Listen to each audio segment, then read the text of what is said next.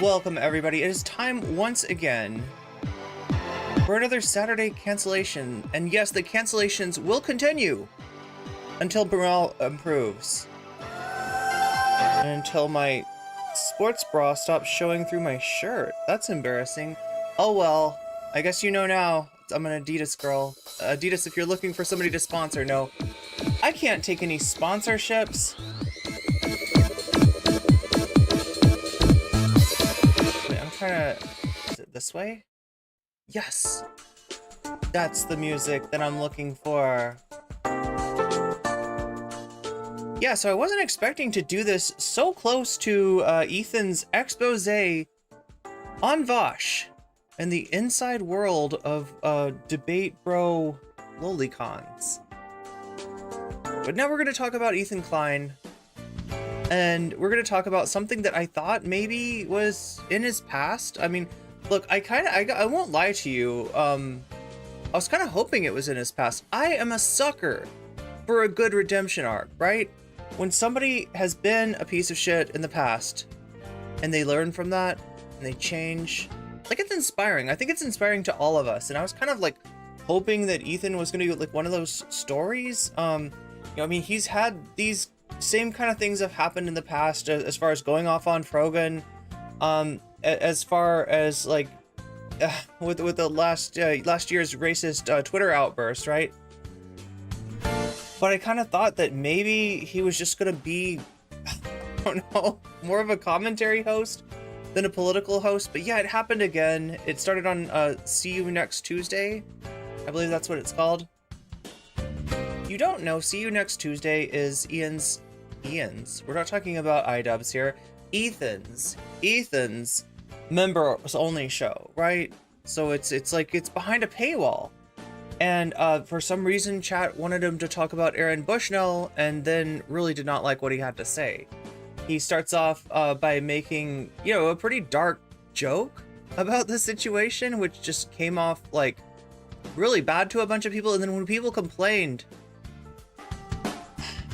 it just got worse and worse. It got worse and worse and worse, right? But that's the members only show. Nobody really sees that. In fact, I'm not even allowed to bring you the members only show because that's the one thing that Ethan has said he will copyright claim. So we're going to try to stay away from those trousers of Satan today.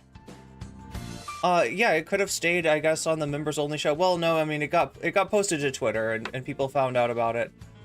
But he ends up talking about it on yesterday's show too. I think unplanned. I can't tell. It's a really weird sequence of events that happens where Ethan hits the button. You know about the button?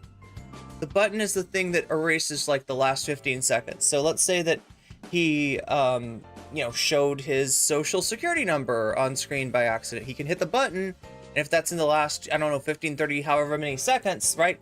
It disappears. Nobody ever sees that, right? Or let's say that somebody says a slur, or I don't know, there could be a million different reasons. Anything he doesn't want going to stream, he can hit the button and he can effectively erase it. So he hits the button, effectively erasing, I don't know, 15 to 30 seconds of show, and then he comes back. And he immediately starts talking about the Aaron Bushnell thing again.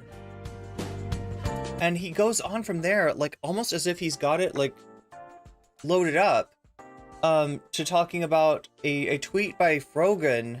Frogan is Hasan's I think Hasan's head mod, pretty important person in the Hasan operation. Also a streamer on Twitch, also a Twitch partner, Frogan. We're talking about also a former target of Ethan's ire when he went on his Twitter tirade, right? That, you know, it's a big thing between Frogan and Ethan, but I kind of thought that stuff was over. I kind of thought that Hasan and Ethan had decided to part ways, mainly because like Leftovers never did the numbers as the rest of the week's shows on the H3 podcast. H3 podcast gets anywhere from 40,000 to 50,000 concurrents. So I don't know how ever many of you there are in the stream right now. Hopefully the same number as there are of likes, because I would love to think that I'm not dealing with any hate watchers today. So if you haven't liked it yet, like, make sure to do that. It'll make me feel a lot more secure, and then I can go off on my goofy take and hit the button. No, just kidding, chat. I don't have any cancelable takes today, so I mean, I should be okay. I don't know about Waluigi though. This is the kind of guy that, like, you know, you would think that he probably doesn't say slurs normally, but maybe if he gets a little bit, you know, maybe then maybe then it starts to come out with, I don't know. What I'm saying is I can't, like, I'm not gonna vouch for Waluigi, okay? I'm not saying, you know, Waluigi is problematic, but I'm also not saying that Waluigi is not problematic, right? But as for me, you got nothing to worry about.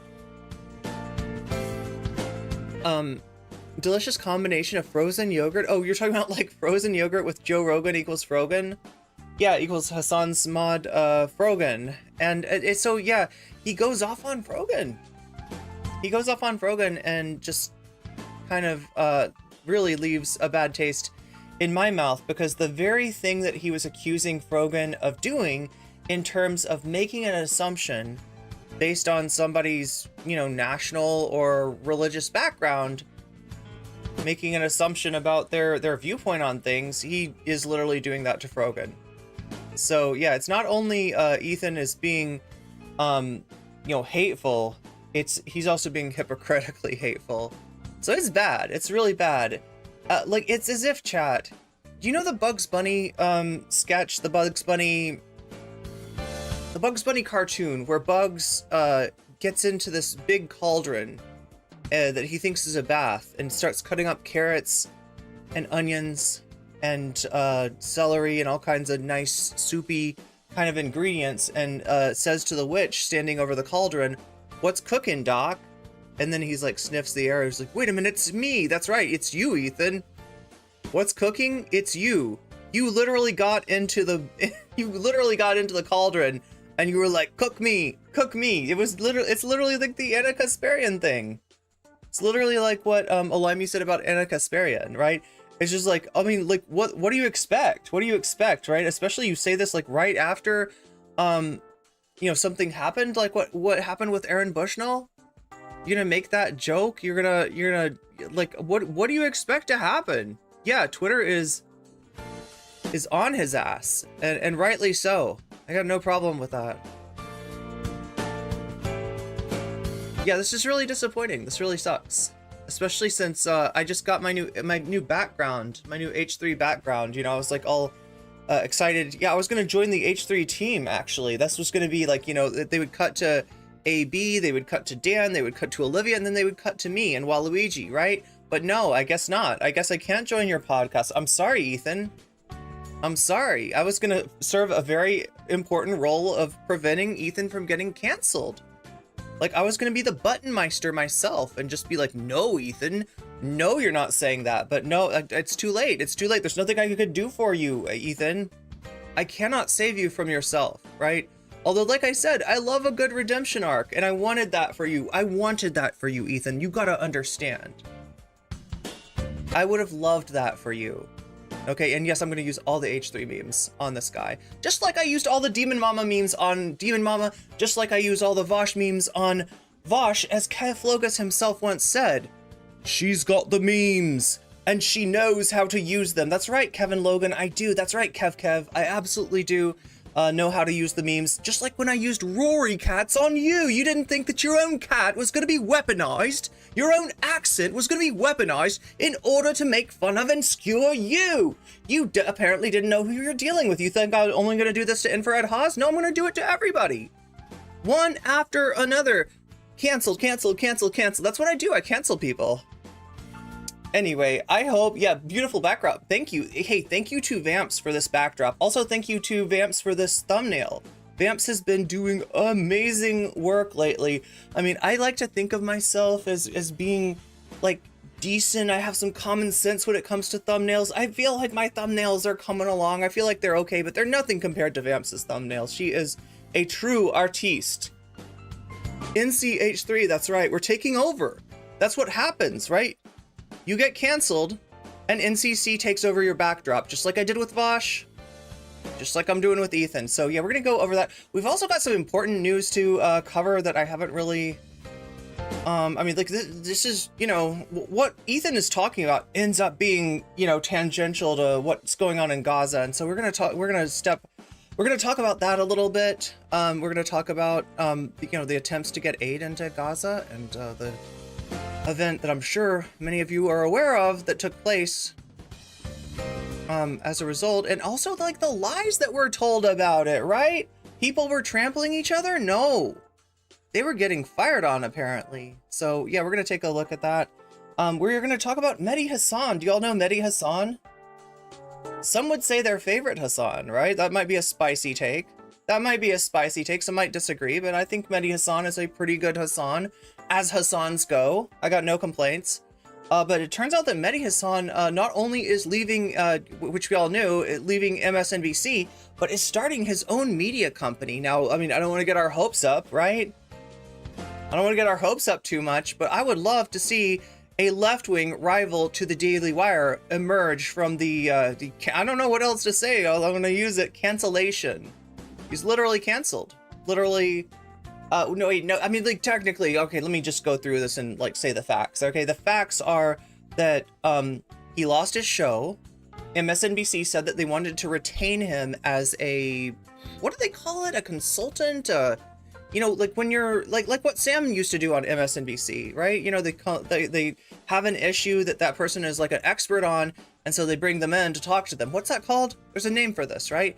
But Mehdi decided at some point it wasn't worth it. He didn't want to do it. He didn't want to stay on as any sort of employee of MSNBC. So yeah, he's distancing himself from that and starting his own thing, which I'm really excited about. So we're gonna look into that. He had a conversation with the people over at Navarro today. Not today, but I think the video went up today.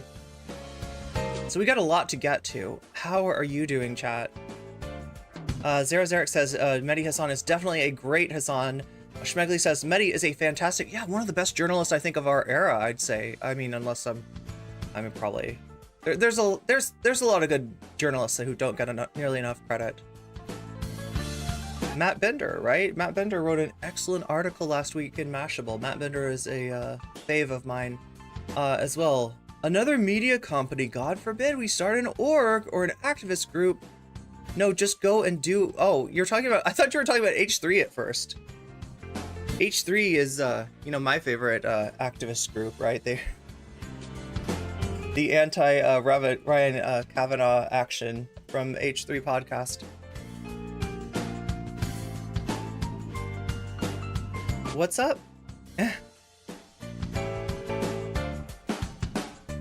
Wait, Skip, have we got some... Wait, did I miss something in chat? Is there like a musical suggestion for me?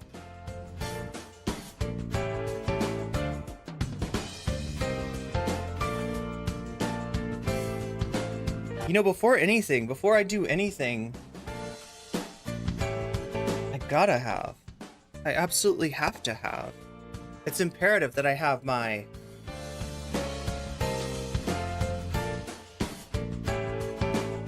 God damn it, the Void Coffee thing was supposed to play right there. That would have been so slick. No, you're supposed to hear Void Coffee, but instead, you know, it was like... What is it called again? I did everything right and they indicted me. This is going bad. Dingus Gambit. Fucking pronouns! Void Coffee. That's the one. That's the one right now. Oh! Oh! Now there are freaking communists Invading radicals. Welcome. Welcome, communist invading radicals. Thank you for invading my stream today. And yeah, I probably should mention before we start that there are many different ways to support me. You can support me over on Twitch by subscribing. That also gets you out of the top of the hour ad break, which many of you may have just experienced, right? You can support me with bits. If you've got a few bits to throw at me, I will catch them in my mouth, literally. You can support me through gifting subs to other people. Over on YouTube, you can support me with chats, super chats, memberships, gift memberships. There's even a donation link if you want to look down in the description of this. Wait, there should be. If there's not, then I messed up, right? But I think there's a link down there in the description where you can donate to me directly. You can even support me over on Patreon. But I also appreciate, and I think it's underrated, like the simple act of hitting the like on the stream, right? Which you can do right now for free. It's pretty easy, you know, either you got your mouse and you can slide your mouse up there and hit that like, or you got your thumb and you can slide your thumb up there and hit that like. And while you're up there, I mean, there's also a subscribe button. if you hit the subscribe button, you will get one of those communist invading radicals, you know, the stream alert with your name on it, right? So that's pretty cool. And you can also yeah, you can also hit the notifications if you want to know when I'm going live next, if you want to know when a video is coming out, like the one that just came out about Vosh that apparently is kind of a banger. Thank you to Zerix for the great job editing on that one. Well, I'm so busy on stream too busy to get any editing done myself. Zara was busy editing that VOD for you, so you could have a kind of a shortened version, right? If you're the kind of person that doesn't have time to catch up on all the live streams, we're gonna try to put out more videos for you. I really apologize I've just been like, I don't know, I'm blowing up and I'm like, I gotta get to stream. That's my whole thing right now. But yeah, Zara did an awesome job on all of that. Oh my god. Did anyone watch the ContraPoints video? Yeah, good question, Jules. So ContraPoints has got a new video out. It is about Twilight. And no, that's not a metaphor. It's not really about Vosh. Like, a lot of people thought that Contra's next video was going to be a banger about why Vosh sucks. Basically because, you know, she had tweeted out that she didn't like the fact that Vosh was using the trans community as cover for his weird loli shit, right? Please don't bring us into that stuff. If you're a cis creator out there, you know, your allyship is much appreciated, but please don't bring us into that shit. Like, right, there's enough fucking slander against trans people without people trying to be like, you know, cry wolf about like, oh yeah, it's because there's trans people in the community. That's why they're saying I'm yikesy. That's why they're saying that I had loli in my folder. No, maybe it's because you had loli in your folder, Vosh. Maybe, just maybe.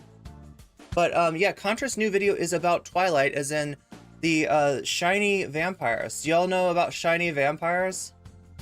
Back in either the 2010s or the 2000s, I can't remember, there was a series of movies about shiny vampires. There was a series of young adult novels about a certain problematic figure named Edward, who very appealing to about half of those who read about him and hated by the other half. And, you know, there was Twilight controversies upon controversies. Twilight was hated, Twilight was loved, and Contra's bringing it back and saying, let's re-examine Twilight with a little bit more distance from it. So I only watched the very beginning of it. I gotta say, okay, I gotta admit, I watched the first movie, I watched the second movie, I probably fell asleep halfway through the second movie, and I never read any of the books. And it was just because like all my friends were like, oh, you gotta read this Twilight, and I was just like, I don't know. I have this thing, right? And I should I should talk. Like I like JoJo, and I'm always telling people they should watch JoJo. But yeah, it's highly problematic in and of itself. And I know that like a lot of the reason that people don't watch JoJo is because JoJo fans are out of control. Really freaking out of control. Like they're JoJo fan. Okay, like as somebody who enjoys JoJo's Bizarre Adventure is what I'm talking about, like the manga series / anime series, I will admit that the JoJo fans are the equivalent of the guy from American Psycho. What's his name? Somebody in chat knows. I can't remember his name. I never remember his name. But the guy that is all like, you know, Phil Collins is really like the best musician ever. You should listen to the album such and such. He really hit his stride when he, you know, like, right, what's that guy's name? The American Psycho, Patrick Bateman. Bateman. Bateman. That's it. That's Patrick Bateman. He wants to push Phil Collins on you. And like, it's like kind of like in the 80s, you knew who Phil Collins was. If you're not listening to Phil Collins, it's because you don't like Phil Collins, or you've gotten too much of Phil Collins, or you're listening to Genesis instead, or something like that, right? You don't need Patrick Bateman to tell you, like, you know, like, that you have inferior taste for not appreciating the great Phil Collins. Am I edging you a little bit? You could call me Don. Wait, you could call me Don? No, Bateman. Harry Potter doesn't even have fans anymore, just TERFs. Yeah, kind of. Watching the, I don't know, Hasan was a fan for a while. Watch the movies. Oh, you're talking about of George, okay, I don't know if that's it. Is there another person in American Psycho? Oh, let me break out the chat. It's time to break out the chat. Oh no, where is the chat? Where is anything? It's not that one, it's not that one. I've got too much stuff open, don't I? Oh my god, I probably don't even have this. I have everything except for the right thing opened, right, which is your chat. Sometimes I need to...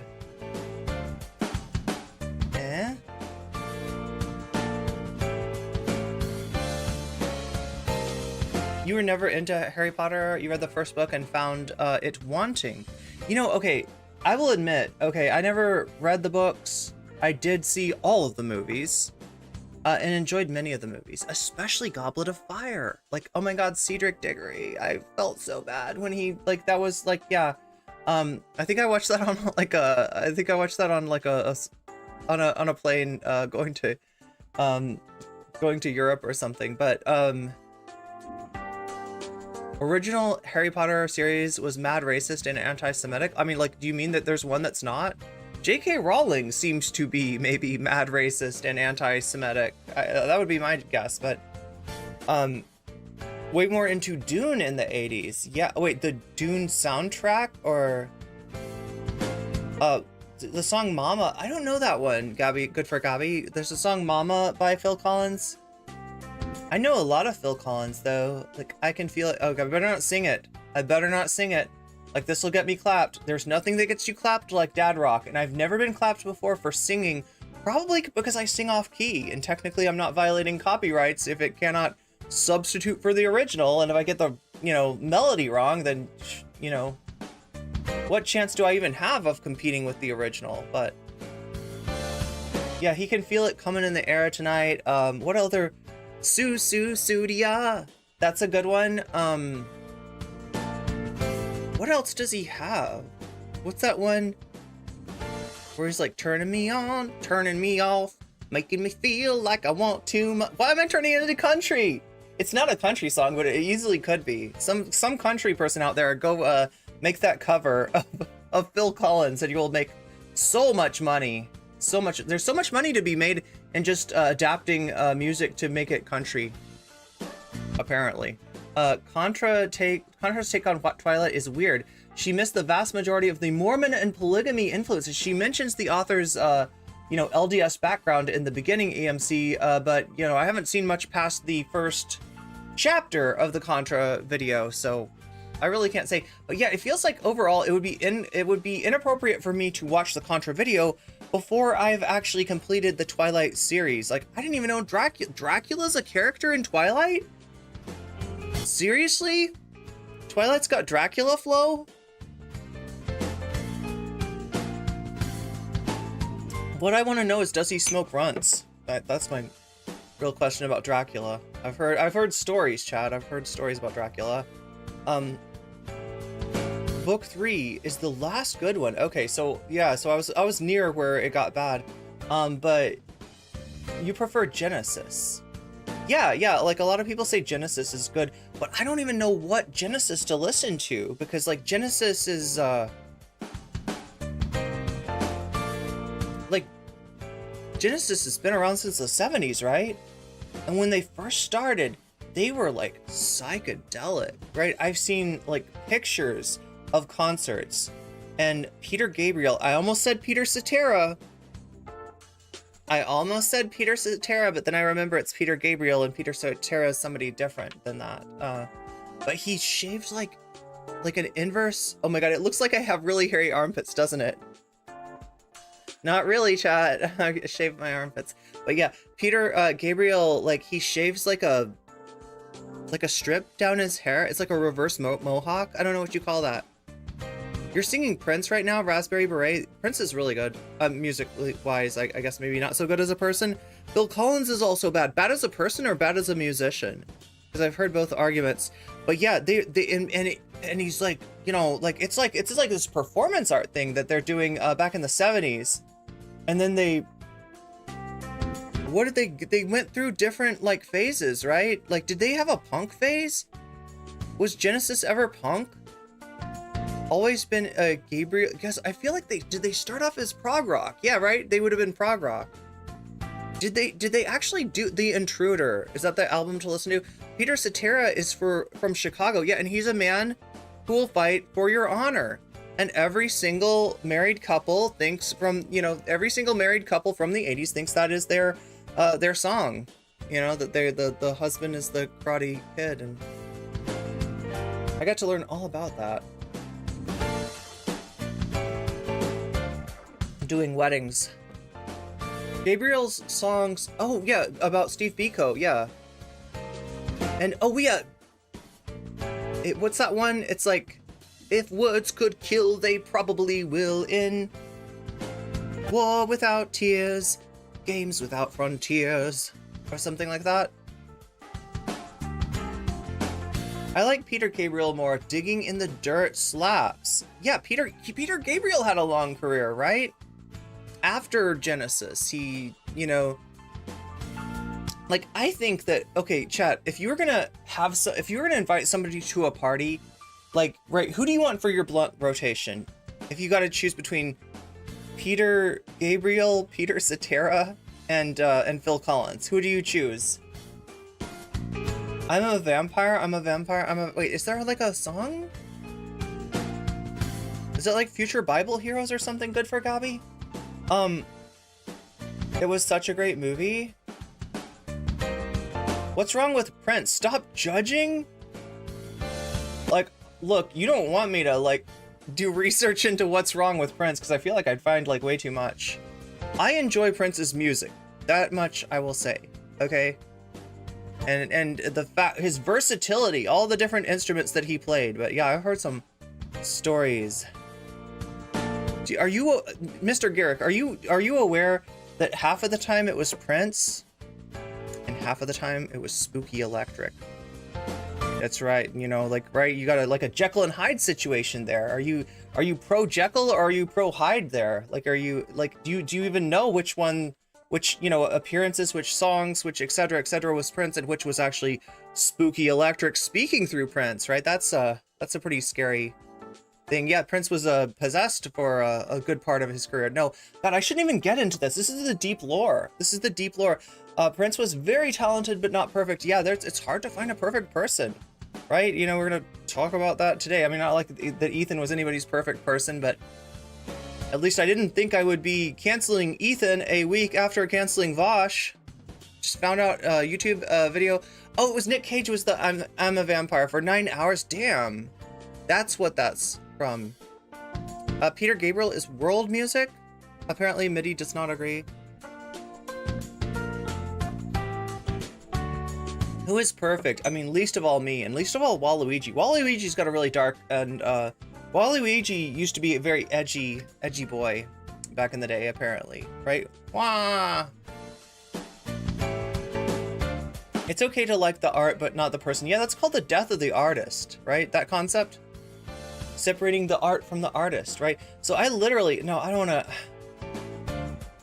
had a Vosh fan come up in my comments telling me that with Vosh, we need to separate the art from the artist.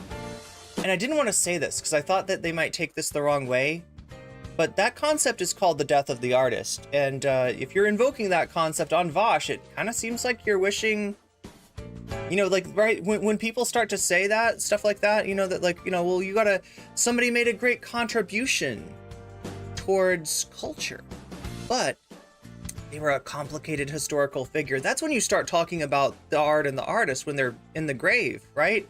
And, I hope they're not wishing that on Vosh, but I don't want to say that because it would be too spooky. It would be spooky, both spooky and electric. Separate Vosh from the horses, that's right. Well, we gotta separate Vosh from his spank folder. That's really what we're going after here.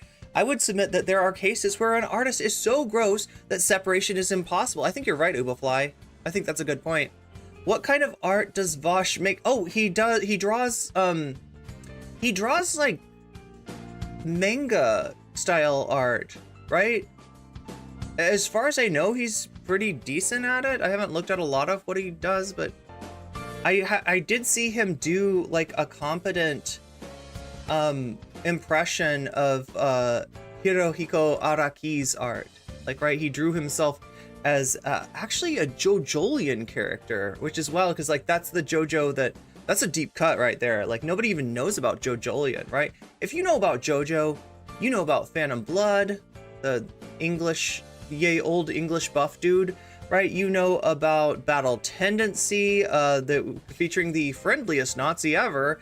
You know about Stardust Crusaders. Most of you probably, if you know about JoJo, you know about the Ora Ora Ora Ora Ora with Stardust Crusaders. You might you might be a Diamond is Unbreakable fan if you like Josuke. You might be a Golden Wind fan if you like Bruno Buccinelli. You might be even a Stone Ocean fan now that that's been made into an anime.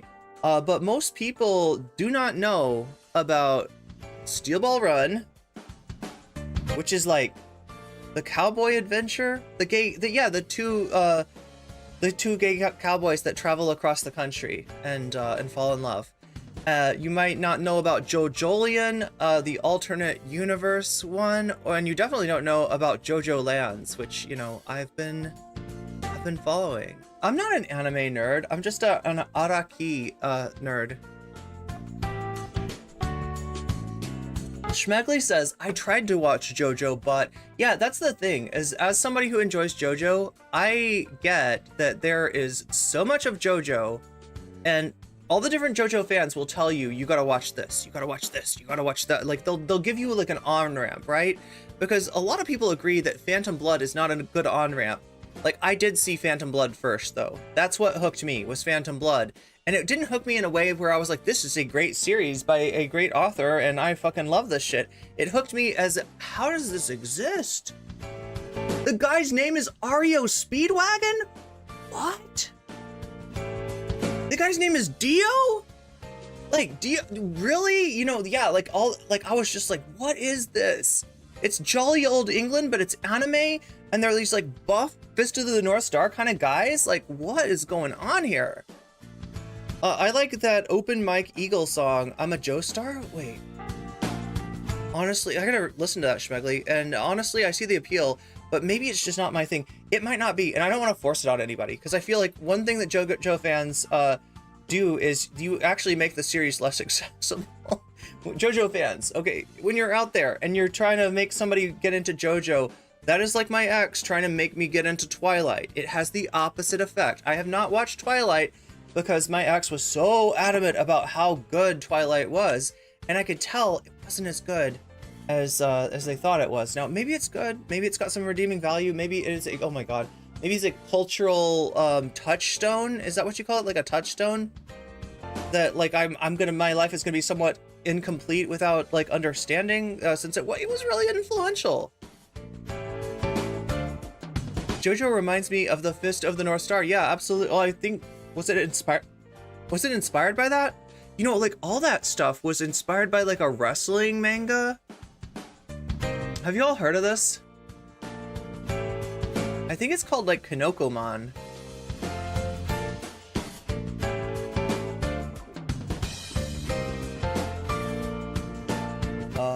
Kinikuma.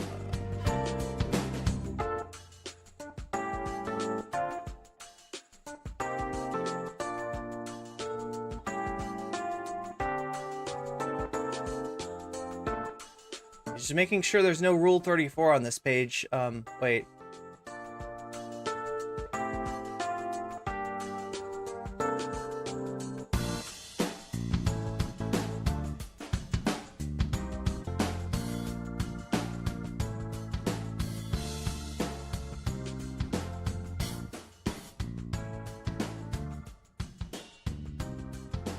Yeah, it was this shit right here. Apparently this is what got all of the muscle anime popping, right? Also like the influence from like the Terminator. Okay, what are the 80s movies that have muscle? Right? Because there was this whole thing where like bodybuilding became really popular in the 70s, as did steroids, and all the rest, right? And then you got like Rambo, you got Terminator, you got Predator, you got all this shit where the hero's like a big old big old, you know, muscle dude. And in Japan, this right here, what is it called? Kinnikuman. Kinnikuman? I think it's called Kinnikuman. And they come from like a planet of the wrestlers, or the planet of muscle. And they're all like super muscular. I will say Burger King slop used to be better. I haven't tried Burger King in a long time. I've heard they've got a vegan version. Burger King had really good promos back in the day. Wait, the one I remember, are you talking about like the Eat Like Snake? Does anybody remember the Eat Like Snake? I think the JoJo End theme was by Yes. Yeah, that was the other thing that got me about it. I was like, why is there all this weird like classic rock stuff in it? And apparently the author, the mangaka, as they call them in Japan, is a huge fan of classic rock, and just like whatever music that he's listening to at the time where he makes a manga, that's what he gets in the anime, right? So it's, yeah, you've got like 80s or 90s stuff. What's the one at the end of JoJo Part 4? There's that one that's like about the Chicka Cherry Cola. Like a Chicka Cherry Cola. I don't know how to explain, but if I happen again, and something like a deep sea diver that was swimming with a raincoat. What is that song? Somebody tell. Planet of Muscle sounds like a shitty gym's name. I mean, look, it's pretty generic, but like I think it was the first of the Muscle series. Like, right? I think from what I've heard, this is what got the whole thing, you know, it's Savage Garden. Yeah. Roundabout by Yes is at the end of JoJo Part 1. Savage Gardens, what is that song? I think it's just called I Want You.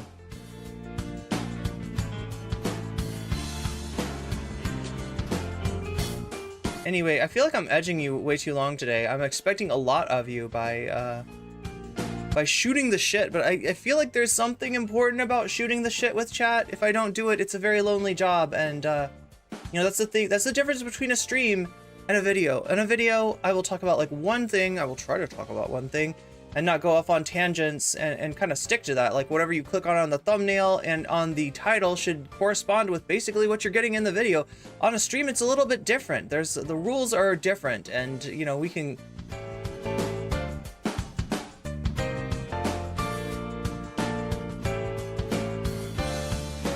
Yeah, open the image in a new tab. That's, oh my god, this is so small.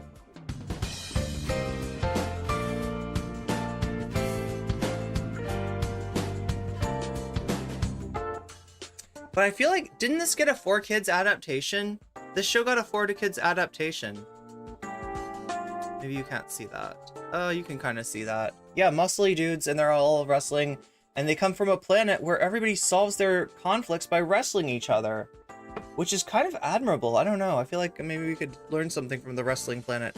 Roundabout is probably one of the band's least good songs. Yes was one of those rare super groups that actually worked well. When you say super group, you're talking about a band that gets together because the members of the band were in other, you used to watch the 4Kids? I did too, but I didn't realize what it was. I didn't realize how old the actual like anime was that it came from. Or the anime, yeah, the anime was older, and also the manga, the like original thing is even older than that. It's like from the 80s or 70s. Shaman King was another one of my favorites. I gotta check that one out.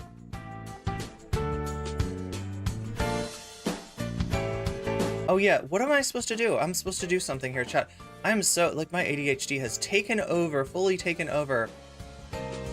But not too much to get so distracted that I don't look at weasels. And we got some weasels to look at today. Because some people posted some weasels.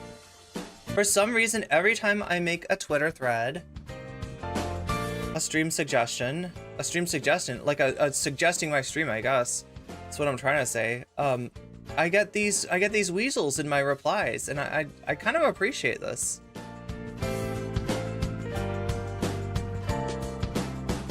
But yeah, here's today's thread. Oh my god, we're actually doing pretty well on this one. Chat, do you want to help me do even better?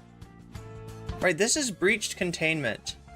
This is on the Ethan hashtag. Yes, Ethan, You are a hashtag. You are content. You have cooked your. You literally got in the cauldron with the witch, and you started chopping up vegetables, and you're like, what's cooking, Doc? And you smell it, and you're like, oh no, it's me. You're Bugs Bunny here.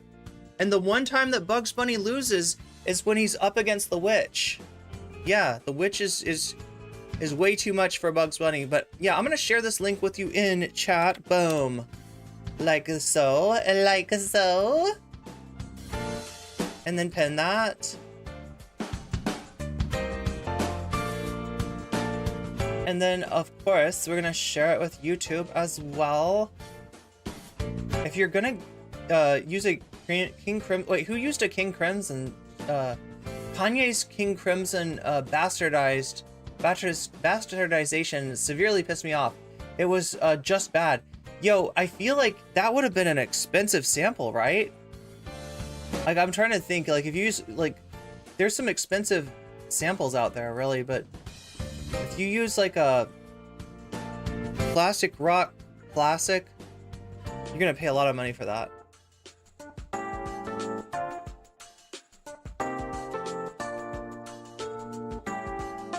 God, I am ramped up today.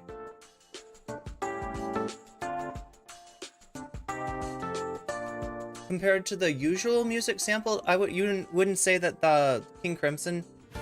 Well, I don't know. What gets sampled? Like 80s stuff gets sampled a lot. Bugs Bunny is a funny bunny, but Ethan isn't even a bunny. What would if Ethan was a what would Ethan's persona? We got to pick a persona for Ethan. What is it?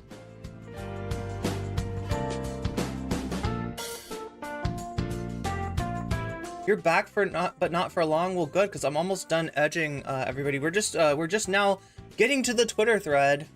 I should probably read this for you.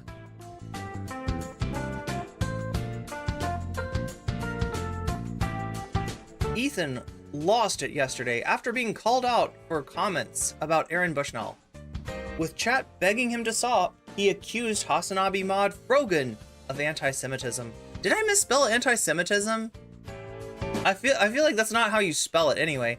Causing many in his audience to cancel their H3 membership. So there it is. That is the tweet for today. And if you want to get in on this weasel gang, okay, if you want to post some weasels or otters or other voles, what is the mustelids? Yeah, that's the family, right? The family name is mustelid.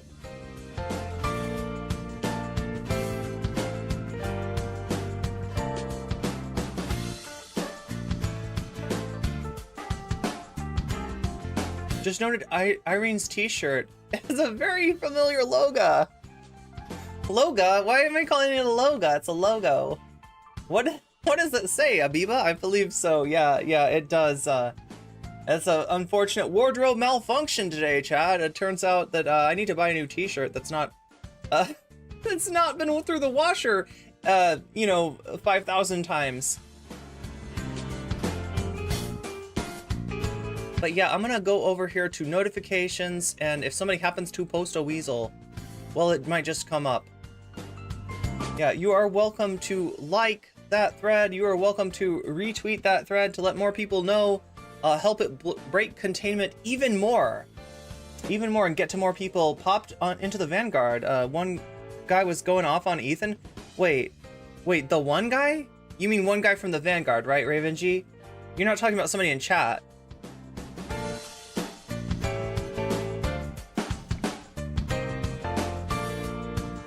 It's a conversation starter for sure. Not as much as I think the real conversation starter was when I wore my my midriff showing like exercise attire, right?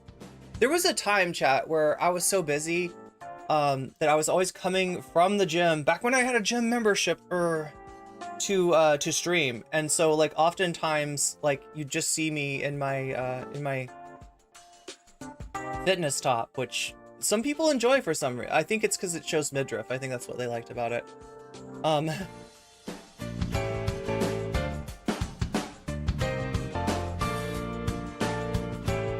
between the edging talk and the explodes thing in the title, things could get messy. Things get messy a lot. Yeah, I'm a bit of a messy bitch myself. Some would say, I don't know, maybe not as much. Chat, 1 in chat if you think I'm a messy bitch. 2 in chat if you're like, what are you talking about, Irene? What do you mean? What are you talking about? What are you talking about? I think I have that reputation though, right? If you ask Twitch poll, Irene Geller, she likes to fight with people. She likes to start fights. She starts drama for no reason because she likes drama. She loves to be in drama. She loves to, you know, get herself in situations where the entire world is coming down on her, and then play the victim, and then play the 2 and 3. 1.95. Robert G's like, she's like 0.5% a messy bitch. Okay, I'll take that. I'll take that. I just like, the problem with me is, chat, that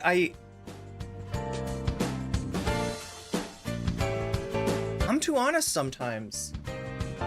I've never been the kind of person to be able to shut up and sit down strategically, and that's what you're supposed to do, right? The right way to do your stream. So if anybody's watching at home and you want to know the correct way to manage your streaming career, not the Irene Geller way, you know, it's kind of the opposite of that. You're supposed to find a clout daddy. Or mommy, but usually a clout daddy. Let's be honest, because the algorithm's a little bit misogynistic, right? So usually like a clout daddy, you find that clout daddy, and you know, hopefully one that's not terrible, that you can agree with on most of the time. And then in the 40% of the time when you disagree with that person, you bite your tongue. You bite your tongue. You collect an audience, right? From their audience, you become their waiting room, and then you develop a parasocial relationship with those people. And if you do it well enough for long enough, supposedly, then you can go off on your own and be your own person. But you still gotta like not have smoke for your clout daddy, right? That's how you're supposed to do it. If you get brought on the Hippy Dippy podcast, don't criticize Dylan Burns. That was my mistake, okay? That's not how you're supposed to operate. That's not how you're supposed to do it. You're not supposed to be honest like that. It's not about honesty. It's about content. It's about kayfabe. And when Dylan tells you to take a dive, you take a fucking dive. That's how it's supposed to work anyway, chat. If you can't do that, then maybe this is not the right career choice for you. Actually, it's for 99.99999% of you, it is definitely not the right career choice for you. It's a very difficult one. Although I am not going to compare it to like a job in customer service by any means, right? I've had a lot worse jobs than this. This is probably either my favorite or second favorite job. The only one that is like, you know, like, I'm like, I don't know, maybe is like the only other job that I liked as well as this was teaching kickboxing to wine moms, because it's really fun, and wine moms are awesome, especially when you get them in the gym, especially when you unlock their inner rock star and they feel like a rock star because they are a rock star and they know that they're a rock star and they're feeling themselves and they're punching, they're kicking, and they're doing combinations. I fucking love that. So I can't really pick between the two of these, but yeah, I got no complaints as far as this gig goes for me. I feel like I've been very fortunate, especially given the topsy-turvy nature, the ups and downs, the almost cancellation, the silencing, and the disappearance of Irene Geller, and actually being able to come back from that. I think it's fucking amazing. I got no complaints, all right? I'm a lucky person, and don't think that I'm not appreciative of each one of you, if nothing else than just for hitting that like button on the stream, for just being here to support me, and all of the other ways that you can support me too, which I've mentioned already, so I'm not going to mention them while I'm edging you on the precipice of going into the content. I'm just seeing if anybody else wants to post weasels, right? Because I've been showing off the weasels that we got so far, and you know, there's the we got the thread is in the pinned comment. Yeah, the pinned comment at the top is where you can find this. If you want to boost the thread, if you want to help me blast the fuck off, because that's what we're doing today. We're blasting off because we are live and alive, and we are just about to approach the top of the hour ad break, which I actually looked down at the time in time enough to tell you that you can get out of that ad break at no cost to you by utilizing your Twitch Prime, if you have Prime, right? If you have Prime, you have a free Twitch sub. You can use it on the streamer of your choice. If that happens to be me, then you will no longer see the ad break anymore. You can also pay for a sub for yourself if you want to treat yourself like that.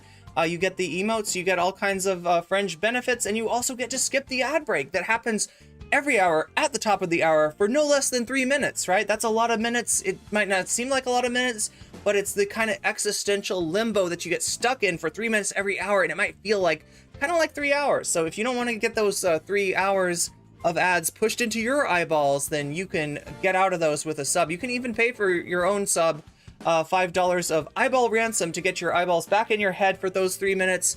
You could also possibly, if neither of those two things work for you, you could possibly get gifted a sub. Don't count on it, right? Because if it happens, it's through the generosity of somebody else, and you should be very thankful to them, as I always am. But that kind of thing, that kind of generosity given to you, it's more likely to happen to you if you're actually active in the chat. Yeah, I think I'm knocking it out of the park today, chat. I'm knocking it out of the park. All right, anybody else want to get in on the Weasel Watch? Because we got some weasels today. We're gonna go over weasels. We're gonna cover weasels. And we got weasels getting, oh my God, this is my favorite though. Because you know that the weasels, like, I don't want to get a bath, but they like have to get a bath. Much like ferrets, you know, it's important to bathe your weasel. Just get one of those Boda boxes. They're pretty, ooh, they're pretty small for a box of wine. That sounds good. Look, I don't know good wine, so I'm always on the lookout for cheap wine. I don't drink a lot of wine. In fact, I haven't really drank in a long time. Yeah,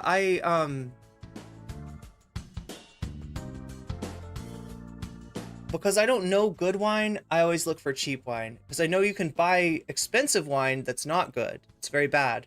And you can buy cheap wine that's actually pretty good. So I always just go for the cheap wine and hope that I'm going to get the good one.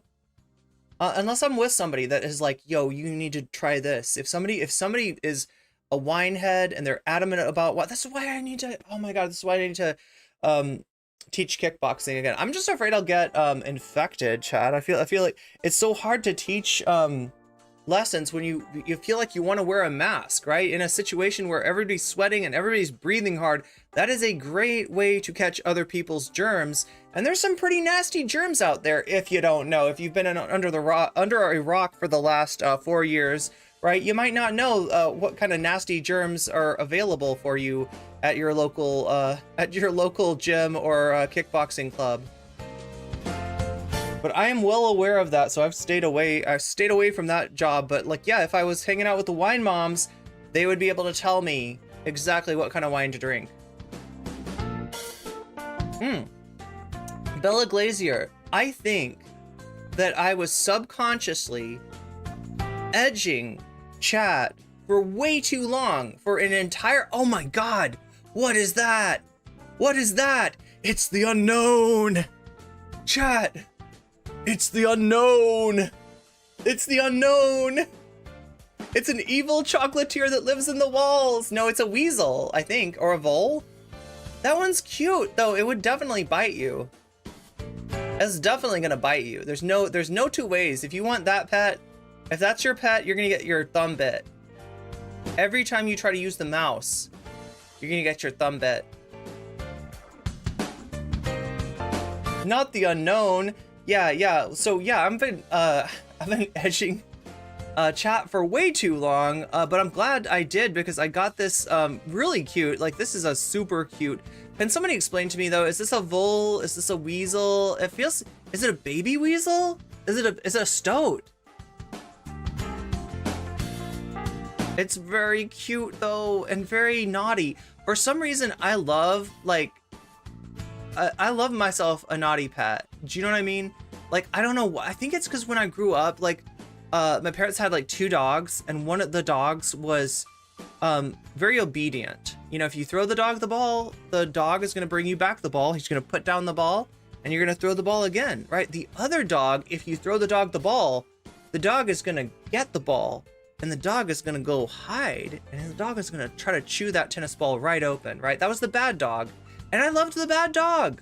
I don't know what it is. There's something just so endearing about the fact that this dog does not give a fuck what your expectations of it are. And it's just going to do its own, like, the dog's like, I want to chew up the tennis ball. I don't give a fuck. Like, you're going to throw me the tennis ball? I'm going to grab it and hide. I'm going to go hide under the deck and chew on the tennis ball until it is no longer usable. And I'm like, something about that is just so So yeah, angry cats, naughty cats, you know, they're the best. They're truly the best. Anyway, like I said, I have definitely been edging you for way longer than is advisable. We got to get to the content. That is a lot of talking to chat that I've done today. I hope you're cool with that, chat. I don't feel right if I come in here and I'm just like go straight to the content. It just does not, something about that does not feel right.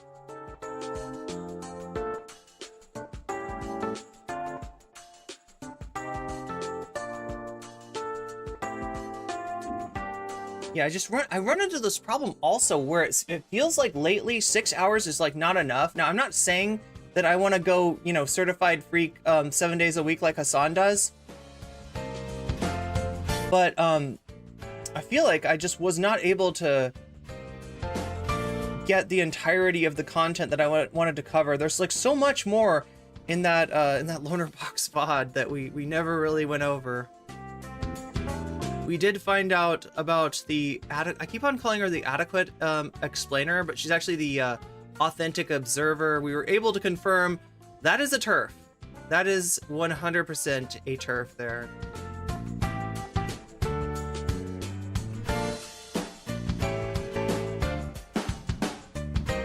Okay, let's start off with this, actually.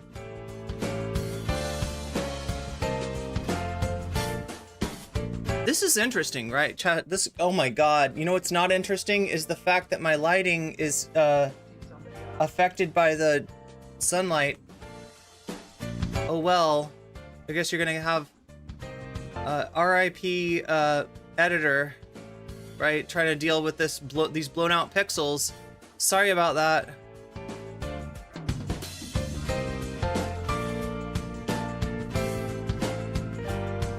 Okay, so this is a channel that I kind of love and hate. It's Hasanabi Fix. If you notice, what's special about this Hasanabi Industrial Complex channel is that they will post stuff irrespective of when Hasan actually did the content, right? And you know that can be good because maybe there's a clip that you never saw and they'll bring it back from the graveyard and you'll get to see it. That's kind of cool. And maybe there's something that you've seen 1,000 times and they put a thumbnail on it to make it look like it's different this time. What is this thumbnail though? Let's take a look here. Boom.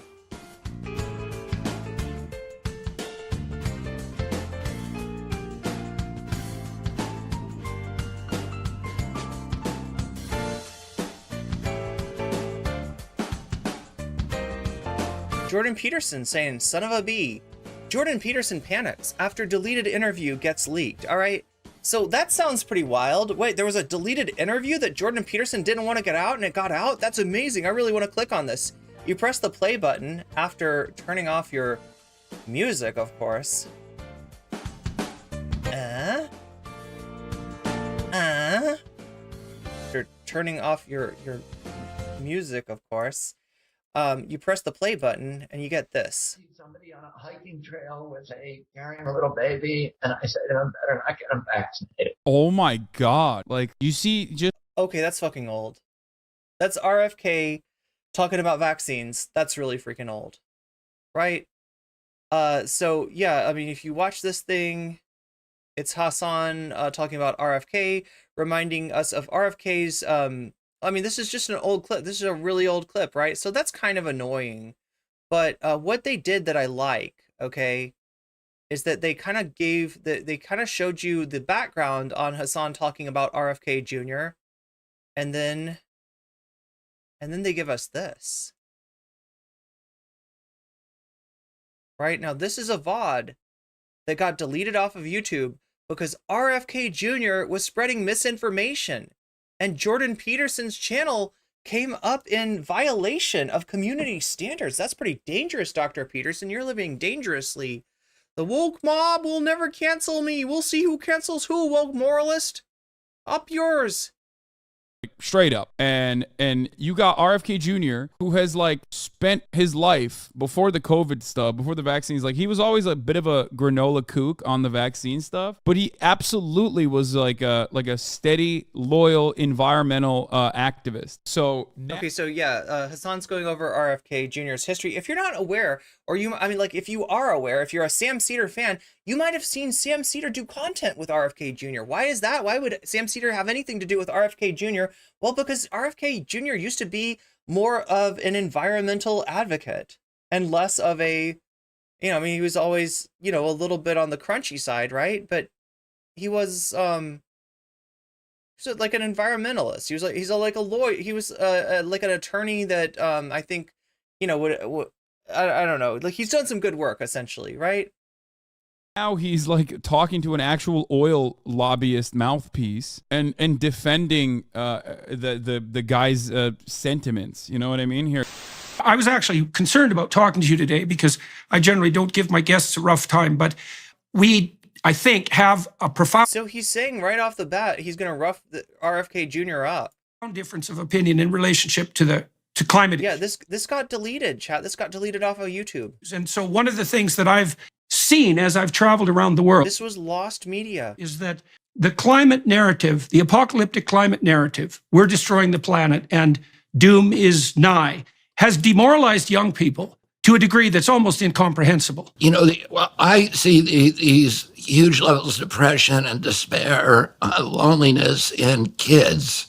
I think He's in a tough spot. He's in a tough spot. If he's ever going to have a successful campaign, he needs to maintain that kind of, you know, appeal to the left that is just, you know, not very engaged and sees the Kennedy name and you know, it assumes that this is an alternative to Biden, an alternative to Genocide Joe. No, actually, RFK Jr. is more actively supportive of Netanyahu than Joe Biden could even dream of being, right? He's, you know, that's how he covers up his anti-Semitism by saying, I love Israel. How could you ever call me anti-Semitic? Right? It's a great fig leaf for anti-Semites to pledge their loyalty and admiration for Netanyahu and the right-wing government of Israel. a lot of the problems we see in kids, and particularly boys, it's probably underappreciated that how much of that is coming from chemical exposures, including a lot of the sexual dysphoria that we're seeing. That, you know, that these kids are being overwhelmed by a tsunami. I mean, they're swimming through a soup of toxic chemicals today, and many of those are endocrine disruptors. So all the gay people and all the trans people you're seeing, right? It's not because like, you know, LGBTQIA people are more accepted in this day and people feel more comfortable coming out, and like lots of people always have been LGBTQIA. It's because of the endocrine disruptors. It's because of the chemicals in the rainwater making the frickin' frogs gay. That's what he's saying. There's atrazine throughout our water supply. Atrazine, by the way. He's literally making the more intellectualized version of the Alex Jones argument here. If you in a lab put atrazine in a tank full of frogs, it will chemically castrate and forcibly Force feminize the frogs. It's like the sissy hypno of have you seen how many right-wingers are like, they think that sissy hypno is a conspiracy to make alpha male? Oh my god, what do we do? I hit the wrong button. I hit the wrong button. Huh? No, this one. This is the button. feminize every frog. Come on. Feminize all the frogs. Yes. The male frogs will turn into fully viable females able to produce viable eggs. Yo, he's like into this. Wow. He's into this idea. Wow. You know, perfectly breedable female frogs will be made from the male frogs, right? And if it's doing that to frogs, imagine what it's doing to you. Okay, so if you don't know, frogs are a creature that during their lifespan pretty regularly actually do change sex depending on the conditions, like, right, as in like it's like a known phenomenon, right? Frog biology is different than human biology, but yet it could you wouldn't know it from listening to this guy. There's a lot of other evidence that it's doing it to human beings as well. I know. Oh my god, chat. Get me some atrazine, right? Are you telling me I could have babies? Are you telling me that I could, like, you know, like, I just didn't get enough atrazine in my diet, apparently. Apparently, yeah. No, so, yeah, that's what he's doing. The chemicals in the rainwater are making the freaking frogs gay, which is funny, right? That's what he comes into Peterson's, you know, lair, his supervillain lair, and he gets hit with, like, you know, I think that this environmental movement is dispiriting our young people. They're very depressed because they're being told all this gloom and doom about the environment, and I don't see any gloom and doom out there. Everything looks freaking normal. Like, right? And then RFK Jr.'s one appeal to Peterson is like, what if the chemicals make your kids gay? Ever think of that, Dr. Peterson? Ever think of that one? That you're a long-term environmentalist and you're concerned on the climate front, but I've seen the climate apocalypse use fear to induce something approximating the same kind of level of tyranny, as far as I'm concerned, that characterized the vaccine lockdown. So, but Dr. Peterson, you have not addressed the possibility of forced feminization and turning our young boys into fully functional and fertile females able to reproduce. Our young boys are going to become impregnated and like you know what I mean? This is a clown show. This is a fucking cream pie fight between two clowns. This is so funny. This is what was getting suppressed. Thank you, Hasanabi Fix. As much as I've shit on your channel before for clickbaiting me, as much as I've clicked on a million of your videos thinking that there was something new, only to find out that this was the same old tired Hasanabi clip from like 2 years ago or something like that, you have really hit some pay dirt here. Hasanabi Fix, I salute you. well, so help me sort that out and understand where you stand. And you're going to see why. You're going to see I've got even more reason to salute Hasanabi Fix after we get done with this clip.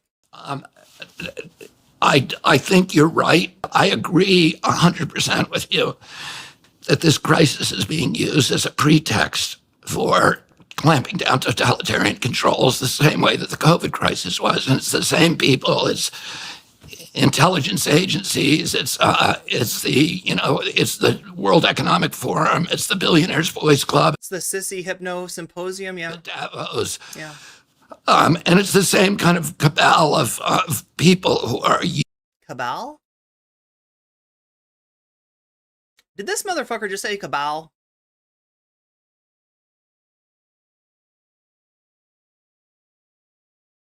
Mr. Kennedy Jr., if you're going to be anti-Semitic, at least get your pronunciation correct first. It's called a cabal.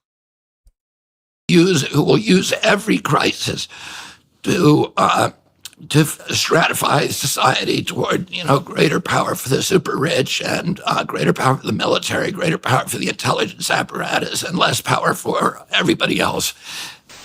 Like, I don't know how that changes. I don't know how that happens. YouTube removes video of RFK Jr. and Jordan Peterson for vaccine misinformation. Okay, so I'm not even convinced Hasan actually reacted to that clip, but Hasanabi Fix will make you think anything. And then they give you this nice little chibi dance by Hasan. But you know what else they gave us? They gave us something special today, chat. Here it is. Do you see what I see? Are you looking at what I'm looking at? Let me make sure. Okay, so now we've all talked possibly to Jordan Peterson in chat. Jordan Peterson is often in our chat. We had a poll yesterday when we watched the premiere of the video to just ask you who your favorite fake account was. Do you like Jordan Peterson or do you like Cenk Uygur, right? We had of course, people ask me, why did I not add Donald Duck to that list? Donald Duck is the real Donald Duck, all right? If you see Donald Duck in there, that's because Donald Duck is in it. That's the actual Donald Duck. That's the actual, that is Donald. That is Donald that's in our chat, right? So that's not a fake account at all. But we do have some fake accounts that amuse us a whole bunch. Tim Pool's dad comes to mind. Just kidding. That's real too. I believe Tim Pool's dad actually is Tim Pool's dad, at least from everything I know. But what is this? What do we got here? We got Jordan B. Peterson. You're an outright liar. There are no leaked deleted video. There's no leaked deleted video. And certainly no panic. You should be ashamed of yourself, you woke moralist. Might it have been a mistake? Lol, calm down, Jordan. So your interview with RFK was not deleted by YouTube for misinformation? There are so many comments here, right? So many people responded to this. Now I know what you're thinking. What's going to happen when I click on this button? Well, first of all, I'd like to say that in the past, YouTube had a system that was very, very, where content creators were very easily impersonated. I myself had Keffels come into my YouTube chat, not the real Keffels, and donate a $5 super chat to say something, and it turned out it wasn't actually Keffels. It was a impersonator. It wasn't the real Keffels, right? Now they've got a system. You see this at Jordan B. Peterson, where one name goes to one person. In other words, if you try to set up a YouTube account and you call yourself at Jordan B. Peterson, YouTube will tell you this name is already taken. You cannot call yourself that, right? That at, I mean, you can name your channel Jordan B. Peterson or whatever, right? But you can't call that's your unique, code, right? So Jordan B. Peterson, what's going to happen when I click on this? Jordan B. Peterson, 7.76 million subscribers. Jordan B. Peterson is a Canadian professor of psychology, a clinical psychologist, YouTube personality, best-selling author, host of the #1 education podcast. What? The Jordan B. Peterson? That's the #1 education education. You're gonna get your education for? Oh my god. Okay, no. Okay. Watch the entirety of Jordan Peterson's catalog, or else you don't get to have an opinion about it. If you criticize him, that's what we'll say. Watch the entirety of my catalog on the Daily Wire first, okay? This channel features videos from his classes, his podcasts, his interviews, books, tours, and lectures. You can watch the incredibly popular lecture series, Personality and Its Transformations, Maps of Meaning, the Architecture of Belief, as well as the Psychological Significance of Biblical Studies lectures for free. Chat. That was Jordan Peterson getting jebaited by a Hasanabi industrial complex channel. Once again, Hasanabi Fix. I salute you. You have done good work on this day, and I don't know what else to say. Look, I'm gonna give you the NCC seal of approval and tell people if you want to, subscribe to this channel, you can. Now, I told you, what they do. There's a little bit of clickbait in there. What you see is not always what you get. That is, it's a long YouTube tradition, I guess you could say, of clickbait. But I don't think that I think these people do clickbait in the right way. So that was not the fake Peterson account all along. Oh God, there it is. If you want to give them a follow, you can. Understand what you're getting there. Understand how they do their business. A little different than, like, I don't clickbait you this hard, but whatever. To each their own. This is their YouTube journey, and I believe that this is a milestone on their YouTube journey. I have been skeptical about this channel before. I have been frustrated by getting a video that that looks like a new Hasanabi clip and is actually a very old Hasanabi clip, and etc. But I do think that they do some good work here. So thank you so much, Hasanabi Fix. That is amazing that you jebaited the doctor. You jebaited Dr. Jordan Peterson. He literally came in there and said, "Woke moralist, how dare you? You're an outright liar, sir. There is no leaked deleted video, and certainly no panic." And your quote of me saying "son of a B word," I would never say such a word as that. Actually, he would. He says a lot worse than "son of a B." Let's take a look really quick at, so that's one Hasan, okay? We also have another Hasan. Wait, can I find this? Oh, there it is. We also have another Hasan to talk about today. This is Mehdi Hasan. Mehdi Hasan is a US-based journalist and broadcaster who knows how to do a killer interview. In British, is it pronounced Hasan? That's not my real account. I know, Dr. Jordan. This is Dr. Jordan B. Peterson. That's an imposter. Oh my God. We gotta let YouTube know. Those interviews You're being imposterated. were hosted You're being imposter baited. on MSN. You're being milked for your precious pure male fluids. BC, including a very punchy one with former Israeli ambassador Mark Regev. We analysed that on this show. But in somewhat mysterious circumstances, his show was taken off air. Well, you'll be pleased to hear he's back.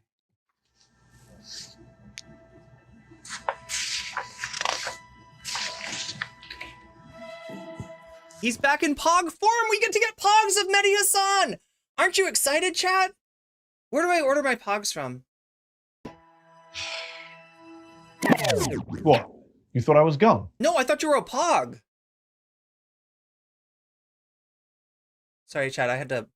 I'm not trying to flate the microphone there. I'm just trying to make the Pog face.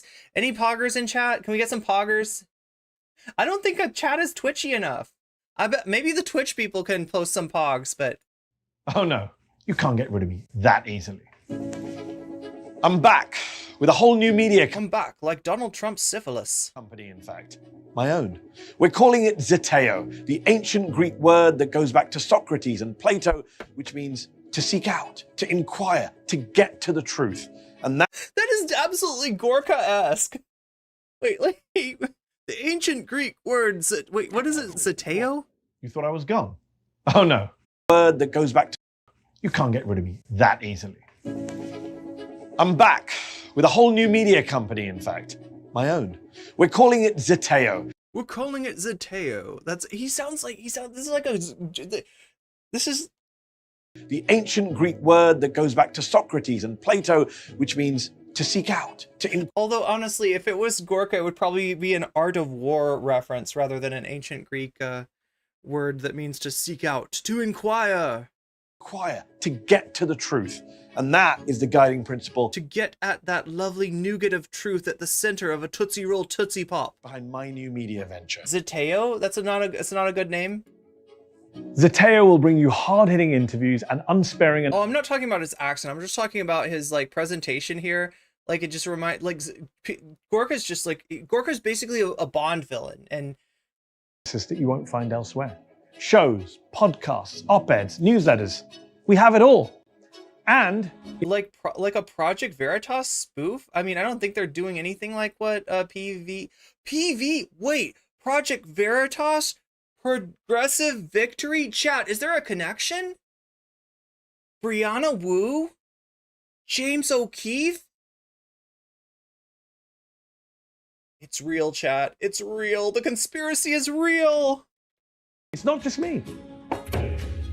I've been busy, a la Nick Fury, assembling an Avengers-style team of contributors, the kind of big names from media, activism, and Hollywood that will blow your mind.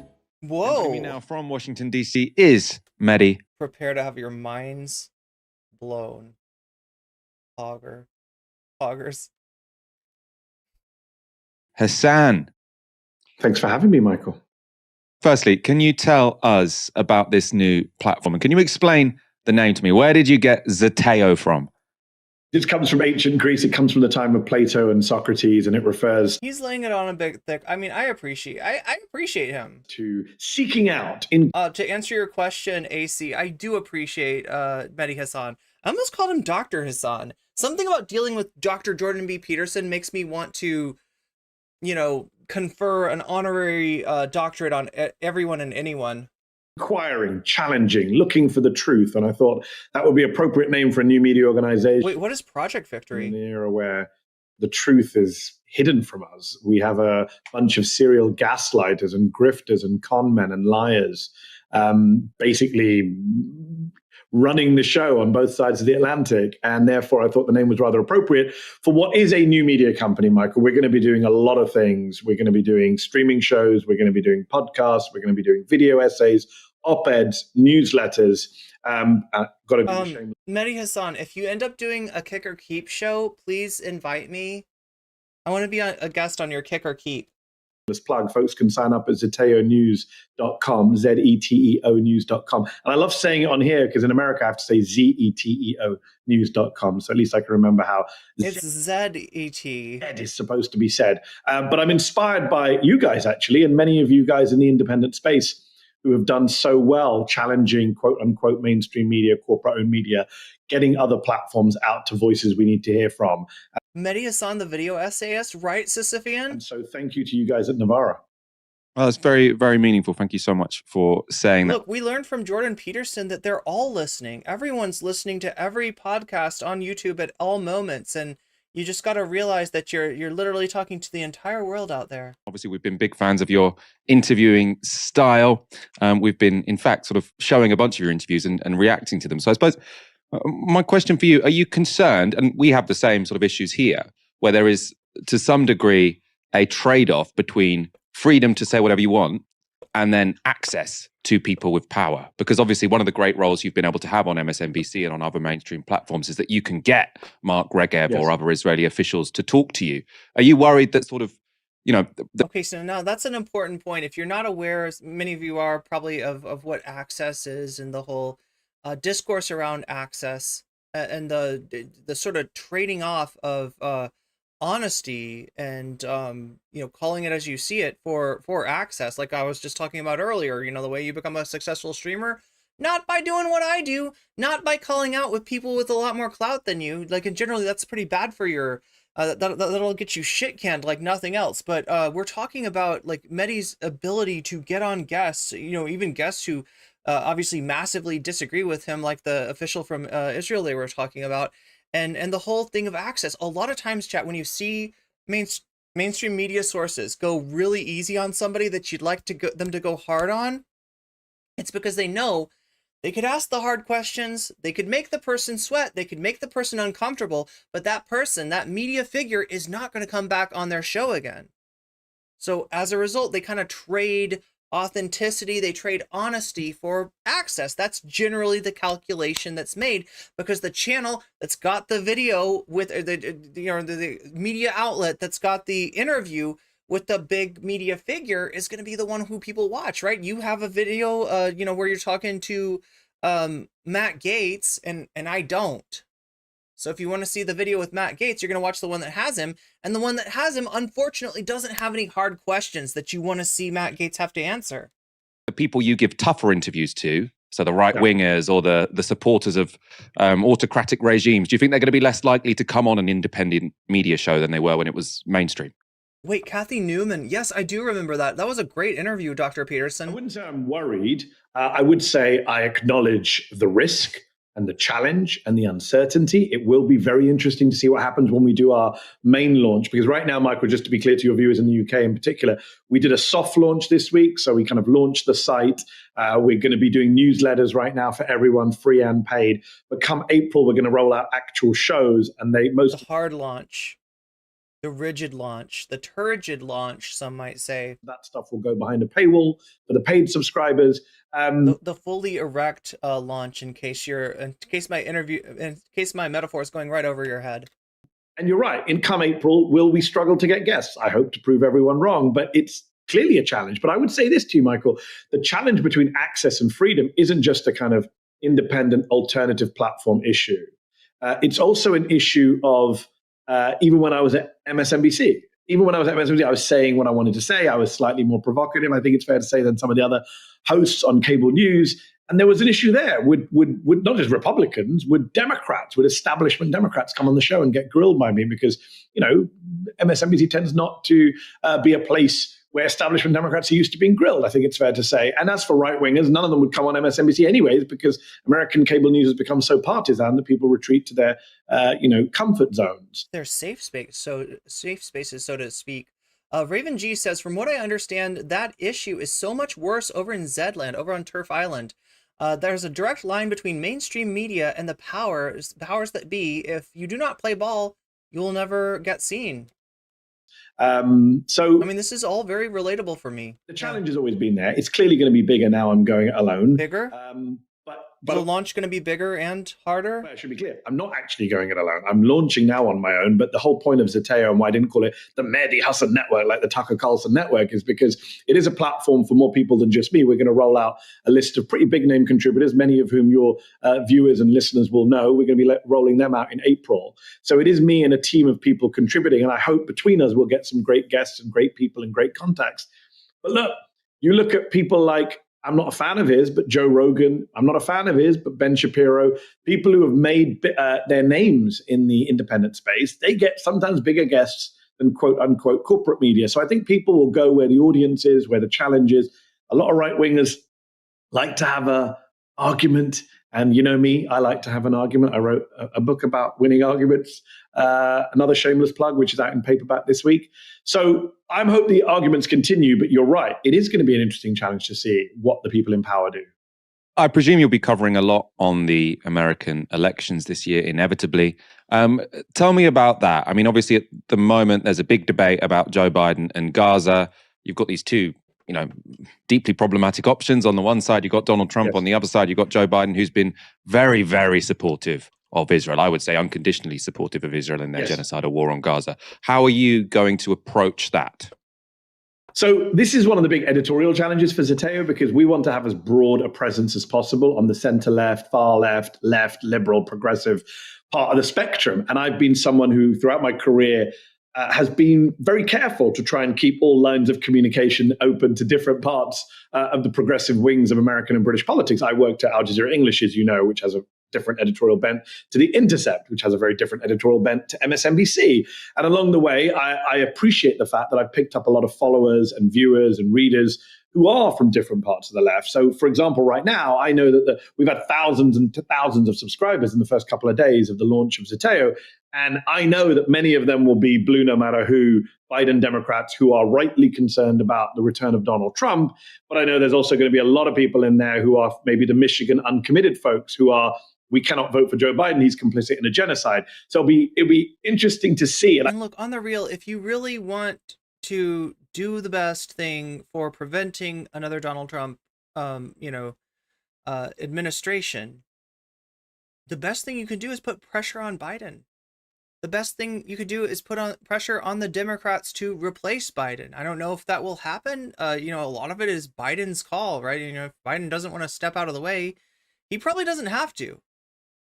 But at the very least, you can put pressure on these people and hope that it's going to result in meaningful change that will change the material conditions of people in Gaza. Like, right, Biden's one of the few people that holds one of the levers of power that could affect that. And I don't think that there's anything, like, I get the impulse of, like, we got to protect our guy. We got to make sure, like, the worst thing in the world that could happen is Donald Trump getting reelected. I too fear a Trump presidency, or any kind of, let's be honest, like, all those Republicans that are running, right? All the Republicans who are viable, they have signed on in some way to the Project 2025 goals, right? They are willing to, you will never get your democracy, to the extent that it even is a democracy, but you'll never get your country back in the same condition. It's going to be a lot like throwing the tennis ball to a bad dog who grabs it and goes and hides under the deck and like chews it up, right? That's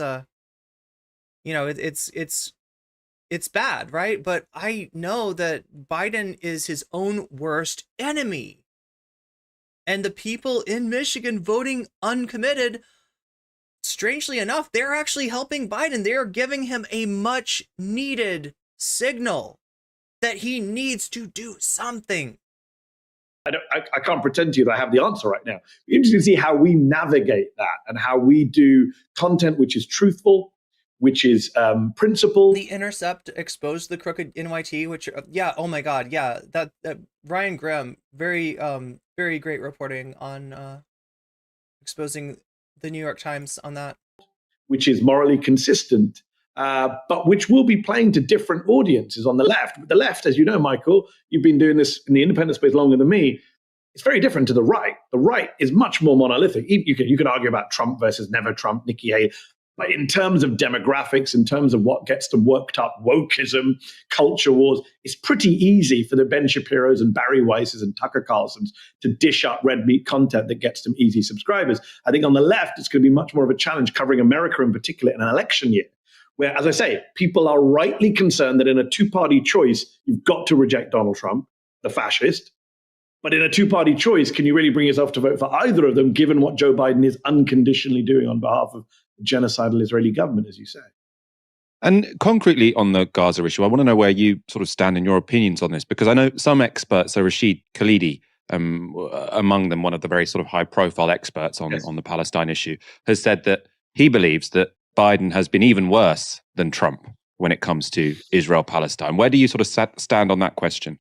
Actually, there was a take by Anna Kasparian that I'll see if I can find it, but I didn't go over it with you, where she implied that Trump's position on something like Gaza was more changeable than Biden's.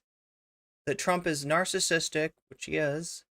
He doesn't have a lot of ideology that he actually believes in, true, right? And thus, more likely to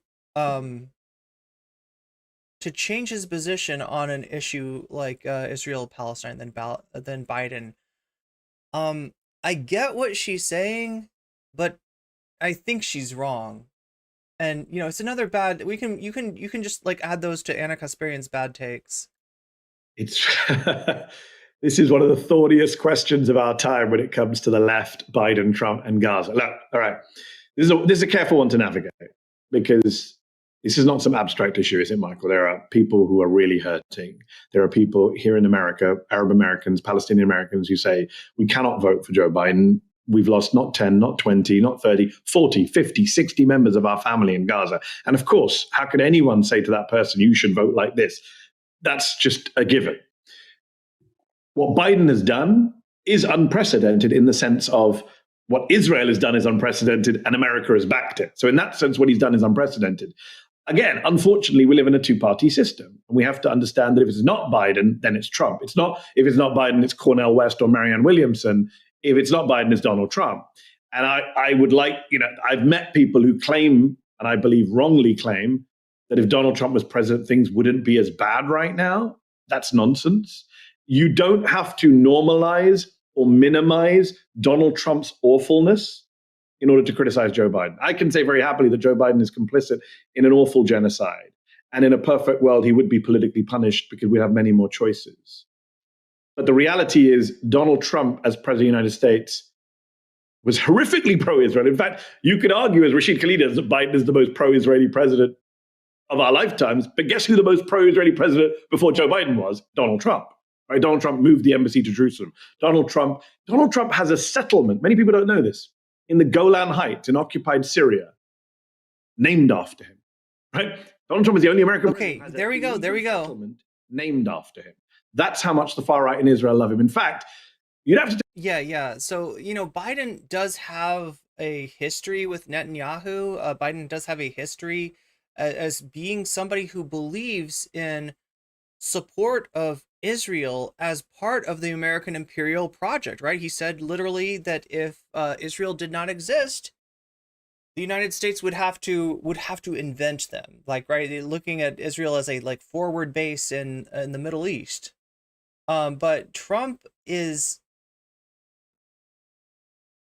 I don't know, like I don't know what to say. Like racism is one of his, like it's not a value. Like there's very few values that Donald Trump refuses to compromise. I think that racism is one of those, right? If there's any Tootsie Roll sinner to Donald Trump's Tootsie Pop, it's fucking racism. That's how he started as a campaign. That's how he blew up. That's how he went viral. And he's committed to hating, brown people all over the world. Yeah, I don't think he's going to budge on that. Take my word for it. No matter what Anna Kasparian might tell you. Itamar Ben-Gvir, perhaps the worst member of Netanyahu's government, who this week was celebrating the flower massacre in northern Gaza. He has said on the record that if Donald Trump was in office, we would have much more freedom to do what we want to do. Those are not my words. Those are Ben Gavir's words. So when I say Donald Trump would be worse for the Palestinians than even Joe Biden, I'm not just saying that as a kind of opinion. I'm saying that's what the Israelis believe. Now, and this is what I say to people. Nobody's telling you to vote for Joe Biden. I wouldn't tell people how to vote. What I would say is bear in mind the fact that Netanyahu and Ben Gavir are waiting for a Trump presidency. There's no debate about that. So that's an important point to bear in mind. I get it. People are hurting. People are furious at Joe Biden. But the alternative is Donald Trump or Nikki Haley. Let's say Donald Trump falls under a bus tomorrow, has a heart attack, disappears from the planet Earth, pulls out of the race, whatever it is.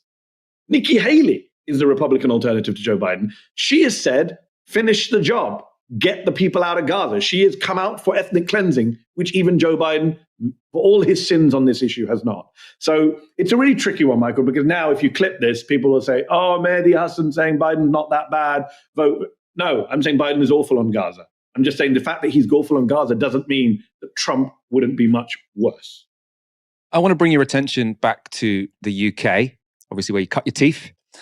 George Galloway has just been elected in the Rochdale by-election, the third time he has campaigned against Labour and won. Of course, he has campaigned against Labour and not won a few times as well. He's principally run this campaign on that issue of Gaza. I wanted to know your thoughts on George Galloway, if you ever sort of came across him in your time as a political journalist.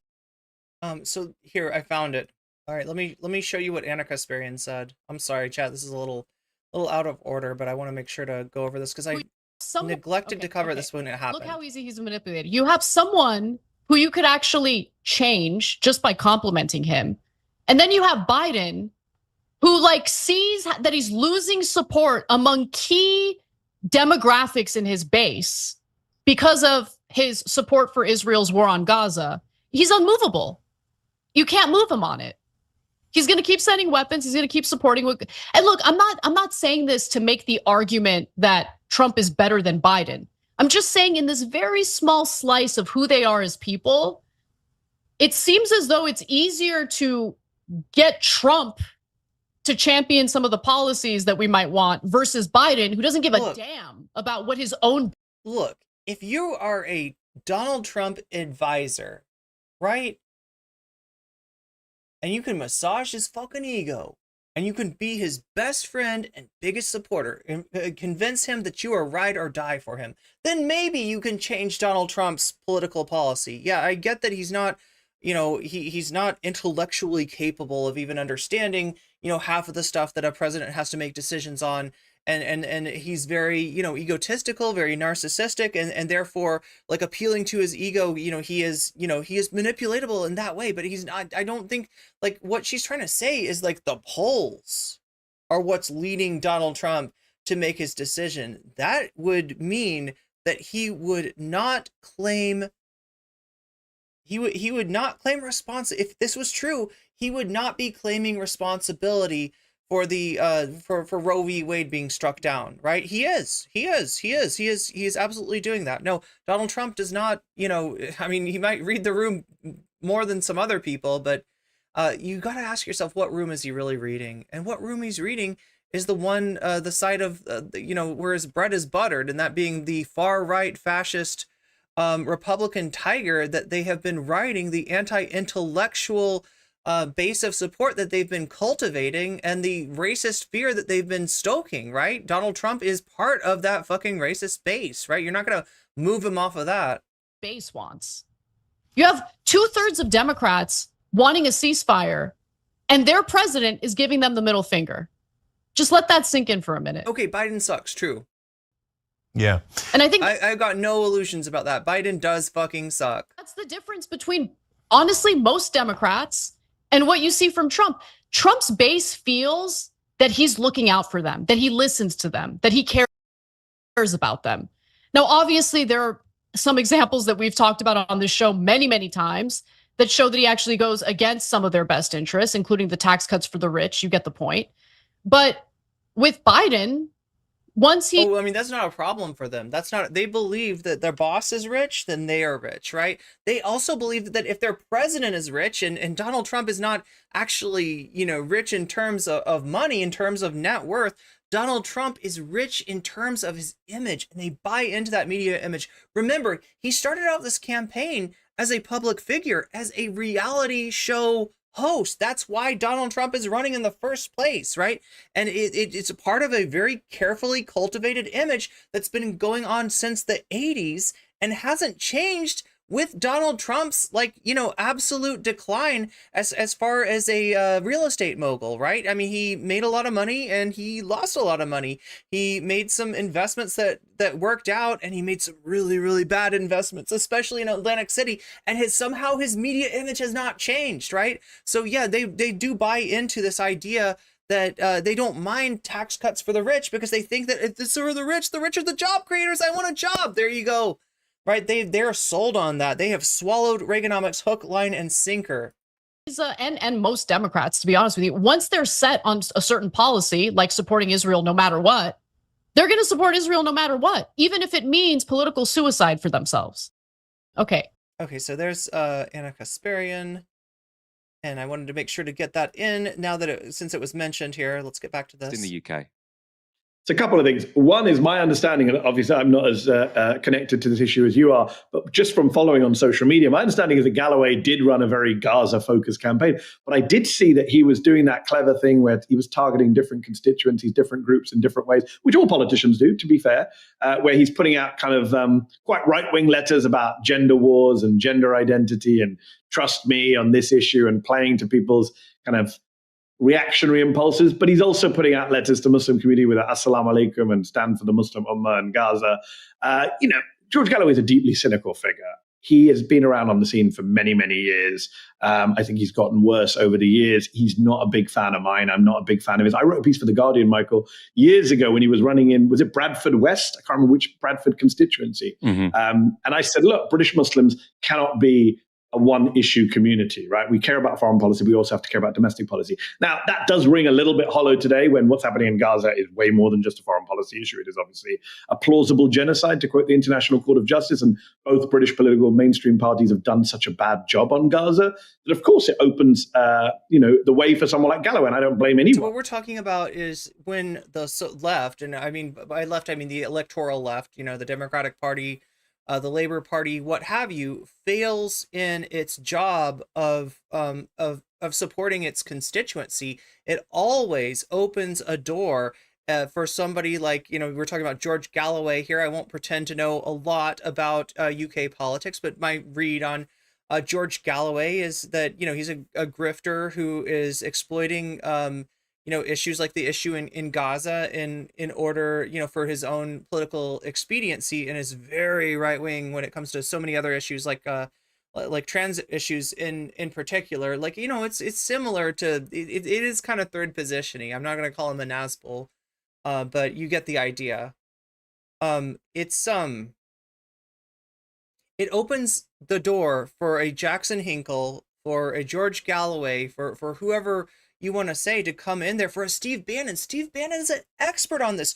Read Naomi Klein's book, read Doppelganger. If you have any time, free time to read, I think that understanding the concept of diagonalism, which she describes, like the political tactic that's being utilized by people like Bannon right now to bring in new constituencies, people that would never even think of voting for Trump, right, are being like sort of brought in and cultivated by the fact that the left is leaving them behind, by the fact that the left, I shouldn't say the left, I'm sorry, but the Democrats, not the center, the Fishhook Center, the Democrats are leaving these people behind time after time, and that always opens the door for a Steve Bannon to come in there and try to just kind of wedge them into his political coalition. And he's been way too successful. It's really dangerous, right? The Republican Party in the United States should die off, should become a regional party, should become a third party, right? Their main constituency, their core constituency, that Fox News audience is dying off.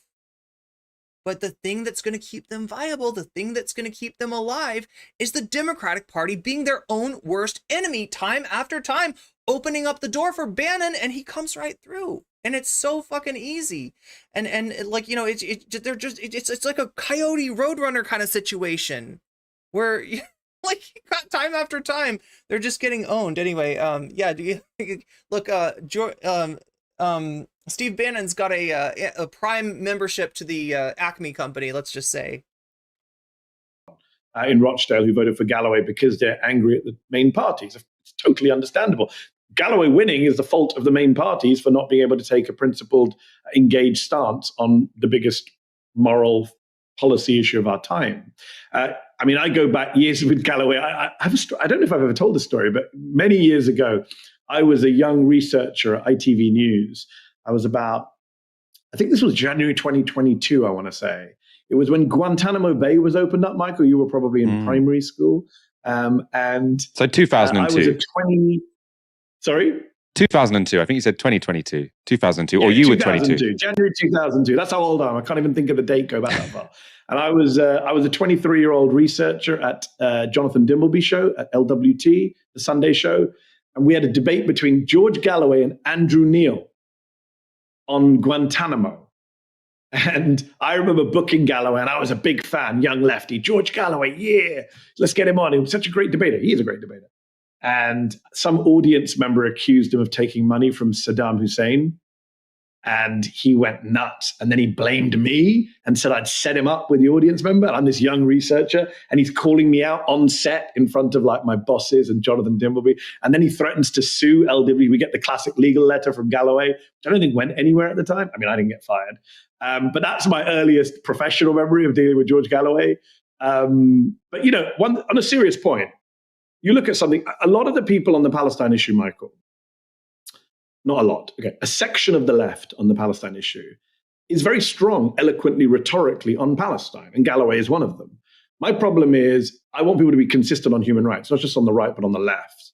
And when it came to the Syria conflict, for example, I think Galloway was on the wrong side in terms of supporting what Assad was doing. And don't forget, Assad starved and killed a lot of Palestinians in places like Yarmouk, the refugee camp in Syria. And some of us have longer memories. So we remember that and say, well, hold on, you're now very pro-Palestinian, pro-Arab. What about when Assad was killing tens of thousands of people? Let's talk more generally about UK politics. So you've got your general election coming up in the United States. We've got ours. We don't quite know when it's going to be, but it's supposed to be this year. Yeah, from an American perspective, this is wild to me about the UK, right? Boris Johnson. Now, can somebody give me, like, how many years ago did Boris Johnson resign? It's different in the UK because there's some sort of system where the party in power, you know, it's up to them to call for an election. And, you know, since it's been the Conservatives, since it's been the Tories, they, instead of calling for an election when their original candidate went down and went down hard, you know, became a lolcow, became a absolute joke, right? And then, you know, Theresa May and like, right, person after person after person, you know, leader after leader after leader resigns, and there's still no election, and we don't know yet when it's gonna be. People thought that Rishi, oh my God, people thought that Rishi Sunak was gonna call for an election, and didn't happen. Recently, right? You know, he had a speech set up where people thought maybe he was going to announce the next election. People think it is going to either be sometime this year or maybe even as far away as next year. But it's wild to the United States. Ours are regular, right? You know, ours are every 4 years. It could be next January. How do you see that going? I mean, what's your views, for example, on Keir Starmer's leadership of the Labour Party? Keir Starmer. Wow. I wanted to be positive about Keir Starmer, but everything I see, and maybe this is, you know, I'm a far away. I'm seeing a lot. One time Sam pronounced it Rishi Sunak online. Or Sunak. It's bad. Like, not just Gaza bad, but bad across the board, bad on the environment. Like I'm someone who's very critical of Tony Blair, Michael. I've spent much of my career criticizing, opposing what Tony Blair did as Prime Minister and Labour leader. And yet, when I was, let's go back further than 2002, in 1997, I was 17 years old. I missed out on the May election by a few months, wasn't able to vote, and I wanted to vote Labour in that landslide. I was very excited about Tony Blair. I hated the Tories. And I was a fan of what, you know, Labour coming in, and you know, people move to the right as they get older. I feel like I moved to the left. I was more right wing when I was a teenager. I was more centrist. And Blair, Yeah, and understand, like, if you've heard something from your parents or, you know, older people in your family or just older people in general where they say, there's this quote that goes around. It's like, if you are young and you're not on the left, then you have no heart. And if you are old and you're not on the right, then you have no brain. And that kind of normalizes like what we're talking about, this like drift that you've seen. The boomers, you know, remember the boomers were the hippies in 68. The boomers were at Woodstock. The boomers were against the Vietnam War. And then you fast forward to the 80s and you got the boomers becoming yuppies and voting for Reagan, right? There is definitely a drift that's gone on in the United States for a long time as generations age. I mean, you could see this probably in Gen X too. Obviously, I don't like to speak too much in generations because these are like artificial contrivances to explain like larger cultural trends. But you know, in certain cases, you sort of have to, you know, in order to get people to understand what you're talking about. But this is not a fait accompli. This is how politics have worked for a while. It doesn't necessarily have to be how politics work going forward.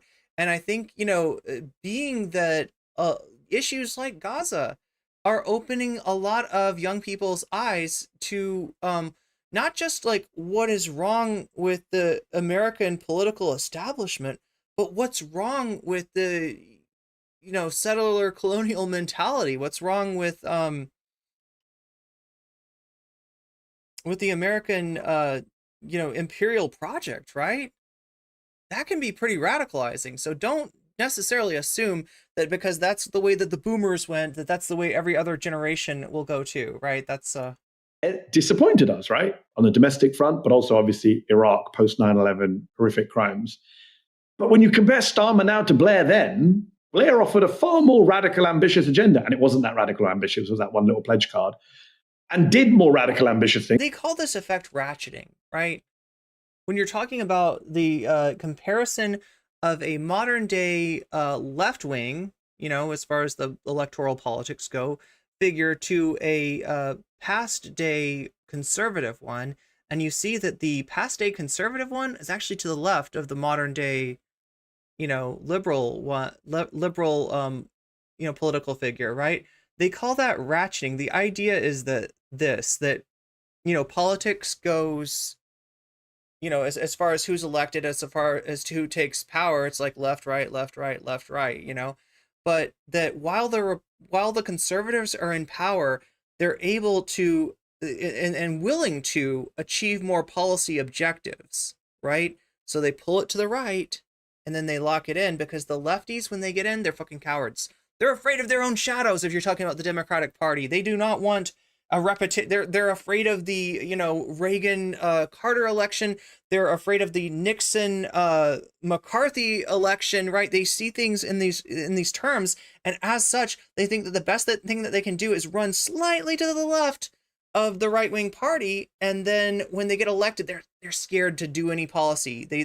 They're always like, oh my gosh, the Republicans twisted my arm, and I'd really like to get you that healthcare that you wanted, but we're gonna have to give you, you know, a shittier version of that instead. Whereas, you know, the Republicans, no problem. Let's hold back on the Supreme Court justices, you know, replacing the Supreme Court justice for Obama, and then like let Trump get, you know, three or four Supreme Court justices in there, right? That's the ratcheting effect, is what they call that. Things like healthcare spending, which he and Brown did increase. And Starmer seems to want to do at a moment where Starmer seems to have a much easier path to victory than even Blair had. So never let us forget that there are base boomers out there. And you know, I salute you, base boomers. I know that you're there. And I also, you know, there's a lot that's lost in the discussion of culture and politics via the artificial contrivance of these generations, right? Lack of ambition, the cautiousness, the centrism, the playing to the right-wing gallery, the disowning of any left-wing views he pretended to have when he ran for leader or served under Corbyn. I find that in a way worse than Blair in 97. And Owen Jones, our good friend, made this point yesterday on social media. He's going to win, but he's not going to win with any enthusiasm. And he hasn't really got a mandate for any kind of major change that he needs to do in the UK. Sounds pretty familiar, to somebody in the United States dealing with our liberal party, so-called liberal party, our fishhook centrist party. Let's see, what do we have here?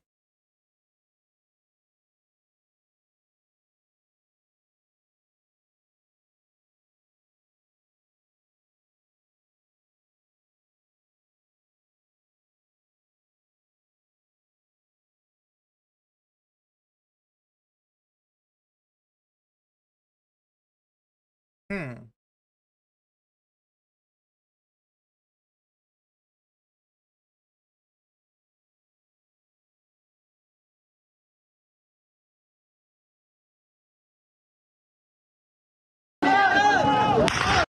Okay.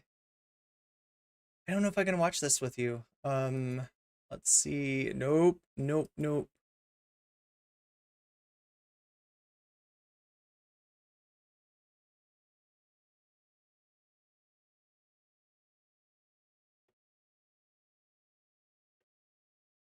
I'm just afraid that some videos show a little too much of what's going on in Gaza, and we've got to abide by Twitch's terms of service, which is short for Trousers of Satan, if you're not familiar with that concept.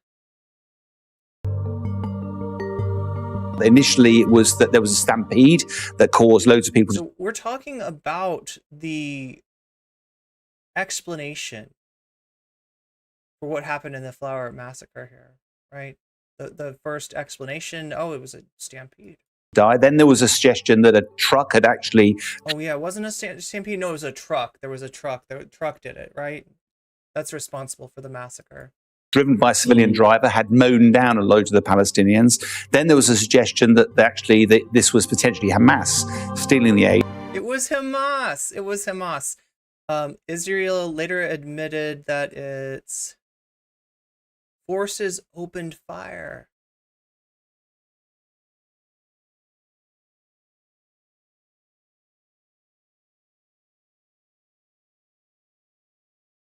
This is from Netanyahu. Oh no, sorry. This is from Itmar Ben-Gvir. Total support must be given to our heroic fighters operating in Gaza, who acted excellently against the Gazan mob that tried to harm them. Oh, so it was the IDF was protecting itself from the dangerous, starving Palestinians. I see. That makes sense. Today, it was proven that the transfer of humanitarian aid to Gaza is not only madness. I would say that letting people starve is a little bit worse than anyway. While our abductees are being held in the strip under substandard conditions, also endangers the IDF soldiers. This is another clear reason why we must stop transferring this aid. That's Ben-Gvir's response to the Flower Massacre, which is in fact aid that harms the IDF soldiers and gives oxygen, I guess, to Hamas. Kind of translated weird, but oh my god, and also the music, god damn it. I gotta be careful, chat. I'm always getting dinged for that music. Hey, if you want to support me, there's a lot of ways you can do it. Some streams I don't even get ad money for. Even if I do get ad money, it's usually a very little amount. If you want to increase what I'm getting paid for this stream, you can support me through super chats, through super stickers, through supporting me on Patreon, through the link that should be down in the description. If it's not, I need to change that.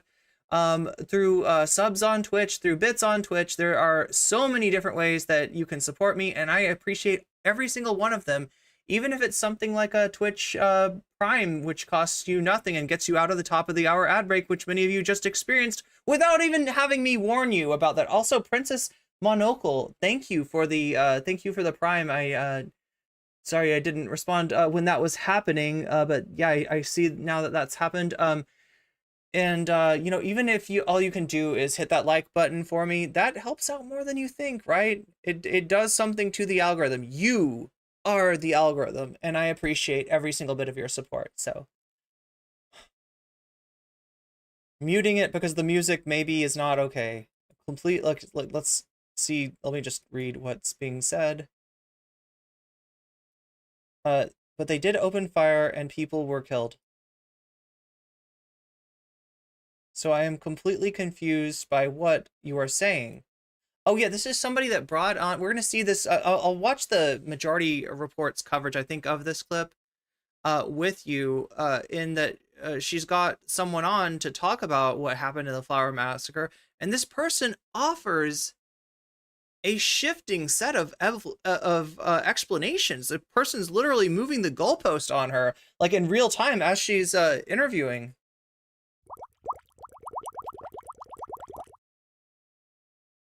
Oh my god, Autumn Leaves, thank you for the Prime sub. Oh my god. Somebody crossing over from YouTube to Twitch to donate a Prime. I appreciate you.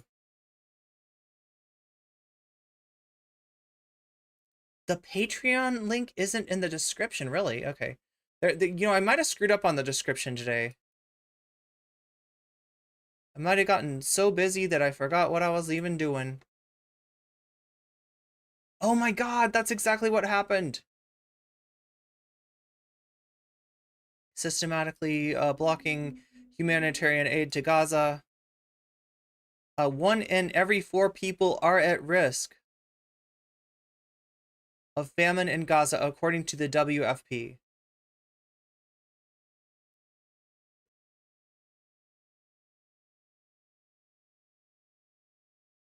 Okay, we're back to the...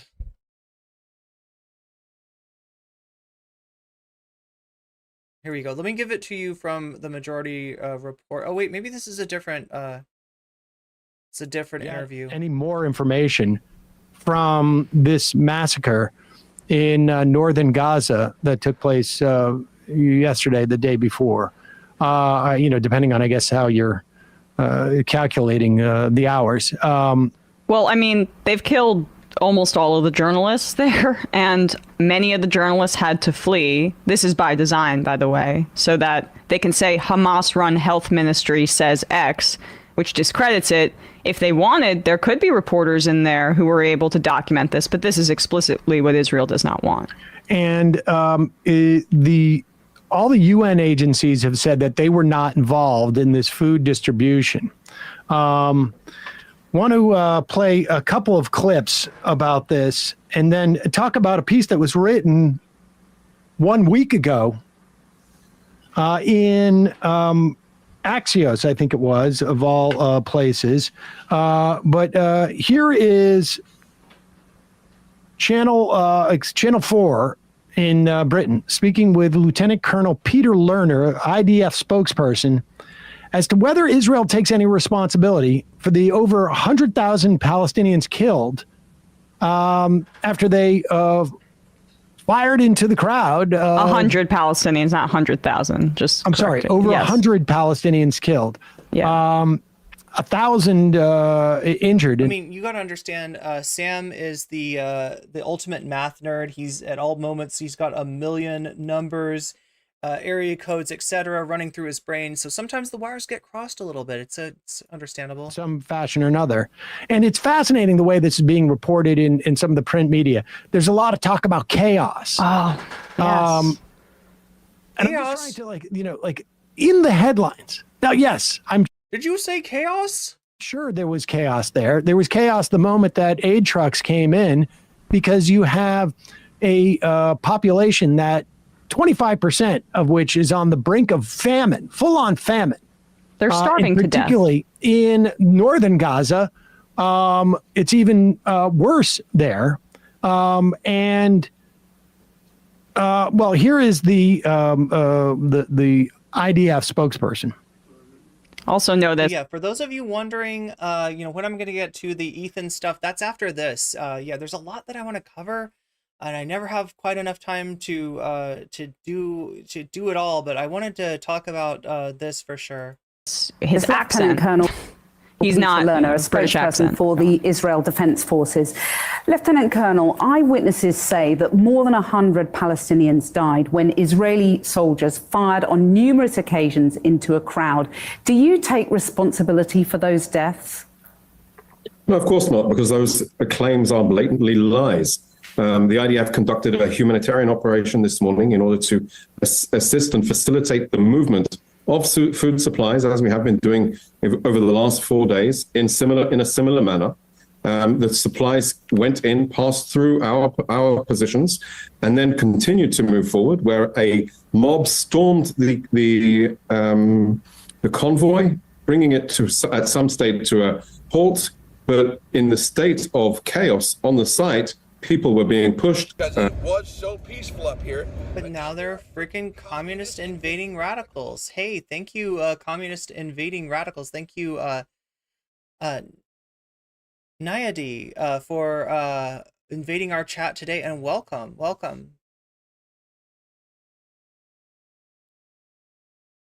Trampled, and in some cases. Okay, I'm guessing that Sam's about to say the same thing that I'm thinking, right? An unruly, a dangerous mob. Like this is, this is what happens when you, in terms of, when you starve out a population like they're doing with this weird, there used to be a show in the United States called 24, where this guy named Jack Bauer, who was like some kind of Homeland Security guy, there would always be a situation where there's a bomb and it's going to go off and it's going to kill lots of people.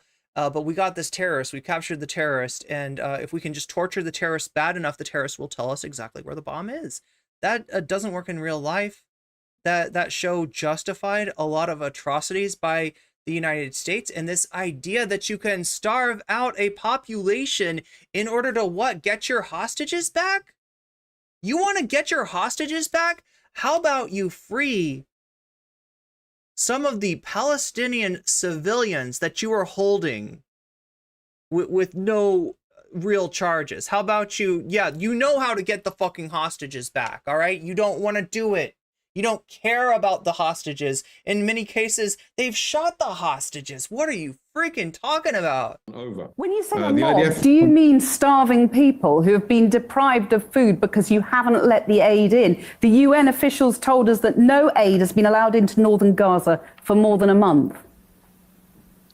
The UN obviously aren't up to date on their information. The UN are run by Hamas. Yes, the Hamas-led UN gave you the incorrect information. And convoys, like we conducted this morning. This morning was 38 truckloads passed into northern Gaza to distribute food supplies, which are international donations, but on private vehicles that were conducting the convoy into northern Gaza. Well, so multiple agencies say some aid is going in, but not nearly enough. And you spoke of a mob. I want to put to you what Save the Children said. They said, while children die from lack of food, they're... Daryl Barnett says 300,000 are suffering famine in the Northwest. That's why the U.S. are airdropping aid. That won't look good to the ICJ. Parents are killed trying to get it for them. That's the reality, isn't it? These are starving people, desperate for anything they can get their hands on. Kathy, the incident on the convoy this morning was nothing to do with Israel. The IDF secured the convoy, it went through, and it got out of hand on the ground as people were looting the trucks. Pause it for 1 second. I just I want to point out how far this guy's had to move in the context of this one interview. Everything that you hear about this is a lie. Then Israel has nothing to do with this except for the fact that they were there shooting on people, that they were a mob, as if this was like some type of looting situation, Right, looting? After... look, when you're talking about, because this gets brought up, right? Now listen, if there's a natural disaster in a predominantly white area, and some people come into a grocery store or some other place and they liberate supplies that they need to survive, that never gets characterized as looting. But when it's not white people, oh yeah, it's unruly, it's looting, it's, they'll justify, people, opening fire on. It's just a real different, you're talking about a situation where people are starving and you're going to say that they're looting? They're trying to feed their fucking families. After, the Super Bowl or something, it's stunning. I mean, it's incredible. They're using language like was referred to the victims of Hurricane Katrina. They're looting. That's kind of what I was thinking of. Yeah. Why are some people desperate? Right? They're being starved to death, and the idea that this is looting. This is aid. This is not like a store. This is. What's up, Sinister? Good to see you. Food that is being delivered humanitarianly, and people are crawling all over each other because there's just not enough aid coming in. Israel's turning away the majority of the aid trucks for little things like medical kits having scalpels in them. That's what Jeff Merkley said on Democracy Now! The other day. He went there firsthand to the Rafah crossing. And I'm guessing they freaking need scalpels. Because that has... there's a lot of medical care needed in that area. It's compromised by how many medical professionals have lost their lives in the conflict, and how many facilities have been bombed, but sharp edge. They're like, oh, we found a scalpel in here. Not just we're going to take the scalpels out and you can't know, but it's like the aid truck has to go back. And then they don't let the rest of the truck come through. DeSantis said the same shit when a hurricane hit Florida. It's a fascist playbook. The entire truck around if it has anything the Israeli Defense Forces deem to be dangerous, like a scalpel. Continue with this. I mean, the news host is doing a good job, at least, of making this guy account for what he's talking about. And it got out of hand on the ground as people were looting the trucks. Yeah, but your troops fired shots. No, there were warning shots fired, and then when it got out... Oh my God, there was some warning shots fired, just like those warning bombs that knock on the top of the building to let you know that it's about to be bombed. What the fuck? Forces retreated. It's a warning shot. Back into the formation along the... No nitrous oxide for anesthesia because it could be used as an oxidizer for rocket motors. Oh my God. Yeah, this is the rationale for a lot of the deprivation that goes on in Gaza. A lot of the deprivation that went on before October 7th, right? Remember, Israel absolutely controls stuff what goes in and out of Gaza. And, in a lot of cases there's this is necessary stuff for life. The Gaza Wadi area, that was not true. That is just a blatant... You fired shots, right? No, we fired. They were warning shots, right? Lie. That is absolutely inaccurate. So what are people supposed to think, that they're shooting blanks? Why do you think people are so angry then? I think there is a lot of things that are going on in these days. And of course, there is a dire situation in the Gaza Strip, a human tragedy. And that is precisely why we are facilitating humanitarian actions like this morning. Did you miss the Ethan drama? No, Elliot, you are just in time for that. That's the next segment that's coming up. Of supplies into Gaza, both in the north and in the south, or the continued access and movement through Rafah or through Kerem Shalom crossing. Of course, there's a lot of frustration. There's a lot of frustration precisely because Hamas launched the war on the 7th of October. Sinister Hand says, I'm gonna fuck Ethan mood. Just wait. We don't need to hear any more about this. The idea of just wait. Frustration when you're talking about literally one of the most devastating sort of actions of conscious starvation. Well, yeah, of course Bad Lefty chocolate was banned because it could be evil chocolate made by an evil chocolatier who lives in the walls. What's that? What is that? It's the unknown. Population. Here is a video that shows I-24's News English Twitter account posted video from presumably, I guess, from a drone of some sort, some type of aerial footage. The IDF put this out there too. I don't know why they thought this made them look good, by the way. This is basically you're watching starving people running to trucks. Oh my God. Can we watch this? Oh my God, chat. This is like... Is this like a weapons camera? Or is this just a surveillance drone? So yeah, there's no sound, but perhaps they put this out because almost looks like they're ants. You can dehumanize them more. Yeah, exactly. Or you can't see their faces, but this is what the reality is here. People are just running desperately to try and get food. food. I mean, this is kind of useful in the point of view from the Israeli military, where they have this advanced weaponry, and you can see how precise they're able to be. And we just know. Yeah, that it there's less of an excuse for the civilian casualties that. And here's the thing: in some cases, are probably not inflicted by accident. They can deliberately target anybody. Yeah, go on. This is a piece from Axios from February 24th. It plays into the hordes trope exactly, Sisyphean. U.S. officials say they are increasingly concerned that, quote, Gaza is turning into Mogadishu. Mogadishu, of course, is the capital of Somalia. And it was back in, I guess, was it 90s? I mean, maybe people remember this Black Hawk Down episode where there was such chaos and lawlessness and desperation that it was impossible for U.S. military, I think, were basically attacked there. And because there was absolutely no order. It was just a series of gangs. Now, when they're talking about this this happening in Mogadishu, I don't think the issue is quite a question of roving gangs at this point, but rather no ability, no structure, no societal structure whatsoever, and incredibly desperate people. There has been and this was a week ago, there's been a significant decrease in the number of aid trucks entering Gaza in recent weeks, as according to the UN Humanitarian Aid Office, OCHA. On at least 4 days in the last 2 weeks, less than 10 aid trucks entered the enclave. And this is the issue.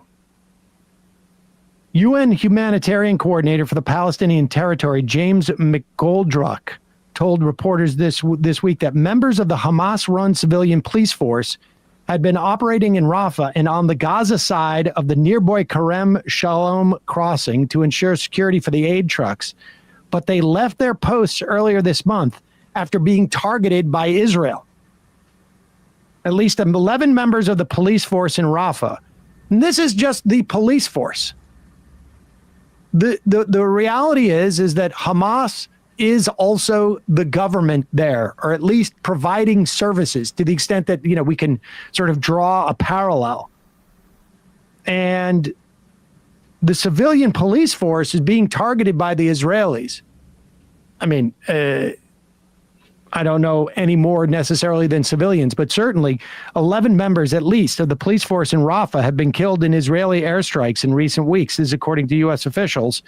This opened the way for armed gangs to take control of the aid, and also providing, and I don't see, you know, you can see that aerial footage. It doesn't look like there's armed gangs there. It looks like there are people running desperately to get the food aid, and that Israel created no apparatus in which to distribute the aid because they're not allowing organizations like the UN or others to do their jobs. And also, I got to ask you something, just a little thought experiment, chat. What do you think happens in terms of the ruliness or unruliness which people try to procure aid when it becomes known that people have been murdered in trying to pick up necessary aid, right? Do you think that helps things? Or do you think that could possibly make things worse? The aid that gets in, too, right? As I said, a great majority of it is getting turned away. And then it's, at least based on the numbers that we've had for the past few weeks, perhaps, I mean, I could only pray the Biden administration is attempting to pressure them on this matter, but it doesn't seem to be working. Well, we can dip into that in a moment. But as the result of the security vacuum, many of the trucks that have recently entered Gaza have been overrun, in part, at least, by Palestinians desperate for any kind of aid, as the conditions in the enclave continue to increasingly deteriorate and hunger grows. The hopelessness and desperation in Gaza have created, quote, a great deal of law and order challenges that's affecting our ability to do the work here, McGoldrick said. Getting aid to northern Gaza has been especially difficult. OCHA is hoping Israel will open a crossing in the north so aid trucks can directly access the areas in most need of supplies. And it did, but of course, there's no apparatus there in which to distribute the aid. And Israel has created this sort of chaotic scene and then decided to shoot into it. Yep. I mean, we know what the point is.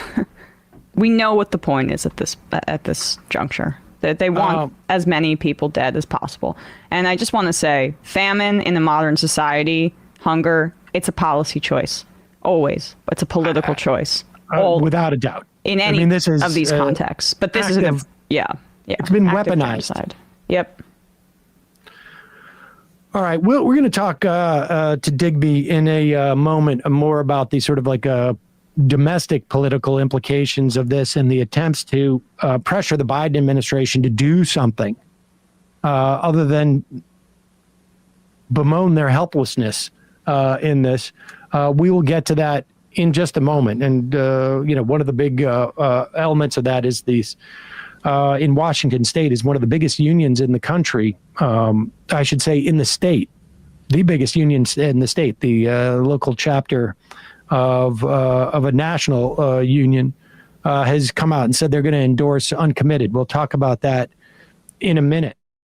Okay, so yeah, that's another.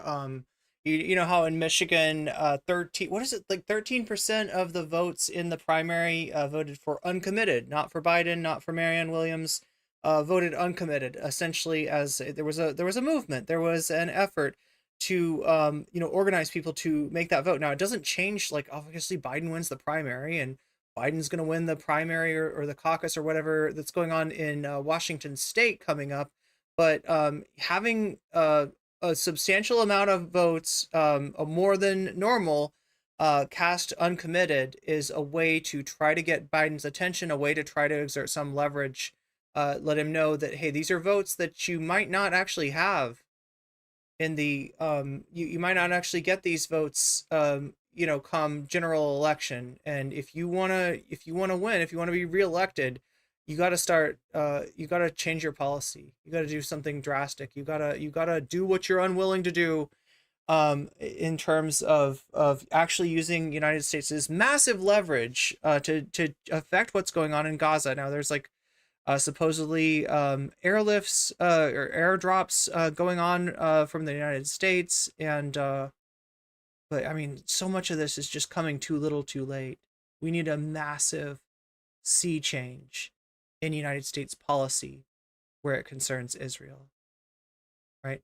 So yeah, more of the uncommitted movement. Okay, so we're about to get to the reason why many of you, most of you, all of you are here. I'm sitting here in the H3 lounge, the H3 waiting room, the H3 panel that were I to have been hired by H3 instead of Ethan deciding to take things in a completely different way, that I would be appearing alongside such luminaries as Dan, AB, Love, Olivia, Sam, etc. Right? No, I'm just kidding about that part. But yeah. So I do have to make one announcement right now, and I'm not sure. I mean, it's not a great thing. Okay. So for as long as I've streamed, I have streamed to Twitch, sometimes only to Twitch, and now to Twitch as well as YouTube. There's a lot that's been going on Twitch that has caused the platform and the viewership of Twitch to decline massively, and a lot of people are seeing lower view counts. A lot of people are seeing lower sub counts. I've got to be upfront with you and saying that I have seen a 75% drop in my sub count on Twitch in the space of a year. All right. Now, I haven't pissed anybody off to my knowledge, or like, I don't know, performed horribly or anything like that. I don't know exactly what's going on. Twitch is a mysterious thing, and YouTube, your numbers generally come from the quality of content that you're producing, and I've been rewarded for the good content that I've been producing with higher numbers of memberships and higher numbers of concurrence. But on Twitch, I've seen the exact opposite with the exact same kind of content. I mean, there's a lot more that goes on. A lot of it's like this whole like sort of social game of like, who are you in with, who are you rating into, who's rating into you. You know, at some point, chat, although it pains me to say, I may have to cut off Twitch. I may have to stream exclusively on YouTube. I don't want to do that. I don't want to need to do that. But instead of seeing my numbers go up to approaching the level where I might actually get like a higher percentage of the subscription money from Twitch, right? There's a level, you know, if you get 100 subs, you get a slightly higher, you know, cut of the money that you're getting in subs. I've seen it go the other way. And because of that, I'm gonna have to be open and honest with you and tell you that you know, Twitch may go dark, and I've got a level of subs that if it falls below, I will be no longer streaming on Twitch, just because it's not fair to the YouTube audience to split up my attention amongst two different chats when there's really only you know, one chat that is allowing me to go forward and allowing me to you know, continue my stream. I'm not doing bad. I'm not talking about like quitting streaming or anything like that, but I am talking about a vastly diminishing, you know, returns, both in terms of viewership and of subs and actually the subs has kind of been the leading indicator. So it's not it's more of a issue of a lack of support on the Twitch side of things. So we are now 9 subs away from that number. All right. And if it crosses that threshold, I'm going to have no choice but to cut it off. So if you're on Twitch and you want to continue to watch on Twitch, you know, I'm going to need to see more support from that side of things. And, you know, if you've got any ideas of people on Twitch that I could talk to, because, you know, a lot of it is, you know, like, who do you, you know, kind of work with and who do you know, feel free to mention that in the Discord, right? If you've got any suggestions as far as that, there's probably a lot of things that I could do to increase, you know, the viewership, increase the amount of support that's coming from Twitch, but I just don't really know where to go, and I only have so much amount of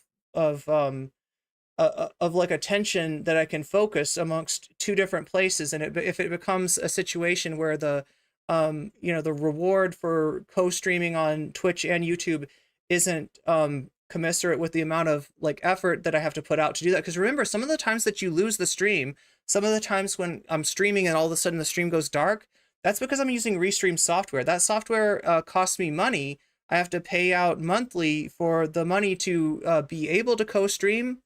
And if the subs, you know, aren't even paying for that, then there's just no point. It's like a simple financial decision that will be made, and it will be made, you know, suddenly and permanently. So, you know, if anybody wants to support me on Twitch or even just, you know, offer some, you know, advice, recommend this stream to your friends to get more people in here. I would love to continue to co-stream, to dual stream. It's a cool thing to be able to do, and I do have a setup now where I can watch both streams. But yeah, again, like it's gonna be a financial decision, and we are 9 subs away from me pulling the trigger, you know, suddenly and permanently, and pulling the plug on Twitch. So kind of some sad news, possibly. I don't know. It could turn around.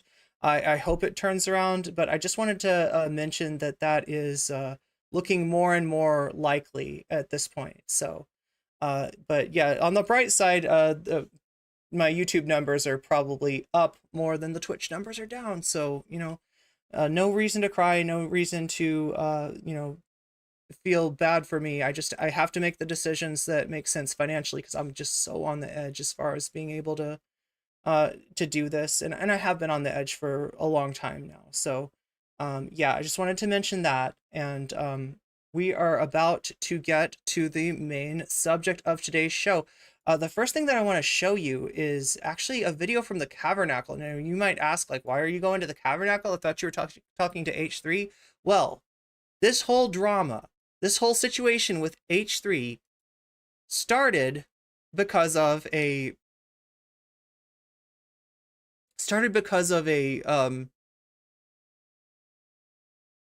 show. It started because of Ethan's members only show, right? Ethan's members only show. Oh my god, thank you Sisyphean Task for the gifted membership over on the YouTube side of things. So wow. So there oh my god, thank you Shoxba for the resubscription over on the Twitch side. So yeah, Ethan's got a members only show. It's called See You Next Tuesday. If you can, like, I guess it's a reference to a certain spicy word, right? But anyway, that's what he calls his Tuesday show. It's a members only show. He likes to cut loose. He likes to say what he feels. And somebody brought up Aaron Bushnell. So Ethan, said what he felt about Aaron Bushnell, and people did not like it, right?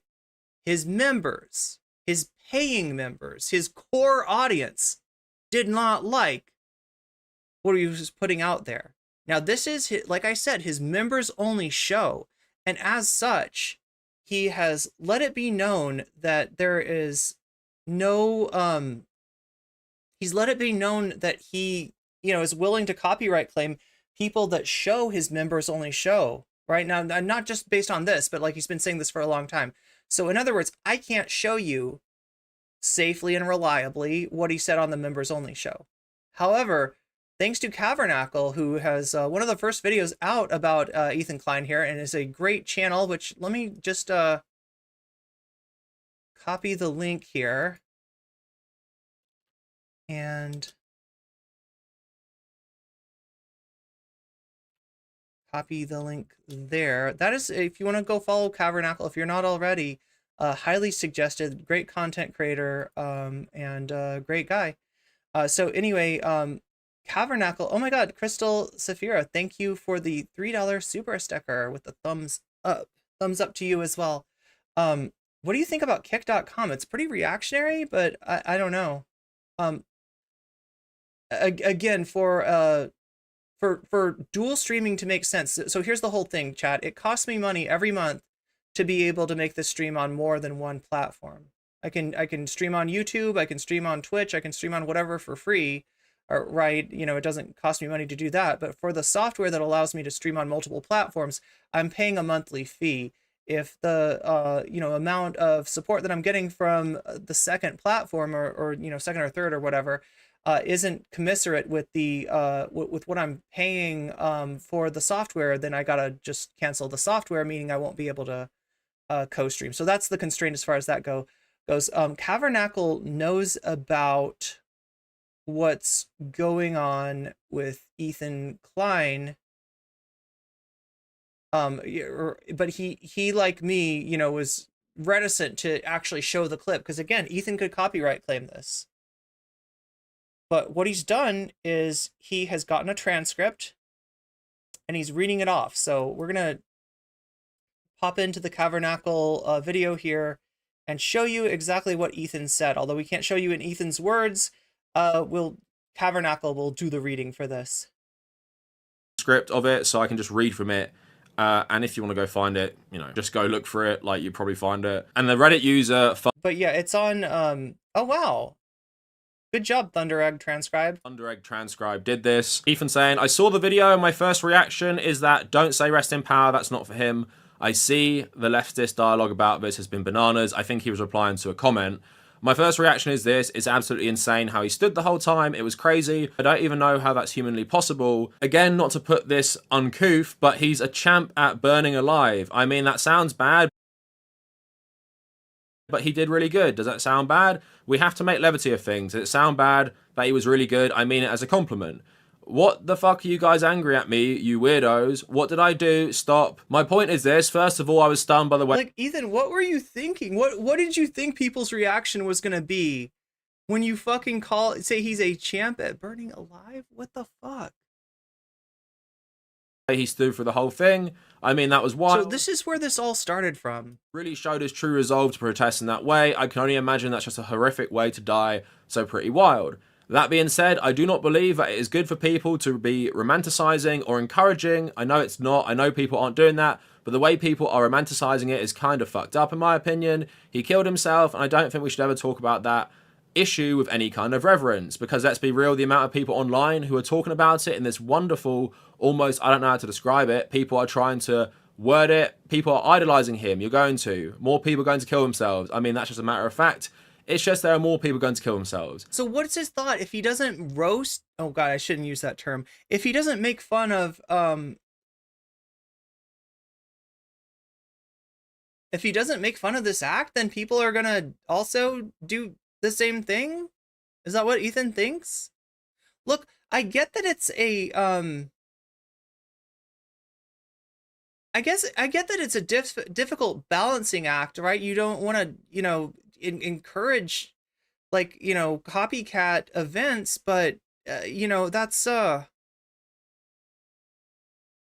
you don't have to be awful and heartless and callous in order to not do that. Like, I feel like I did a decent job at, you know, you know, putting this forward as a question about, you know, this horrible genocide is going on. It continues to go on. Nothing that anybody's doing is having an effect on it. What is your answer? What are you going to do? What is your response? What are you going to do with your life, with your, you know, body? What are you going to do? And for Aaron Bushnell, you know, he made his choice. That's not the choice that I'm making, and it's not a choice that I'm suggesting that other people make, but I do understand that he was doing what he thought was the, you know, most likely thing to affect change. And I have respect for that. I don't think that me saying that is going to cause anyone to, you know, copycat off of that. And I don't think that what Ethan is doing is like this. I mean, that's just like, why are you being like this, right? I can appreciate his dedication, to put it mildly, you know, I can appreciate it, and his conviction. Self-immolation is literally suicide. He killed himself. Reading the chat, you should 100% do more research on self-immolation as protest. Yeah, you know who does it? People who are under tyrannical rule, who have literally no way for their voices to be heard. Other than that, like, I'm sorry, suicide. So wait, you've got to be the one undergoing. Here's the thing, if people in Palestine were doing that, like, it wouldn't get covered. It's really hard for media to be in there. There's not a lot of, like, you know, news out of you know, an area that's under siege, that's under like massive starvation, and is on the brink of you know, massive starvation, right? It's what are you fucking saying? You've got to be in Gaza for an act like that to be meaningful? No, I think that, like, unfortunately, like, this is what Aaron Bushnell said, was that that Palestinian people are losing their lives every day, and that the West has a tendency to look at the lives of Westerners as somehow more valuable. And definitely in terms of, you know, what's going to get covered, what's going to get picked up, what's going to make a difference, what's going to make, you know, waves, right? You know, that's like, he's got more power to affect change with the action that he's taking than in an area that's basically under a blackout. Bad. I don't think we should romanticize it. Everyone is glamorizing it. Yeah, Adria, we're gonna watch the H3 segment after this. I'm just making sure that I don't do anything to let Ethan you know, copyright claim me, because I don't want to be the next Ryan Kavanaugh. Or was that the opposite? Was it that, like, Ryan Kavanaugh sued Ethan? I don't even know. What I'm saying is I don't want to get into litigation. I'm trying to avoid that. So how can you even disagree with me on that? It's crazy. Monks do a self-immolation. Suicide bad is such a galaxy brain take that does nothing to clarify the issue.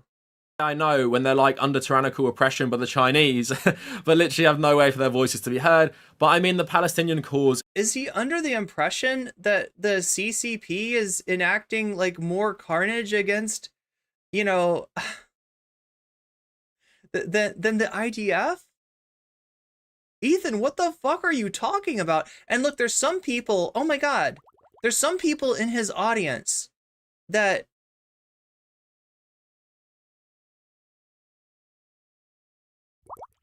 wish that he just wouldn't talk about politics. There's some takes that I've seen from his audience that are like, look, I love Ethan. I think he's really funny. I think he's a really great content creator. They have warm feelings for like all of the, it's a channel with a long past, right? H3 has been around forever. And some people, as part of their life, they like welcome Ethan and Hila, sort of into their life parasocially, or, they're watching the show. They're members of the show. They're paying like members, right? Ethan, your audience does a lot for you. And they're just like, Ethan, look, I get that you've got terrible takes on this shit. Maybe just you're not a political content creator. Also, Jules, thank you for the, oh my God. Thank you for the 10 community subs to all kinds of people. Wait, does it tell me who got community subs? Mexecular, you just got weaseled. Mibby Kitty, you just got weaseled. Anarcho Arachnid, you got weaseled. Soup Slurper, even Soup Slurper got some. I'm sure that Soup Slurper appreciates those weasels, right? Just like we appreciate Soup Slurpers. Lady Dread got weaseled. Variant Sigma got weaseled. John Gazebo got weaseled. Grinch Clicks 0 got weaseled. Pollen Cakes got weaseled. Spoops got weaseled. That's 10 people getting weasels. And on Twitch, the nice thing about Twitch is that your weasels actually wiggle. They do the weasel wiggle. On YouTube, we can't get them to wiggle because the weasels are static. The weasels are unable. There's no like animation on YouTube yet, right? But on Twitch, your weasels will wiggle. Your void coffee will percolate. Like many of the emotes actually move around a little bit. I've been weaseled. That's right, Variant Sigma. Thank you so much, Jules. You can save NCC's Twitch stream by giving Sinister a hand. Okay. Yeah. That again. Yeah. You're more likely to get a gift sub if you're active in the chat. That makes you easier to see. But yeah. Thank you so much, Jules, for the generous gift of 10 community subs out to 10 people who now have weasels. Whether they like it or not. But I'm hoping that most of them like it. Oh my God! And an extra one for Sinister Hand. Hey, I always say not to beg, but sometimes anyway, you're much appreciated. Also, David over on YouTube says, in my opinion, Ethan knows that self-immolation is an extreme act of, the most extreme act of protest imaginable. It knows that it's an extreme act of protest, and he's upset that someone did it in support of Palestinians. Well, remember, like the whole leftovers thing, the end of the leftovers started when Hasan and Ethan started arguing, and then it became, Ethan going on his Twitter. Oh my God, Globbits with the Prime resub. There's some people out there fighting for the Twitch stream to stay open. Much appreciation. Hype train incoming. Twitch, you just achieved a hype train. I'm remember, okay, only as far as like donating gift subs and stuff like that, only do so if you're able. If you've got if that money needs to go someplace, if that money needs to take care of you or those you love, like take care of that first, right? Jules also gifted a sub to It's Me, Natalie Marie. It looks like that this hype train is already on level 4. YouTube, how did you, or sorry, YouTube, Twitch, how did you manage a level 4 hype train out of nowhere? Yeah, I mean, this is, so yeah, Ethan goes on this tirade, goes on this Twitter storm, essentially, and, makes some tweets that he later deleted, some tweets that, to me just sound like fucked up and kind of racist, goes after one of Hasan's mods, that being Brogan, and just makes things like so much worse.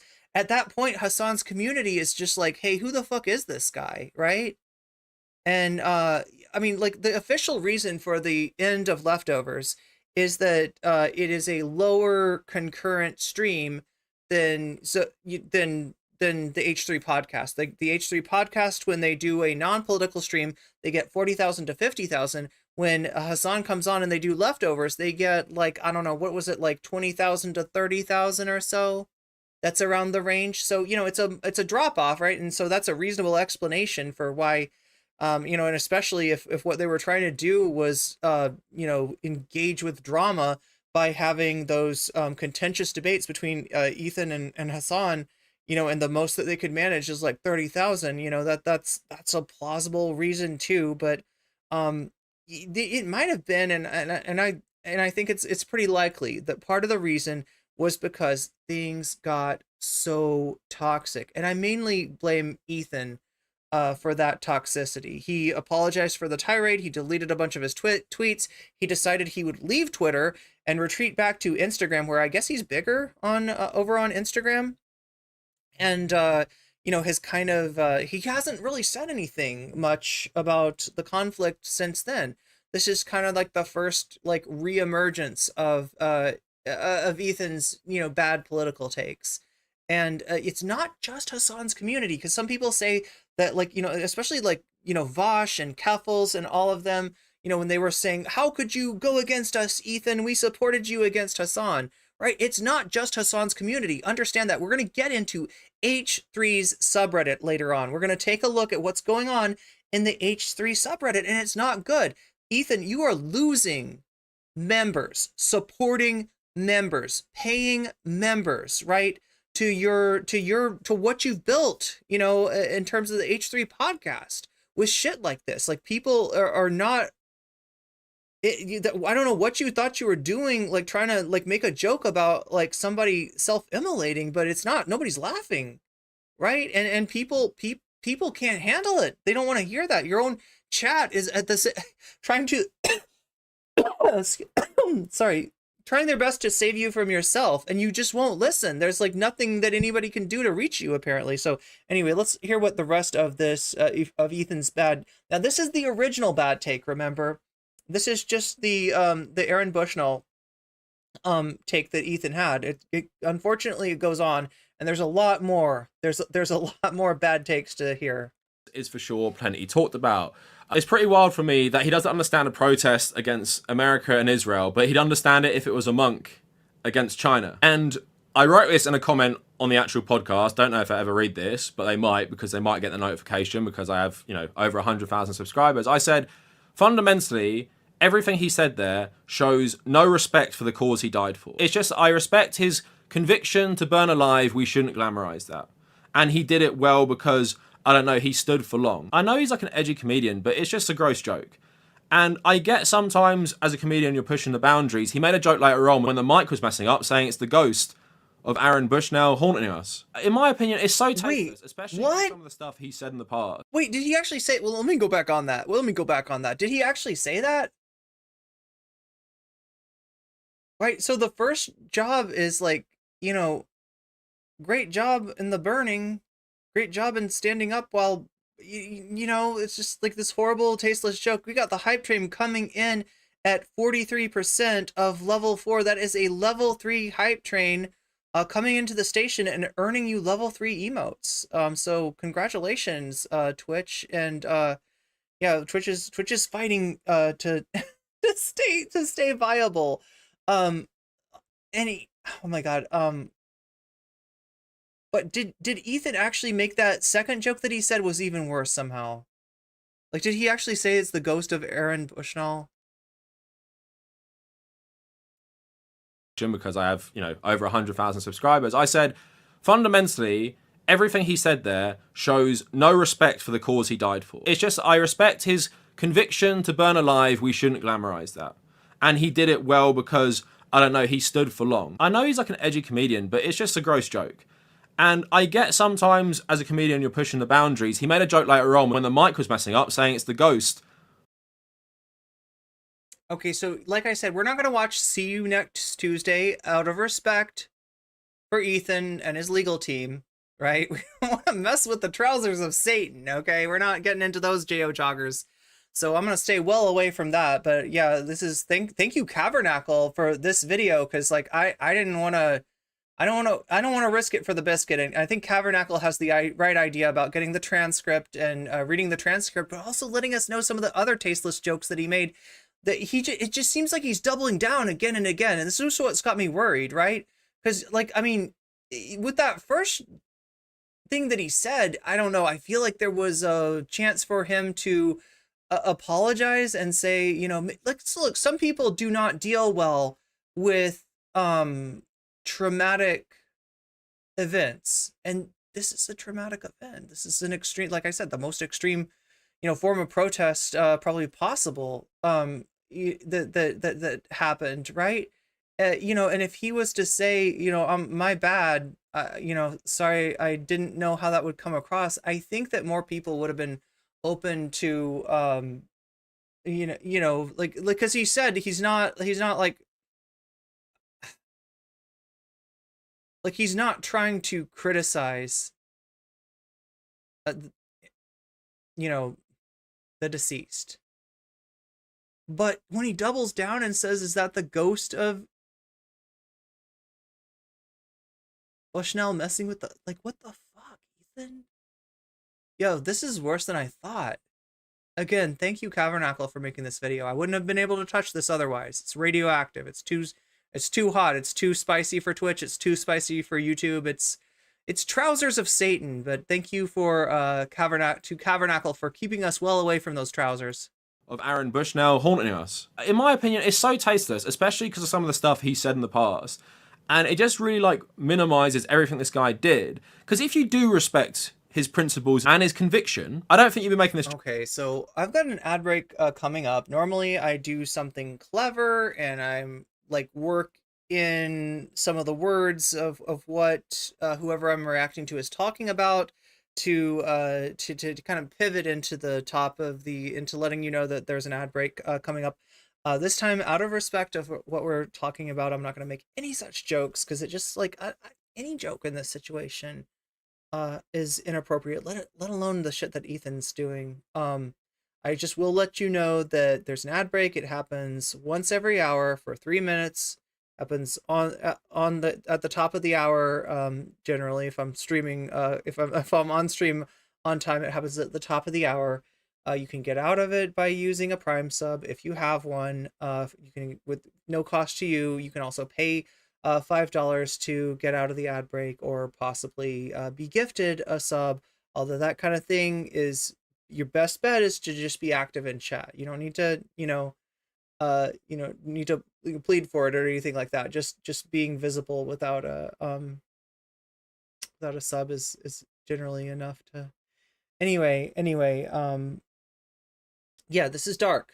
This is really dark, and I don't want to make any jokes. It's bad enough that, but yeah, it is what coming up in a second here will be in the ad break. And he does address this. I'm going to get into him addressing these comments. And the fundamental point of everything he said there is he can't empathize at all with what Aaron did because he doesn't care.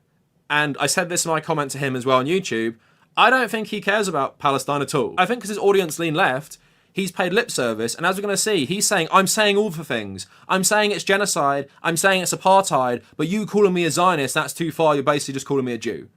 Isaiah says, my sister's first time talking about Gaza was hearing about Bushnell, yeah. And again, fundamentally, I think it shows he just wants to be left alone. Don't criticize me for believing Israel should exist. He's just getting really mad. Sean D. Black talked about it today. Getting so much criticism. Hey, I wanted to say also, yeah, there's the Discord link right now. I don't know if that's a fresh Discord link, but let me put another one in case, oh my God, that's a Cavernacles link. I'm trying to give you this link, right? I'm going to invite you, especially you over on Twitch, to join my Discord. It has a lot of different channels. There's a lot of places that you can talk. You can meet cool people, and you can hang out in the voice chat and like watch YouTube together. You can even do your own reacts, or we've got like a gaming lounge where people can kind of stream their games. So if any of that sounds appealing to you, make sure to join up.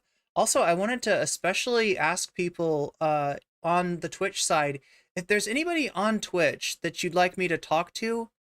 I probably need to do more of that, right? In the past, I've done a lot of work. I even did a panel with other people on Twitch, and you know, like, I don't want to blame the people. I don't want people in the Twitch chat thinking like I am blaming them for the numbers or anything like that. Twitch as a platform is massively having problems, and I also have been so much more focused on YouTube. So, but anyway, what I'm trying to do is get you to join up in the Discord, become one of us, join the cat cult, the secret it's not the not so secret Discord, and maybe even if there are people on Twitch that you want me to reach out to talk to do content with, let me know. Right, we got a stream suggestions forum. Maybe I'll even make a special one. For now, you can put any suggestions of Twitch streamers and personalities you want me to reach out to in stream suggestions. I'll try to put one that's oh wait, we got bird brain suggestions would be a good one to put that into too, because yeah, part of it's, you know, probably my fault for just being so focused on YouTube, but I want to focus on it all. So, oh my god, I said it during the ad break. That's like the worst time to say it. Anyway, let's get back to Tabernacle. I'm all over the place today, chat. I apologize.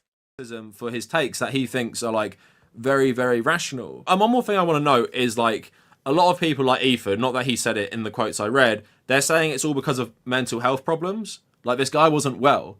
Because you can't be mentally sound and do this. I mean, apparently if you're a monk you can, but if you're just an average guy in the military, you can't.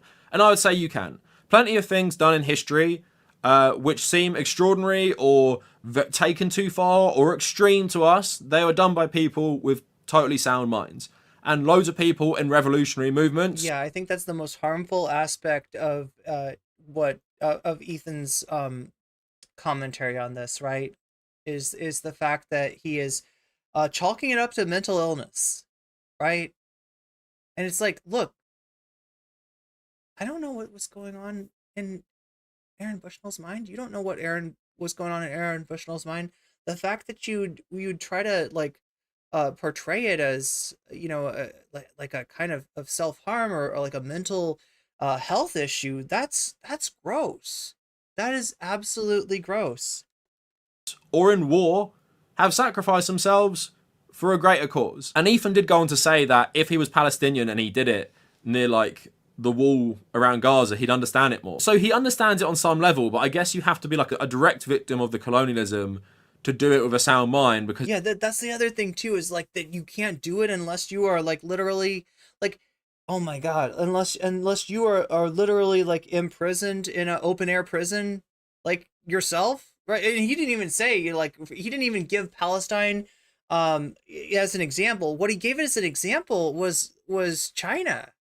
It's just bizarre, right? You can talk about, you know, you can talk about China. You can talk about you know, its myriad of issues. I'm not a fan of really any government, right? Any government at all. But when we've got an active ethnic cleansing at the very least, and I think that there's a stronger word that's absolutely appropriate here. Although YouTube doesn't like to hear it, it's true, right? It's just so weird for you to like bring that your example is China. Like, seriously?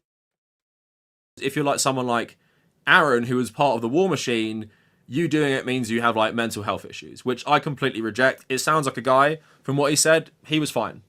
And he's a guy who's just so distraught at the world, like myself, who, you know, sacrificed himself in the hope that it would change something. In my opinion, I'm not romanticizing it, I just respect it. And I don't blame him. The guy's entire family came out saying he was perfect sound mind and body, and asked people to watch the footage.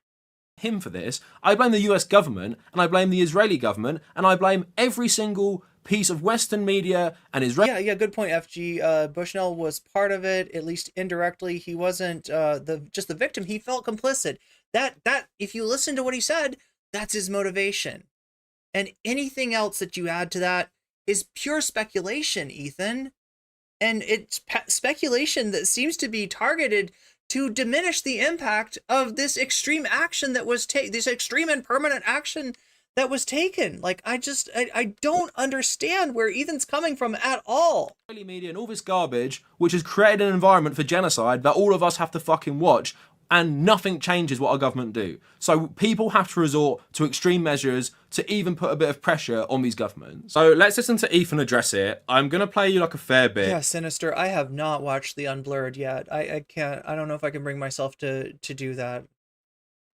Maybe 4 minutes or something. It is from like a, hours long podcast. If I start talking about something he didn't say, I'll link the video. You guys can go watch it because he did say it. I'm going to watch it right now for about like 8 or 10 minutes, and then I'm going to react to it. I guess some people are... Okay, so we're going to do this on our own. I don't know. You see how careful Tabernacle is, right? He's an amazing success story. He's a true comrade.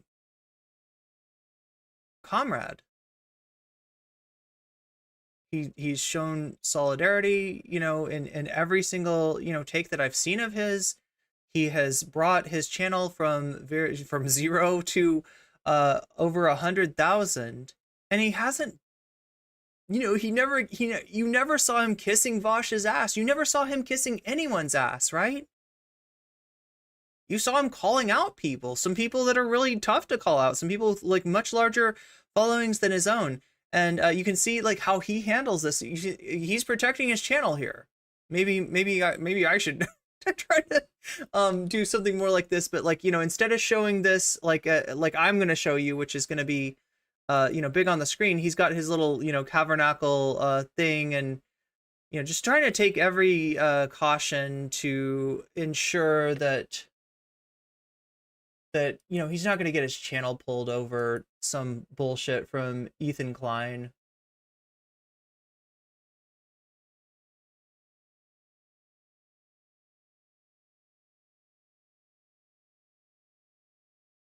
Here we go. I think I got the right timestamp. Let's go. Let's go. So this is the moment that you've all been waiting for. The H3 podcast. Oh god, I gotta also remember. Yeah, I've gotten demonetized from Ethan before. Let's start out just to play it safe with everything muted, because you know what got me demonetized? You know how I talked about the button? Ethan's got a magic button that apparently costs 25K. I don't know if that's a meme. I don't know if that's a joke. I don't know if that's for real, right? But apparently, like, it's a delay button, right? He's on a delay, and he presses the button, and he erases history. Isn't there like a superhero power or something? Like he's like what, Diavolo? Does Diavolo have the? It's kind of like Part 5 JoJo, isn't it? A little bit. Anyway, he erases part of history and with the button. And when he does that, this music plays that I assume that H3 is licensed, but that I don't have licensed. And if that plays on my channel, just like it did before, and I tried to appeal it, chat. I said, YouTube, I was talking over this music. I've got a sidechain ducking system set up. So if somebody really wanted to listen to that music, they could probably go and find that music, via Spotify or something. They're not going to listen to like a shittier version of the music with me talking over it. YouTube, certainly you can say that this is not a copyright infringement. And they were like, no, Miss Geller, I think actually it was. We're going to uphold the claim. So that's as much as I can do. I can make an appeal. The appeal doesn't get accepted, and I just got to leave it at that. But this time I'm going to be smart, inspired by the Tabernacle and how he's protecting his channel. I'm going to protect my channel too by hitting this magical mute button. That's the closest thing to a 25K button that I have, in terms of being able to erase a potential copyright claim. There it is. Ethan was naughty. We'll be right back. And that's where the music plays. And that's what got me demonetized last time. It's as simple as that. That's why I'm always so careful. If you don't know, why sometimes I cut stream right before 6 hours is up, because up until 6 hours, if something bad gets through, I can cut it out. But once I go past 6 hours, it's like midnight for Cinderella, and I turn into a pumpkin, and whatever's on the VOD is just burned into the VOD, and there's nothing I can do. If I get demonetized, I get demonetized. If I get copyright claimed, I get copyright claimed. Anyway, we avoided it this time because I am smart. Post. I'll talk. I don't give a SMRT. shit. What do you want me to say about it? Yeah. Hold on, let me take a. Yeah, what'd you guys think though? I thought it was great. About the call? Okay, so they're talking about the last segment, which was apparently about Jay Shetty. They're not talking about. That's not what I guess that was Dan. That's not what Dan said was great. Dan doesn't really comment on this, and I get the feeling that if he did, maybe his job would be in danger. What is there a post? I don't see a post on the subreddit. Yeah, I guess maybe it's been removed. Okay, yeah. I mean, I guess some people are mad that I said suicide bad.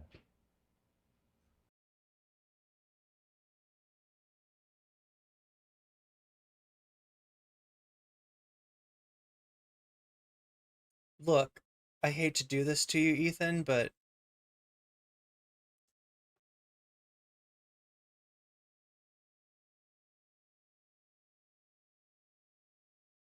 I'm gonna have to add a sound to that.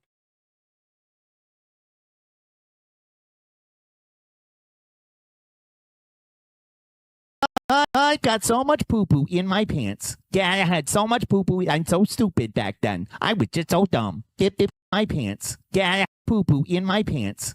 Got so much poo-poo. I got so much poo-poo in my pants. Yeah, I had so much poo-poo. I'm so stupid back then. I was just got so much poo-poo. Poo pee-pee. I got poo-poo pee-pee. I got so much. Look, you're lucky I don't have a my soundboard's not as advanced as yours, and I don't have a fart sound. Because that look is the like I just farted, deal with it. Like that's like the dad. That's like when you're in the car with your dad and he rips one and he knows that you're in the car and you're gonna have to smell. That's fucking this look right here. This look, like, right? Poo poo in. Anyway, that's the closest I could come to a fart sound though.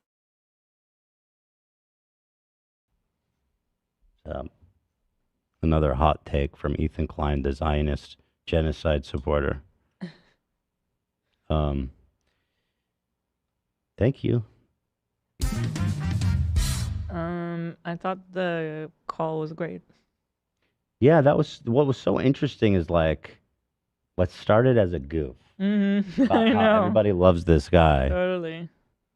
I didn't know anything about all this with like the plagiarism. I never heard anything about that. It's a classic dad move. Yeah, the dad fart face. Whole Yeah. Amber was spearheading the movement. Years ago, apparently. Wow. That's so weird. Yeah. Yeah, I checked out that video that he linked in the article, but Okay, so do you see what's happening? I get the feeling that his crew wants him to move on. I know that the chat wants him to move on. I didn't have any familiarity with her. I didn't realize she was in. And they're starting to move on. There's some chance that they're going to continue to talk about Jay Shetty, which, you know, this is what a lot of people on the H3 subreddit want from Ethan. Like, look, your political takes fucking suck, okay? You are either just ill-informed to an obscene degree, or I don't even know. I don't even want to think, you know, right? Just please continue to be a funny YouTube man and no more political takes for you. That's what they're asking. On YouTube like that. Oh yeah, she was getting dogged on for a long time. Is she still uploading? Not really. Very sparsely. Whatever that word is. Didn't she have some recent drama too? Hold on. Why are people mad at me? I want someone please to explain. Oh my it. God. He read the chat. He read the chat, right? And he didn't read the right chat, because the right chat is the one that's saying eel pit. The right chat is the one that's saying Willy Wonka. People in chat, some people are suggesting other topics. He didn't read that chat. He read the chat that was saying that's fucked up, Ethan. He's like, oh, really? You think that's fucked up? Let me tell you. Let me give you a piece of my mind. Why you're mad at me? Go ahead. I'm dying. Please. Are people mad? They're mad about my comments about Aaron Bushnell on the See You Next Tuesday. Ethan has been looking for shit to get mad at for months now. I'm convinced. Well, he could get mad at Vosh. Like, you know what I mean? They're like, you know, sometimes sometimes it's not a bad thing when it's warranted. I'm convinced he's ill-informed. Honestly, the maliciousness that I've seen borne out in his ignorance isn't much better. My point was this. I think you should be careful about how you romanticize suicide because it's going to encourage more people to do it. No, I don't know. I haven't seen this. Like, right? And nobody's like, I mean, I can imagine what that would look like, but I don't see anybody saying this. I don't know who you're talking about. Right? And considering that it is Hasan's community that he's going to focus on next, like, do you think it's Hasan? Like, is this your, like, when he, what I'm wondering, chat, is like, when he attacks Frogan, is this just like a backhanded way of being salty at Hasan? That was my take.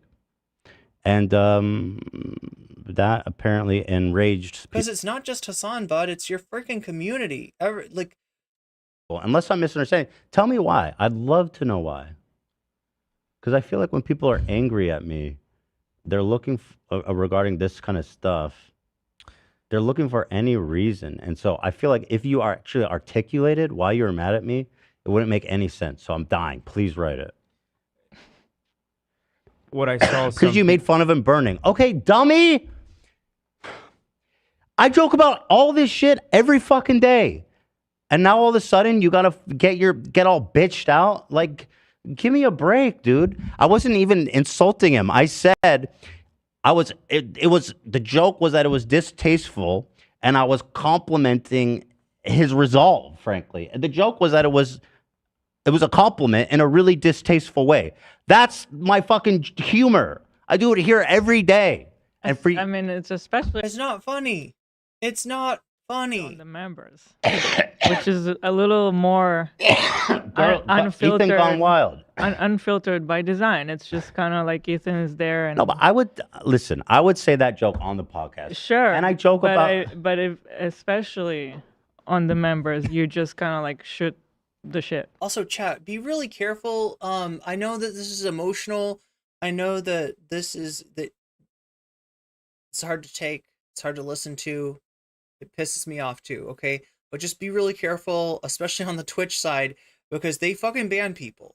You know, depending, like, they ban people, like, you know, for, they ban streamers, right? But they will definitely ban, like, you know, a chatter for, like, even if it's something that you say that's, like, misconstrued or something like that. Like, just be real careful. I want your accounts to stay unbanned. So, just yeah, I mean, but I'm right there with you, okay?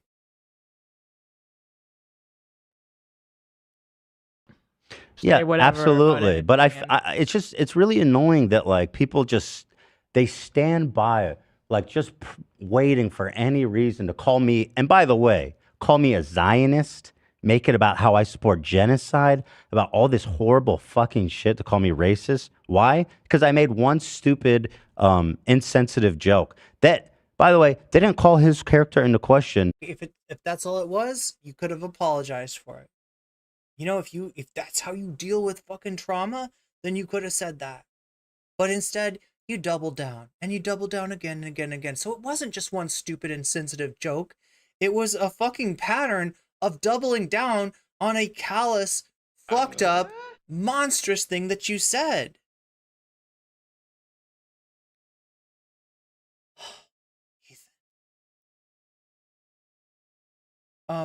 Thomas Jerome Newton says, especially if you attack a sweet Muslim girl, like, yeah, Frogan did nothing wrong here, like, right? And we're gonna look into what went on, what Ethan's gonna accuse Frogan of doing, versus what Frogan actually said, what Frogan's actually dealing with, and what it must be like to like. I don't think that from my standpoint, I can completely understand what Frogan has to deal with.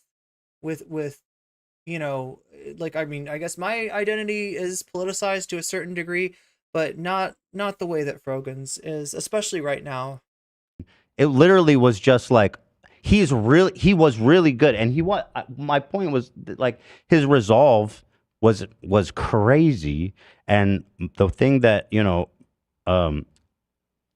really struck me about that video was how he stood there That was my first reaction. And I was like, wow, that I didn't even think that anybody could do that. So I mean, I don't know how to talk about that, but his resolve was incredible. And what I said was, he's really good at burning alive, and I mean that as the most sincere compliment possible. He really is. And it's obviously also a really dark, like humoristic way to look. But at it. It's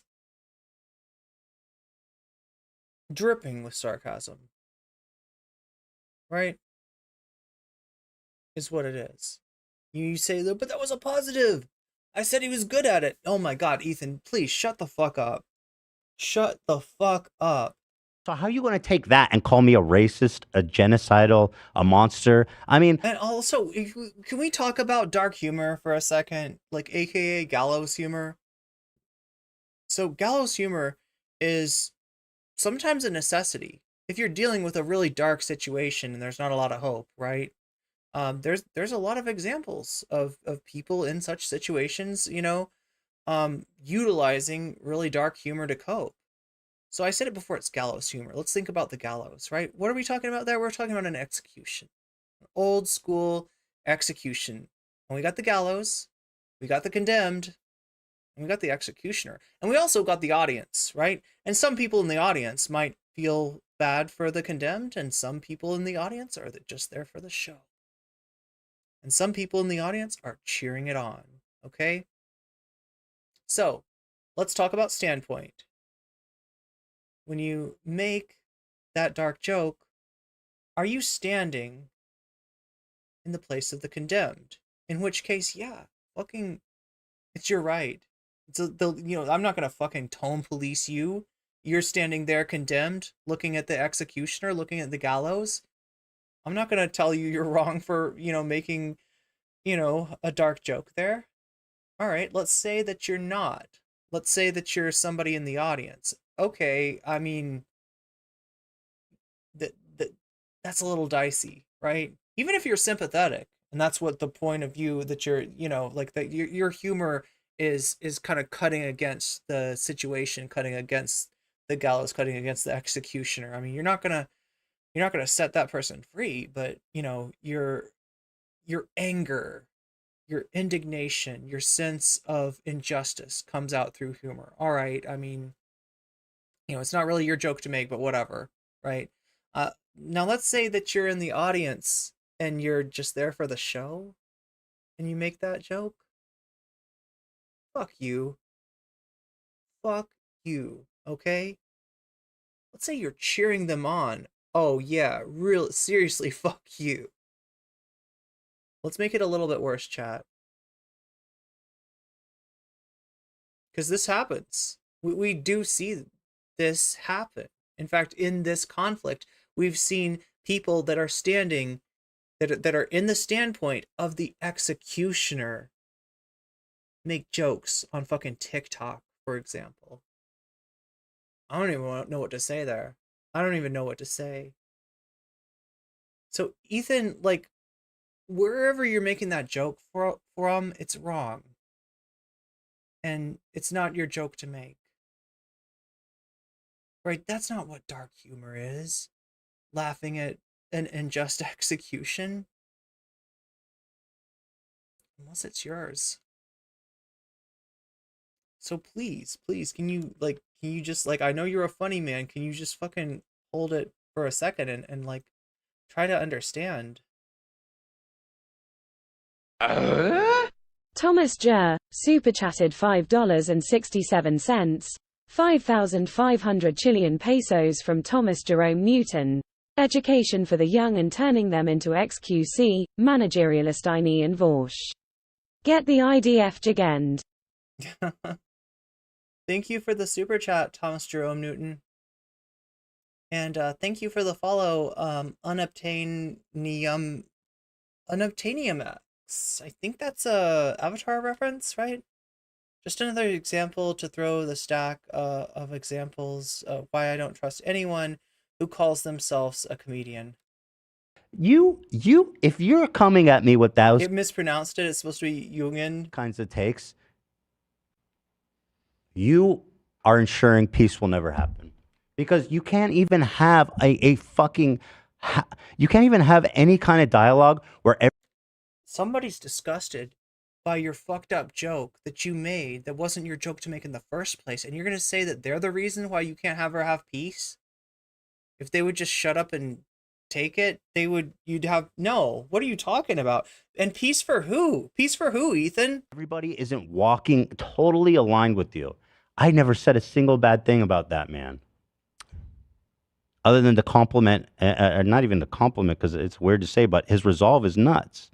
His resolve was really remarkable. That's what I said. And that's what the joke was. If you can't deal with it, then, you know, you're a fucking hypocrite, because I make these jokes about all different topics, about all different sensitive things, about all different groups of people, every fucking show. And then when it lightly brushes on your shoulder, you freak the fuck out and you bitch and you cry and you go and you try to find any reason to you know what I mean, to get angry. Give me a fucking break. Look in the mirror, loser. You're the problem. You are the problem. You are. I can't even have nobody can have any nuanced conversation about this. That's the problem. You know what I mean? So extreme. It really pisses me off because I never said a damn bad thing about that guy. And that's why I says, when you need to explain your reason for calling me a racist, calling me a genocidal, a Zionist, which, by the way, Zionist is just another slur for being a Jew. You know how many people now calling fucking every Jew a Zionist? It's like, okay, just call me a Jew and get it fucking over with. Call me the K word. At least I'll know what you mean. It's just the truth. Not everybody, not all the time. But a lot of times, let's not fucking pretend that anti-Semitism isn't a fucking massive inferno of acceptable behavior right now on the left and the right. Nazis and leftists are dabbing the fuck up, saying fuck Zionists, you know? And, you know, again, it's driving me insane. I gotta fucking talk about it. You know, I'm not gonna sit here and pretend like there's just not a tidal wave of anti-Semitism gobbling up the entire discourse. It's fucking. Look, there's a lot of anti-Semitism, and we just went over RFK's weird, you know, like race science when it comes to the vaccine. Yeah, there's a lot of freaking anti-Semitism, and I'll say there's some anti-Semitism, you know, like with like George Galloway and you know, some of the third positionists in the U.S. hiding behind concern for people in Gaza, right? Some you know, people might be using the word Zionist as like a dog whistle, but that's not what's going on here, right? Tabernacle talks about this too. God, I like hate to like be just like I hate to you know, kind of like reboot his content some more, but like I think his comment on the on that was that maybe Ethan doesn't understand like what that word actually means.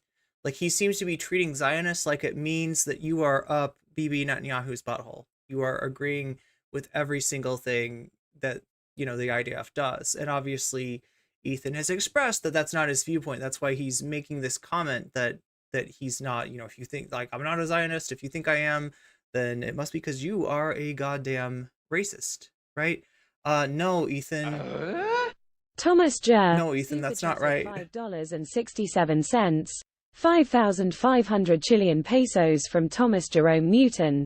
Bibi was the biggest gift to the Nazis on top of his admiration for old Arth, so maybe some self-criticisms is in order. Yeah, no, like that's a good point. Like there is a, what do you call it?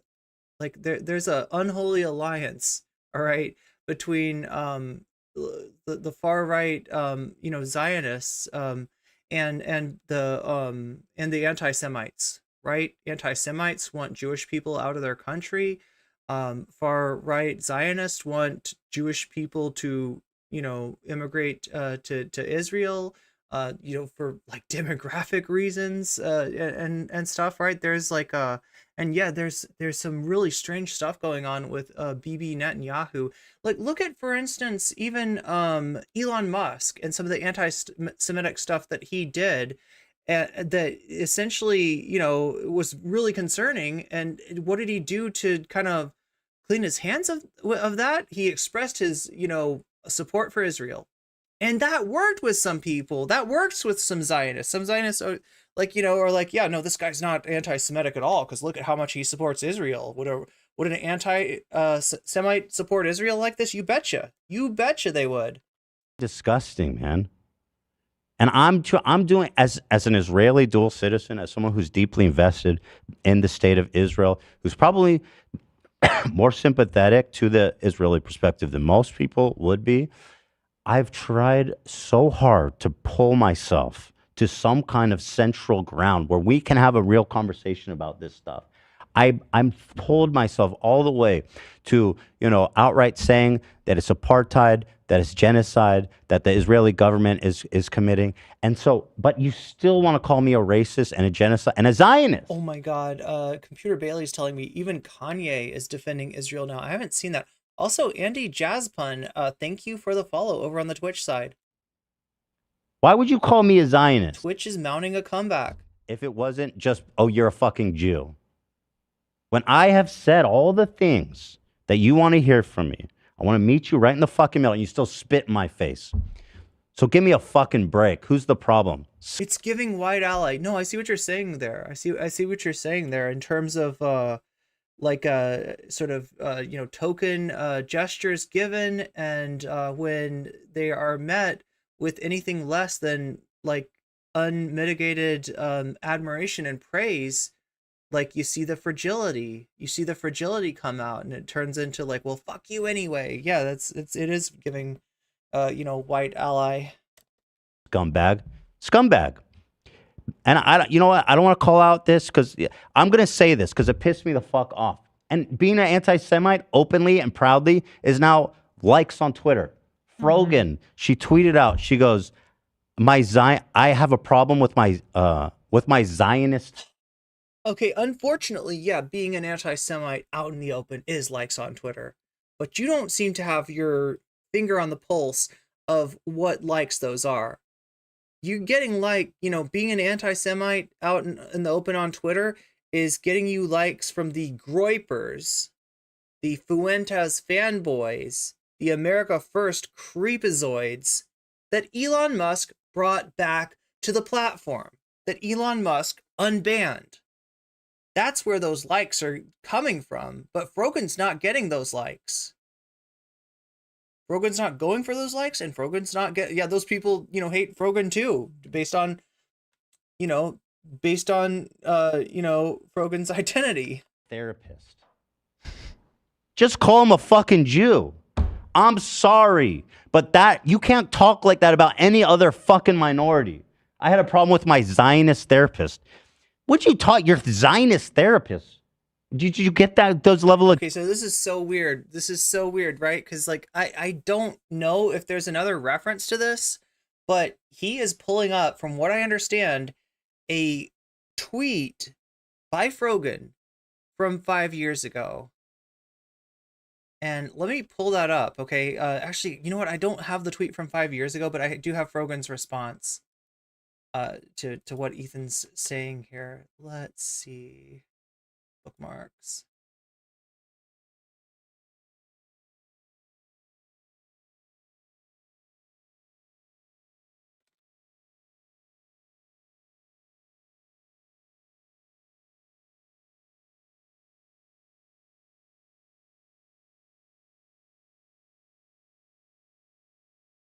Okay, so Frogan is responding to essentially what we just heard from Ethan.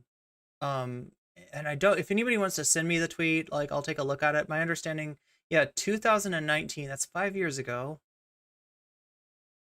When I say my therapist was a Zionist, when I went to her back in 2019, okay, so I don't know if when the tweet's from, but the incident is 2019. I mean, she literally brought up that I was Lebanese unprompted and confronted me on it, saying she was Israeli. She asked if I had a problem with that. If I felt like Israel had a right to exist. This isn't a therapy session. Being Lebanese is causing your therapy session, if you're Rogan, to take a massive detour from, I don't know, therapy to like, do you believe that Israel has a right to exist? Are you anti-Semite? You know, essentially, yeah. So who's getting fucking essentialized based on their identity? Not Ethan. It's not Ethan being called a fucking Zionist for no fucking reason whatsoever. It's Rogan being assumed to be an anti-Semite based purely on the fact that she's, you know, that she's of Lebanese background. Can you fucking imagine this coming up in your therapy session? This is what I mean, is I don't think I will ever have to be able to fully understand what that's like, right? Like I said, my identity is somewhat politicized, but god damn, not like that. Not where I got to answer for like my country of origin in a fucking therapy session. That is unbelievable, right? She asked if I had a problem with that, if I felt Israel had the right to exist. Started asking more and more if I was frustrated with Islam and have considered taking off my hijab. What the fuck? I asked her if she was all right with me being Lebanese, and she got really aggressive, accusing me of flipping it on her. So yeah, why did Rogan describe this person as being a Zionist? There you go. Definitionally.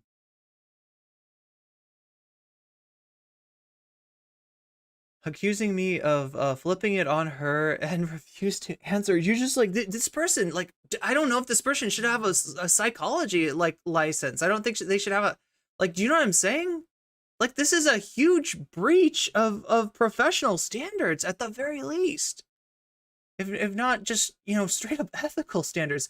So when I say Zionist, I don't mean she was Jewish. I mean that she was a racist Israeli who could not help herself but confront me about my ethnicity in what was supposed to be a therapy session. Yeah, supposed to be like I hate to, it's a cliche, but a safe place, right? You're supposed to be a place for healing, for dealing with trauma.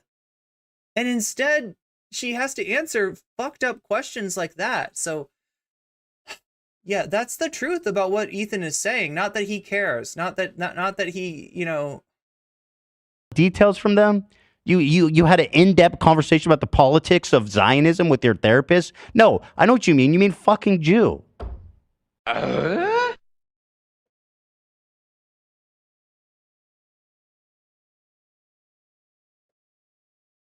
mean, that was a well-timed super chat. Thomas Jerome Newton says, it's CIA therapy taught by Gestapo?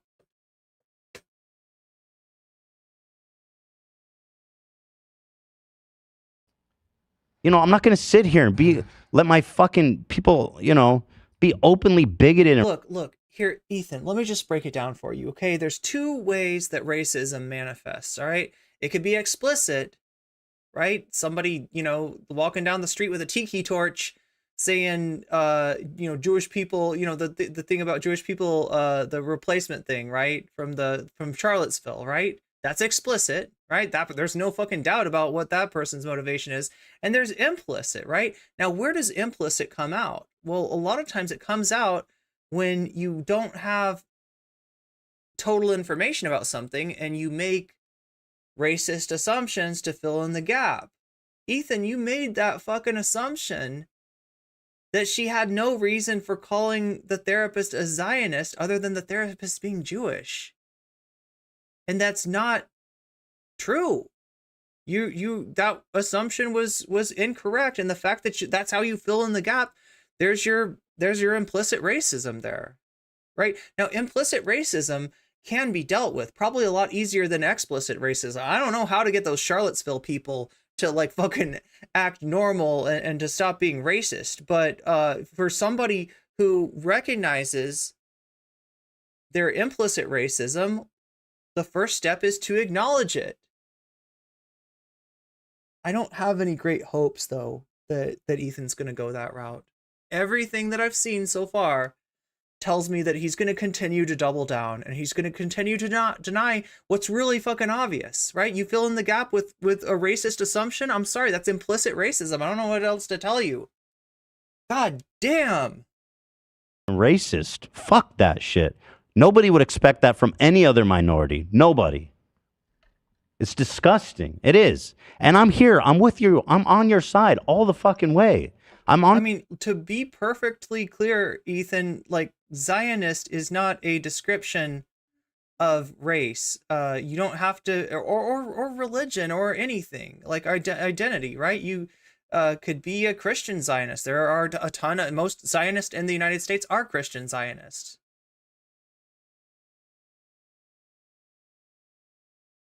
So in terms of like having an issue with Zionists, it's out of the, you know, settler colonial nature of that enterprise. On your side as much as I possibly can be. And instead of, you know, holding hands and having a real conversation, you spit in my fucking face and you call me a Zionist. Fuck that shit. Fuck that. People get angry about what I said. That pisses me off. It's just, it's fucking absurd. Think about poor Shetty. We've been making so much fun of the guy. Oh my god, thank you. Natalie Marie has got those Frogan tweets for me. Oh, nice. I'm gonna play this and until now we didn't even cue those have up for you. Like, now at least there's a reason. But the poor guy, there's been a war. Excuse me. There's been a war for no reason with the guy. Nobody's defending Jay. We're calling his eye collar fake. Yeah. And that's okay. No, but I make fun of all different like, groups of people. It seems like even Gila is trying to change the subject to something else, like, right? In addition to the chat, right? So, like I said, you got some people in the chat that are just going off on Ethan, right? You got that they're just like not fucking happy, and they're like, you know, fuck this, right? You got some people that are like, Ethan, for God's sake, please get off it. Please change the subject. And you got some people that are like saying W Ethan. Some people that are agreeing with Ethan.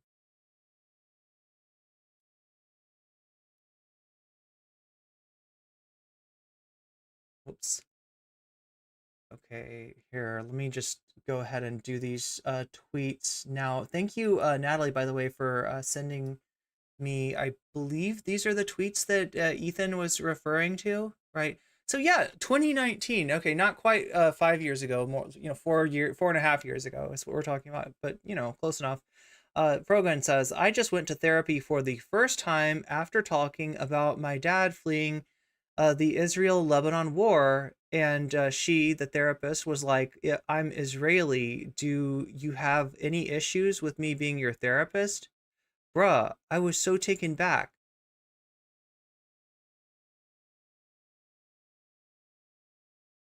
I said that this came from Ethan filling in his gaps of knowledge with like racist assumptions. But there's not even a gap of knowledge there. Like, Frogan's talking about a therapist who's just being inappropriate. And they can't handle, I guess, like, you know, dealing with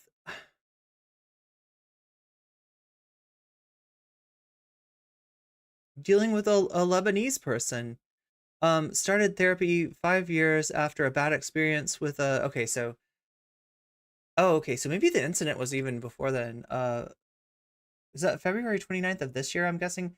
Therapy 5 years after a bad experience with a Zionist. Okay, I see. 5 years, so that's new. Okay, so this must have been what came across. This must have been what Ethan or whoever sent him the tweet saw first, right? Started therapy after a bad experience with a Zionist therapist. Sought woman of color therapist, assuming relative empathy, mentioned Palestine, and the new therapist sees it as just another place, not caring or being knowledgeable due to discrimination she faces in America.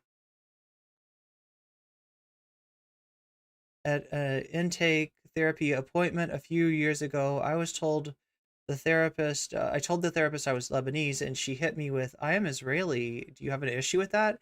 And proceeded to be Islamophobic. Where the hell is Ethan reading racism into Rogan having to deal with racism?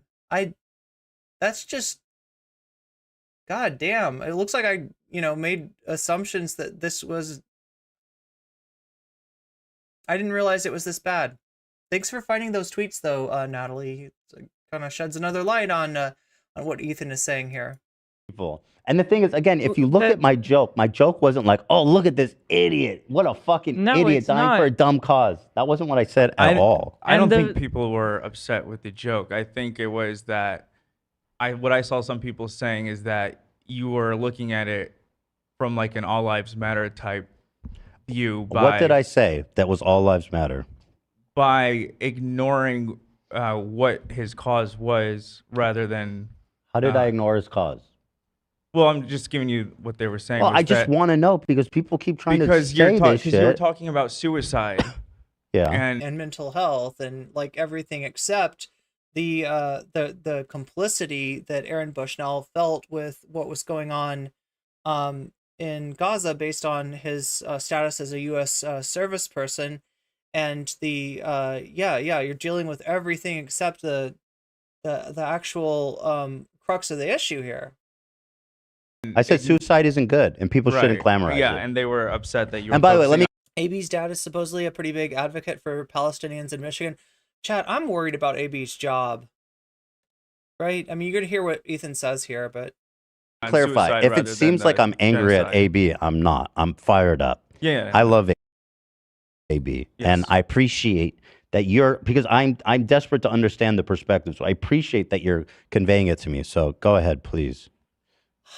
Yeah, no, that's it. Just that you were focusing on the suicide aspect rather than the genocide. Well, yeah, the reason for that being is that was the part that, Like, this is a difficult workplace for... Again, I've gone out and... What is AB? AB is a member of the cast. So this is the H3 podcast. They do, I don't know, 4 days a week or something like that of a podcast with Ethan and Hila being the host. Hila's pregnant, so oftentimes it's just Ethan and the crew. And the crew is comprised of, let me see if I know them all. Let's see, AB, Zach, Love, Olivia, Sam, Dan. Right there's so it's a podcast with like multiple people in it. The other people are kind of like the crew, because a lot of what they're doing in addition to providing, commentary and back and forth with Ethan is making the stream work, watching the back end of YouTube, just doing the logistics, right? So you think about it like Sam and Emma, right? And then you've got like Matt, you've got Brandon, you've got Bradley, right? They're like the Matt, the Brandon, and the Bradley, or sort of the role that like Michael and Matt served before, right? That's who we're talking. If anybody's confused by that, right? There's a lot of people. Most of the time it's just the cameras on Ethan, but occasionally they'll go back to the crew and talk to them. And AB is trying to explain to Ethan how people felt when he said what he said. And I mean, although Ethan is saying like, I'm not mad at AB, I don't know. He's definitely mad. He's definitely salty. And I don't trust him not to, attack the messenger on this one. And I've said that everything y'all want to hear about there being a genocide and apartheid and the fucking warmongering Israeli government and all that fucking shit, okay? What I'm seeing on social media is not people saying it's not about genocide or whatever. What I'm seeing is tons of people glamorizing, romanticizing a man taking his own life. And I thought that was that's a dangerous thing to skirt down. That's all. You know what I mean? Yeah. Didn't say a bad thing about the guy. It just feels wrong to Adria says Dan is commie coded for sure. I think he said he has family that were communists way back in the day. like Ethan said. Dan is an actual leftist from what I know. Yeah. Dan is the other person that Ethan is kind of, other than Hasan, has sort of debated about, communism takes with. To glamorize something like that, because that's just a dangerous idea. That's my point. And I feel like that's that's at least, even if you disagree, a good place to have a conversation. And it's not really about what he was protesting at all. Again, I complimented his resolve as a person. Ethan, I gotta say, you want the conversation? You can't handle the conversation. You're showing us that right now. You know what I mean? But that's my problem, is that people, they're watching with the expectation, they're looking for. If you wanted a conversation, as you say, you would have reacted differently to people's responses to what you said and try to understand where they're coming from instead of making a joke of oh, maybe they don't like me chewing gum while I'm. No, it's not about your fucking gum, Ethan. Any little nugget to get indignant over and to call me a Zionist. If you call me a Zionist, you're anti-Semite. You know why? Because I'm not a fucking Zionist, and I've made that exactly. Please, fucking Ethan, define Zionist. Do you understand what that means? Profoundly, deeply clear. So when you see someone on Twitter, when you see someone in the audience calling me a Zionist, I honestly think he means it's he's thinking Likudnik or something, right? That another word that's what it means, right? It doesn't. It's more broad than a far right supporter of every move that the IDF makes. what they're calling me is a fucking Jew. Because that's the only goddamn thing that means at that point. Right. And I feel like anyone who's a fan of you should know how you talk. They should I don't know how it's not clear that that's not what you were saying. That should, from the joke aspect too, that you're just making a joke, but I mean, that video is shocking and mind-blowing, and yeah, it is. Yeah. That's why I said I would grant a little bit of space for him to, if this is just how he handles dealing with traumatic events or something like that. But it's still you gotta at least hear out, and you gotta understand people that see that as being callous and fucked up. It brings a reaction out of you, and so it's not that weird to comment about the video. I see people saying this too. No one is glamorizing it. Dude, I don't know what world you're living in. If you don't see that, I don't know what to say. People are literally glamorizing it. I've seen Monk Without a Cause, thank you for the follow over on the Twitch side. Images of him on fire being free Palestine, and they're turning him into a cultural they're trying to turn and thank you for the Prime sub. Him into a cultural icon. And whether you agree with that or not, and not to comment on his cause, which is, I said again, is just, and I understand, and his resolve is incredible, but I do think that, trying to ignore the fact that the man killed himself and that there's probably not some mental health issues at play here is remarkably, what's the word? It's reactionary. It's what it is, which is why it's so remarkable. Michael S. It's so fucking off. Sorry, button here. Michael S. says they are spreading his message, not glamorizing. Yeah, exactly.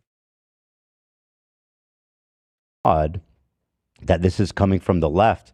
They're exhibiting really reactionary traits when they're saying it's not suicide. Jules says if he's really not a Zionist, why is he so defensive about it? He's not responding like someone who sympathizes with Palestinians. Yeah, I mean, look, here's the deal. We haven't heard a lot from Ethan since the blow up with Hasan, and what we do here doesn't ring of sympathy with Palestinians. Super chatted $5.67, 5,500 Chilean pesos from Thomas Jerome Newton. That pesky Buddhist monk that set himself on fire and endangered our boys in Vietnam. Yeah. Monk Without a Cause says, "Oh my God, But now there are freaking communist invading radicals." Thank you, Anthony Berg, for joining us over on the YouTube side of things. Ethan is insisting on talking of Bushnell, that insisting talk of Bushnell should be in a mental health framework only. Yeah, exactly. It's completely cutting out the meaning of his action. And you know, like, you don't have to think that that's the right action for people to take, right? There was a very, you know, good piece in Crime Think, who was one of the media organizations that Aaron Bushnell reached out to, you know, just saying that they thought that people could do more good, could affect the situation more, you know, on this side of life and death, right? You know, like, but that's not what Ethan is saying. Ethan's just like trying to cut the legs out of this. Ad break in 4.5. Do we really have another ad break? All right, well, once again, I'm not going to try to make any funny jokes or references here because the subject matter is way too serious, but in case you don't know already, we have an ad break that happens every hour on the hour, and it's about to happen in 4.5 minutes. Jules is informing me right now. It lasts for 3 minutes, which doesn't sound like much, but when you're losing 3 minutes every hour out of the VOD, it can be a less than ideal experience. If you want to fix that experience, you could possibly, for free, do so by subscribing with a Twitch Prime sub. It is the best deal going, and I don't know how long Twitch is going to keep this deal going for, so get it while it's hot, right? You can use a Twitch Prime, no cost to yourself, and you get out of the ads, you get the weasels, you get all the emotes, all the animated emotes, which is the fun part of being on the Twitch side of things. You can also pay $5 in eyeball ransom money to get your eyeballs back in your head for those 3 minutes and not have them sent off to the evil ad zone, or possibly be gifted a sub through the generosity of someone else. Again, don't, you know, you shouldn't, you know, expect it or anything like that, you know, but you are more likely to benefit from a gift like that if you're active in chat and people can see that you're in that situation where you don't have a sub and are thus susceptible to the top of the hour ad break. I explained it, and I think this is good. When you watch the video, he's pulling the gasoline on himself, and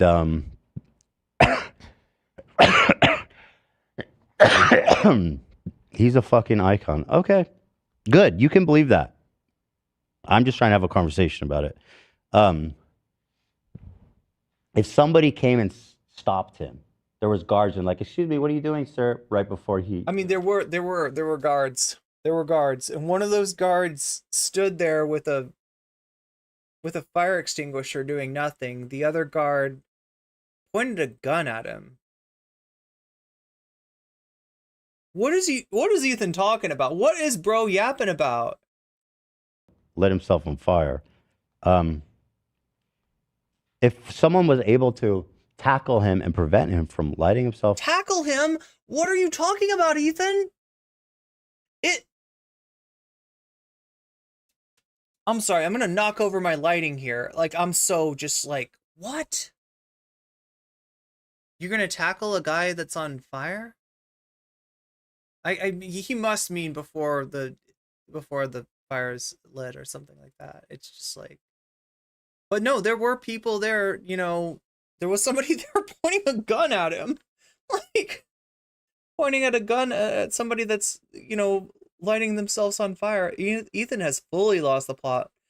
I give Ethan some space as along with a load of libs that they are struggling to come to terms. Israel is utterly reprehensible, always have been. Yeah, I feel like I've been the same way. I try to, you know, give you know, him, like I said, okay, I absolutely love and adore a redemption arc, okay, whether that's silly anime stuff or silly wrestling stuff or more serious stuff like this. And yeah, Ethan I'm a little bit more aware now of his history of content, of like who he was in the past, who's a person that I definitely don't like, and you know who he is seems to be becoming, right? And that's why this kind of like it hurts more than it would if this was Keemstar. I wouldn't fucking care. You know what I'm saying? I wouldn't give a fuck if this was Keemstar. It's you know. But again, maybe I'm expecting too much. On fire Mhm. before he did, and you know, get him some mental health evaluation and get him some help and stuff. Clearly, he's in a vulnerable point in his life. Can at least say that. Now, in 10 years from now, do you think he's going to look back and say, I wish I burned alive? Or do you think he'll say, I'm so grateful that I was stopped from doing that? Mhm. Because, and by the way, this man has friends, he has family, he has people that are going to be deeply affected by his suicide. And again, there's this magical thinking that it's not a suicide. This is just There's the ad break. so weird. You know, it's not a suicide until it, I don't know if any look, do we really need to get into the semantics of this all? Of like what constitutes that, like what the definition of that word is? It's not, I'll tell you one thing, it's not the same as somebody, you know, wanting out of life, right? Which is what we usually think about when we use that word. It's not the same. It's somebody that feels complicit with what's going on, doesn't know what he can do to affect that, and comes up with an answer. Like I said, it's not the answer that I would come up with. It's not, you know, my plan of action. And I do agree with the Crime Think article, and that there are you know, there are definitely other like routes that we can try, but you got to give him credit for doing something when so much of the world is doing nothing, or worse, or is actively, you know, helping the process of ethnic cleansing and genocide being enacted in Gaza right now. we don't believe in suicide and we're pro mental health unless it's for a good cause. Then, you know, then go for it. You know, you hear this all the time about from survivors of suicide attempts, that they have a moment of clarity that ultimately they're like, realize, I don't know if he went through that. I mean, again, his resolve was pretty apparent. But in 10 years from now, I'm pretty sure that he's more likely to say, I'm glad I'm alive and that I was stopped, than not. That's my opinion. And so we need to, you know, I don't want other people to go do that because they're inspired by him. That's my opinion, you know, but It's so disingenuous. Look, if he had made like, you know, a comment on that, that's not what you did, Ethan. You made a fucking joke about it. And then when people got upset because it's not a joking matter, you doubled down and tripled down and quadrupled down. Right? I didn't hear any concern. Like, that's not what I heard. Like, if you're concerned about, you know, people like copycatting this action, then say so. Talk about that. That's not what you talked about. You made a really dark fucking joke that you had no business in making, and then you flipped out on people who didn't like it. you think it's glamorizing because he's not your hero, not your martyr, not your symbol. Shadowing it in mental health is the same move as transphobes. What the fuck? Charlie, can you... this is another comment I saw. They go, if it was someone burning themselves alive for Israel, you would be saying the same thing. Are you crazy? That would be even crazier. If someone was like, I'm burning myself alive for Israel. Would you be saying the same? Hollywood Coat says, I want Ethan to put half of this thought into what the victims of the IDF are experiencing right now. And that was part of what Aaron, you know, if you read Aaron's message, you know, what Aaron said to different media outlets, including Crime Think ahead of time, he made a point that his life ending is in no way more tragic than the lives that are ending all the time in Gaza. like, you could almost like they're like, but it's going to be treated like that by the media. It's going to be noticed more, right? Like I said, there's a media blackout in Gaza right now. Like, nothing, very little is getting out of there. It's very hard to do reporting. How many reporters have ended up dead just trying to cover the story, right?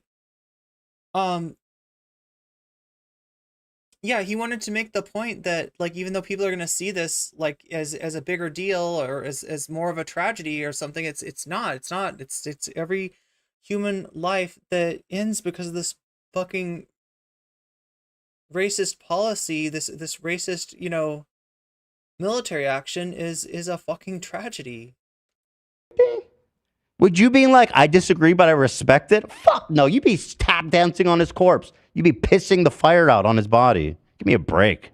And you know what? I would think that was crazy. I think that's bananas. You know what I mean?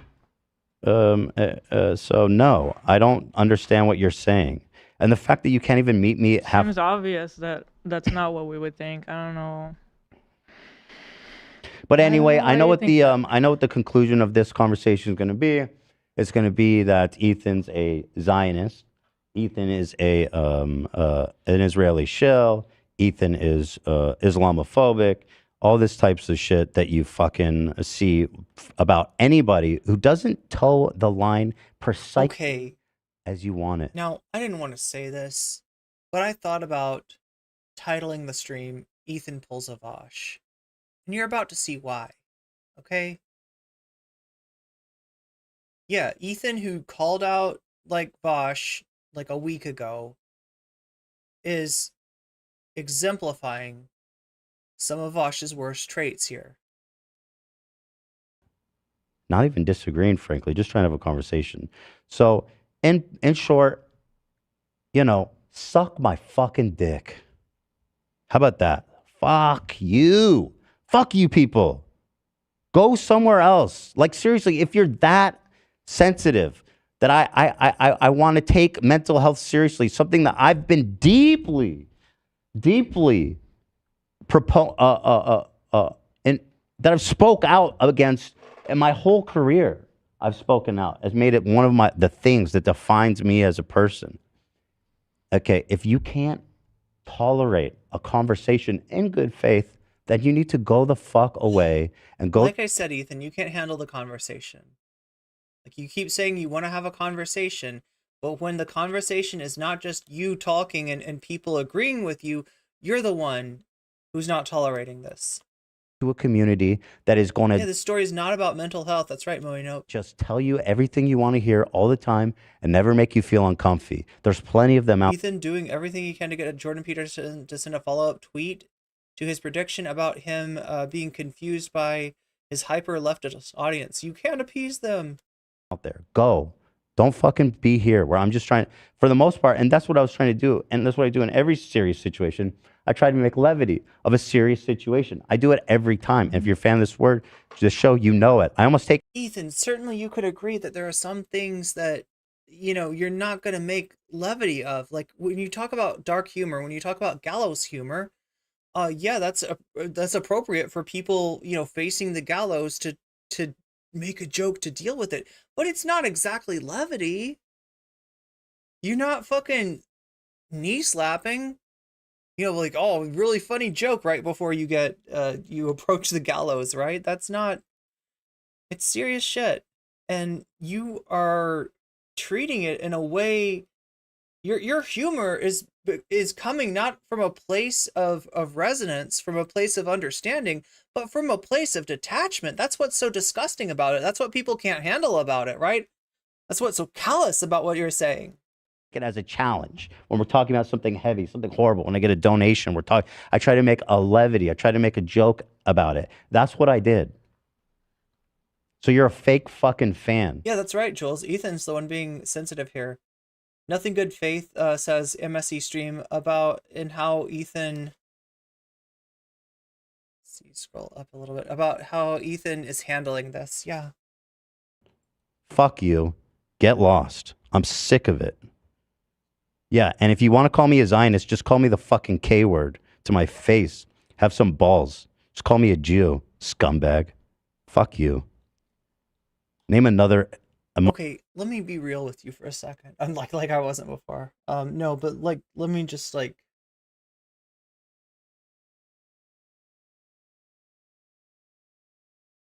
anti-Semitism is very real and very serious. It is not in the past. It is not historical. It is a clear and present danger. Anti-Semitism can even hide itself behind feigned concern for, you know, the victims of Zionism. And, you know, there's examples. I pointed them out. There's Nazbuls out there right now on fucking Twitter getting those likes, you know, on even from well-meaning people that just want, you know, freedom for Palestinians. But the people making the tweets, like the Jackson Hinkles of the world out there, are doing it, you know, not, you know, like a lot of times it's anti-Semitism hiding behind that veneer. So with all this serious shit going on, with the clear and present danger of anti-Semitism in this day and age, why would you cry wolf? Why would you cry anti-Semitism given how real and how present and how dangerous anti-Semitism is, and how it has become the strangest of bedfellows in many cases with like far-right Zionism? The same goals, like people, anti-Semitic people that don't want Jewish people to live in their countries, you know, and far-right Zionists who want Jewish people to immigrate to Israel. Right now, they're, you know, fist bumping. This is just gross. Immediately, everyone will draw lines, and they're gonna be real mad in 10 years when they get sick and go off the grid for a month, and no one's gonna. Okay, I'm not sure I understand what you're getting at there, Paradigm Shift, but welcome to the stream. Facetious, treating, oh wait, what are we, River Runes? Just trying to see if there's another part to that. Treating, facetious meaning treating serious issues with deliberately, oh yeah, okay, yeah, I see what you're saying, how that fits with Ethan.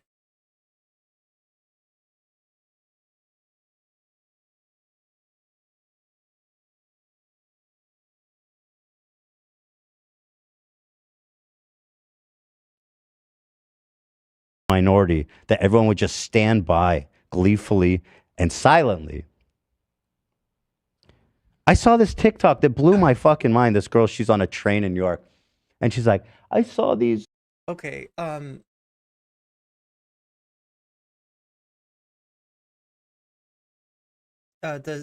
Paradigm Shift says, is clarifying here, this is the second greatest slaughter in the last 100 years. That was an effect of a far-right fascist, and he wants to run defense because he... Yeah, I mean, this is, I just didn't get the part about off the grid, was all.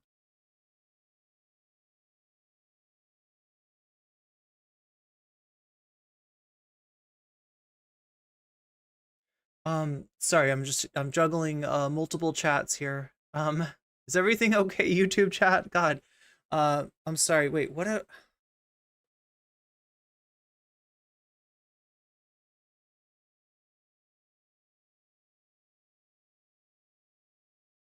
Orthodox Jews on the train. Oh yeah, this is what I was trying to do. I'm like, wait a minute, there's something I need to do. Okay, so yeah, he's making a reference, right?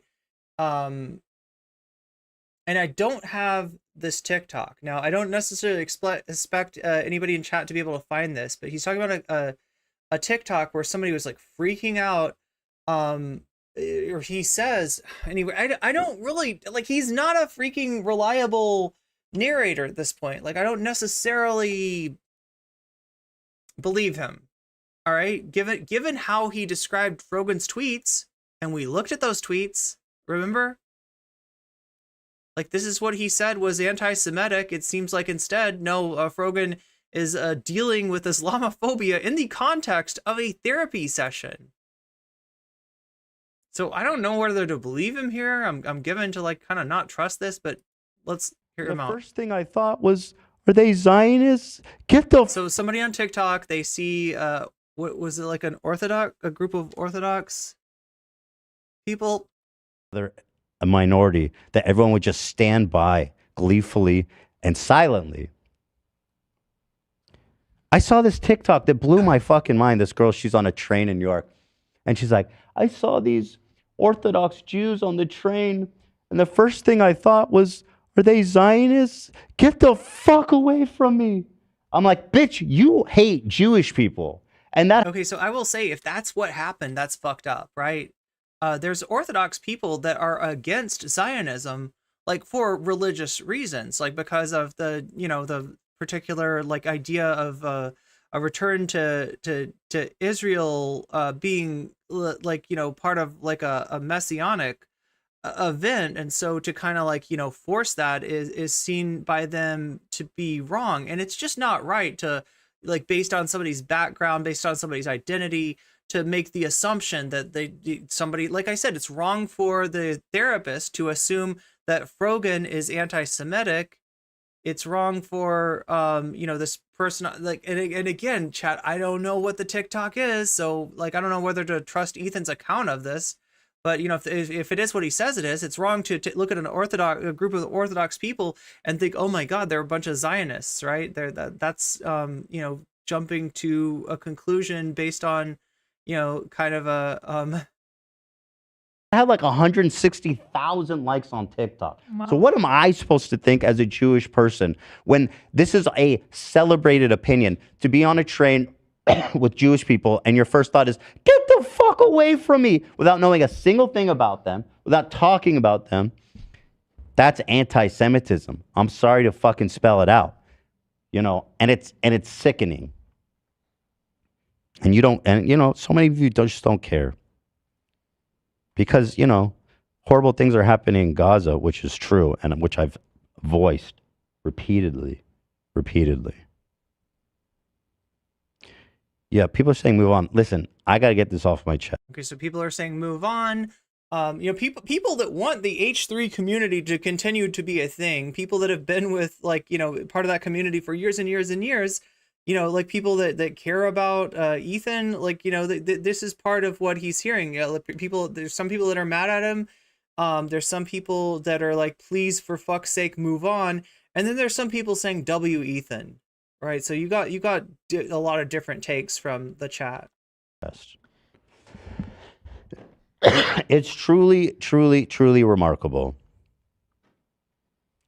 She was a Jew too. Yeah, Jews can be anti-Semitic also. She was a fucking spreading anti-Semitic psychotic shit. I don't give a fuck if she was a Jew. Would you say the same thing to another minority? Like a black person on a train is like, get away from me, black people. Would you say, oh, he's black, he can say that? That's fine. No, Jews can be anti-Semitic. Jews can also be fucking hateful. I don't care that she was Jewish. It doesn't make it better. Do you think the 160,000 people liking her video were all like, oh, you know, we're all Jewish, we get it, you know? No. I don't fucking care that she's Jewish. She's crazed. Doesn't matter. You know? Just don't give a fuck. She has absolutely expressed anti-Semitic views. Dude, she literally said, get away from me. Okay, so listen to what Ethan's saying. Yeah, somebody can be Jewish. They freak out because they see, like, you know, people dressed in what they perceive to be an Orthodox manner and make assumptions about those people being, you know, Zionists. You know, like, okay, I'll go with you with that. To a group, that's the definition of racism. If that's not it, then it doesn't exist. So Ethan, just so I got you clear, somebody that sees a group of Orthodox people and makes racist assumptions about them, regardless of what their background is, that person is racist, right? Right? Have I got you? Can I quote you on that, Ethan? Because I believe that I have found somebody else looking at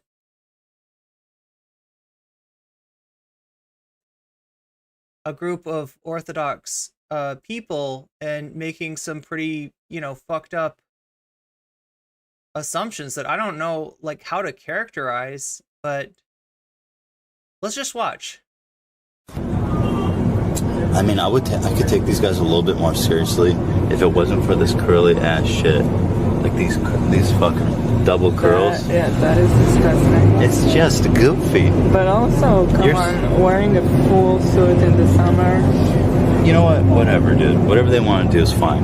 But they stink the whole place for everyone. Stink, suit, whatever, okay? The thing that puts them,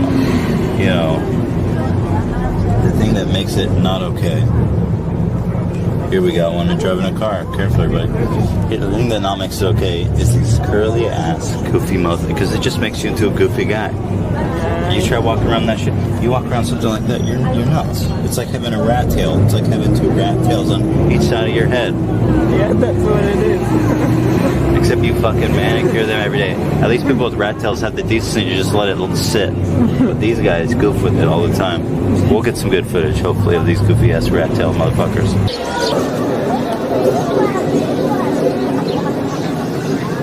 Power walking pace. Can't imagine power walking without. Here we are in Nebra. And it's the home of the Jew. The Jewy Jew, not just this Jew like, me or Ela. But this is home of the super Jew. The Jew, the dirty, grimy, jacket-wearing Jews. Real dirty ass. Nasty.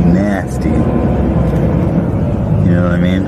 It's like, who can look more Jewish? Boom, boom, boom. It's like it doesn't end. I mean, come on. So yeah, people of a given identity group can be prejudiced, can be bigoted, can be, racist, etc. against that group. Perfectly possible, as you've just apparently demonstrated.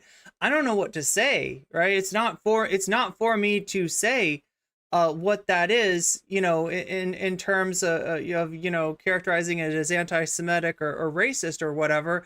But I will say that a lot of times when you've got somebody being bigoted against their own group, it comes from something that we call a negative stereotype threat. Like, you don't want to be seen yourself a certain way.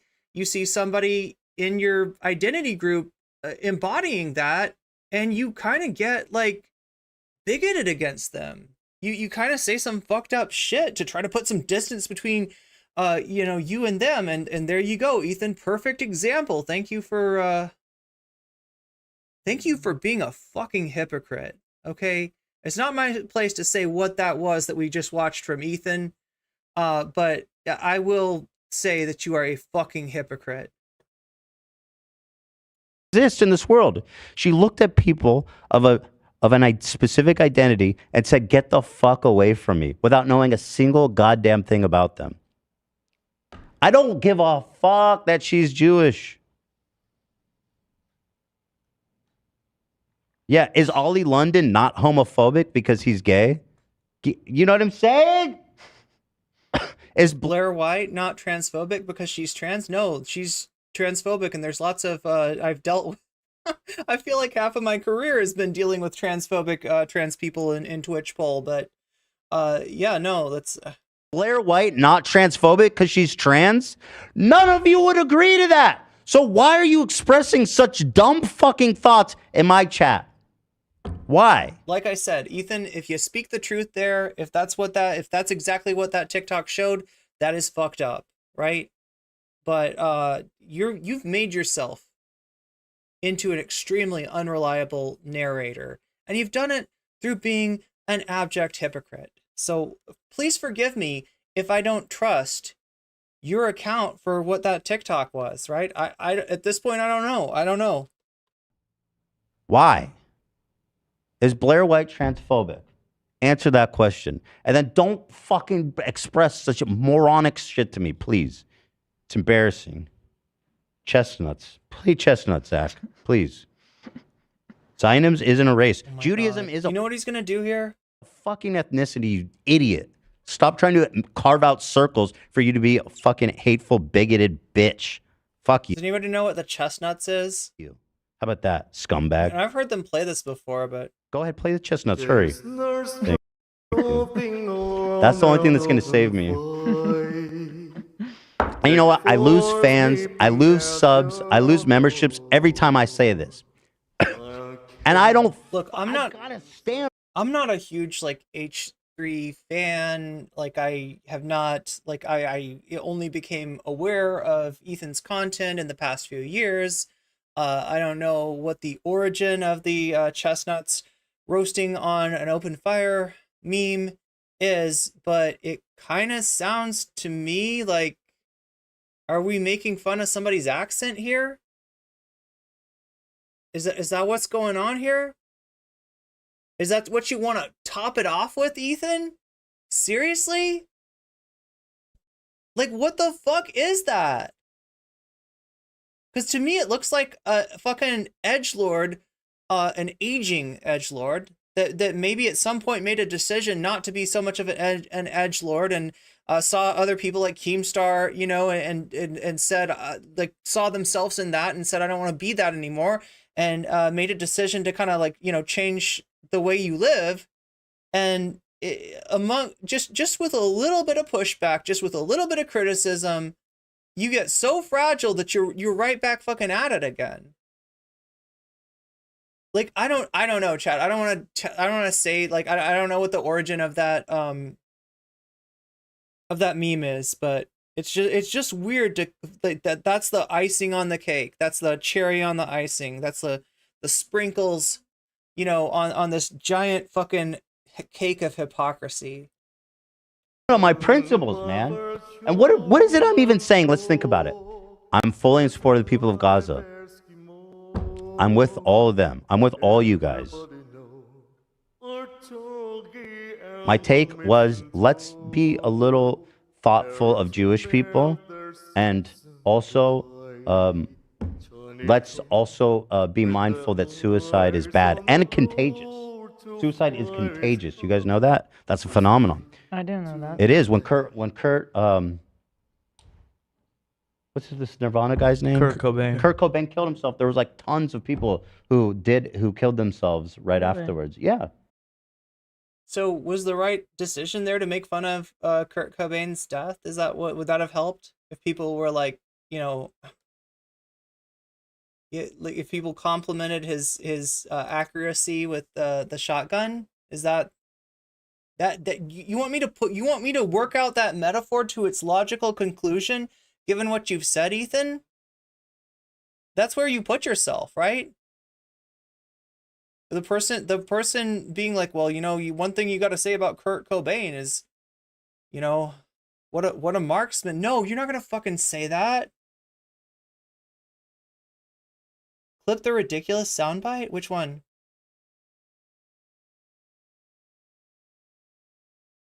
Two people can be wrong. Yeah, exactly. Two people can be wrong at the same time. Ethan can be totally wrong about this, and Vosh can. Yeah, exactly. You know, we don't need Ethan to tell us that what's in Vosh's folders is fucked up. Although he did kind of, you know, signal boost that, and good on him. And we don't, you know, need, you know, like I don't know. I wonder if Vosh is gonna, you know, yeah, exactly, Schmegley. It's a dark, fucked up joke, and I don't think that it's not something that, you know, would be appropriate to say then. And it doesn't help, like, if what you want is for people not to, like, copycat that act, I don't think that making fun of, you know, Kurt Cobain in that situation, even, like, that's the analogy, though, right? Because he said, no, but I was saying good things about Aaron Bushnell. I was talking about how great he was at standing up there and burning. That's essentially the, you know, analogy that he's making. Why do people think it's fun to make fun of suicide? Yeah, exactly. Self-immolation. This is a little different. It's so hard to take him seriously when he says his concern is about mental health, right? I'm sorry, Ethan, but I don't believe you. Kurt Cobain thing isn't true. That was just a worry. Oh, okay. I see what you're saying. So the thing that he's repeating was just maybe something that was in the news at the time, or like a concern, not something that was actually borne out by evidence. This is the TikTok he was talking about. I'm sorry, I can't see your link. Does anybody have the... God, it's so hard on YouTube.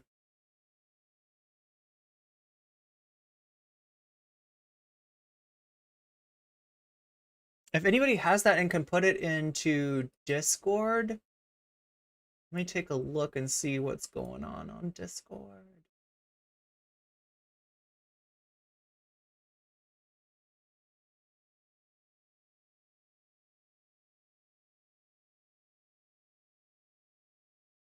We have a Discord, by the way. And you can join it and post all kinds of stuff in it, including stream suggestions, including suggestions of people that you would like me to reach out and do content with. There's all kinds of, including just like hanging out with other cool people in the Discord, right? In the general chat, in the voice chat, we've got voice chats, for just talking and hanging out. We've got voice chats for if you want to do some gaming and show off your skills. All of it is available in the Discord, including being able to send me links in probably the quickest and easiest way possible. I'm going to put the Discord link in Twitch and in YouTube, and just invite people to go there. And if anybody's got the link to the TikTok, I am morbidly curious now about like what the TikTok actually was. Oh, thank you for the subs, Afroponics. And welcome. Welcome in.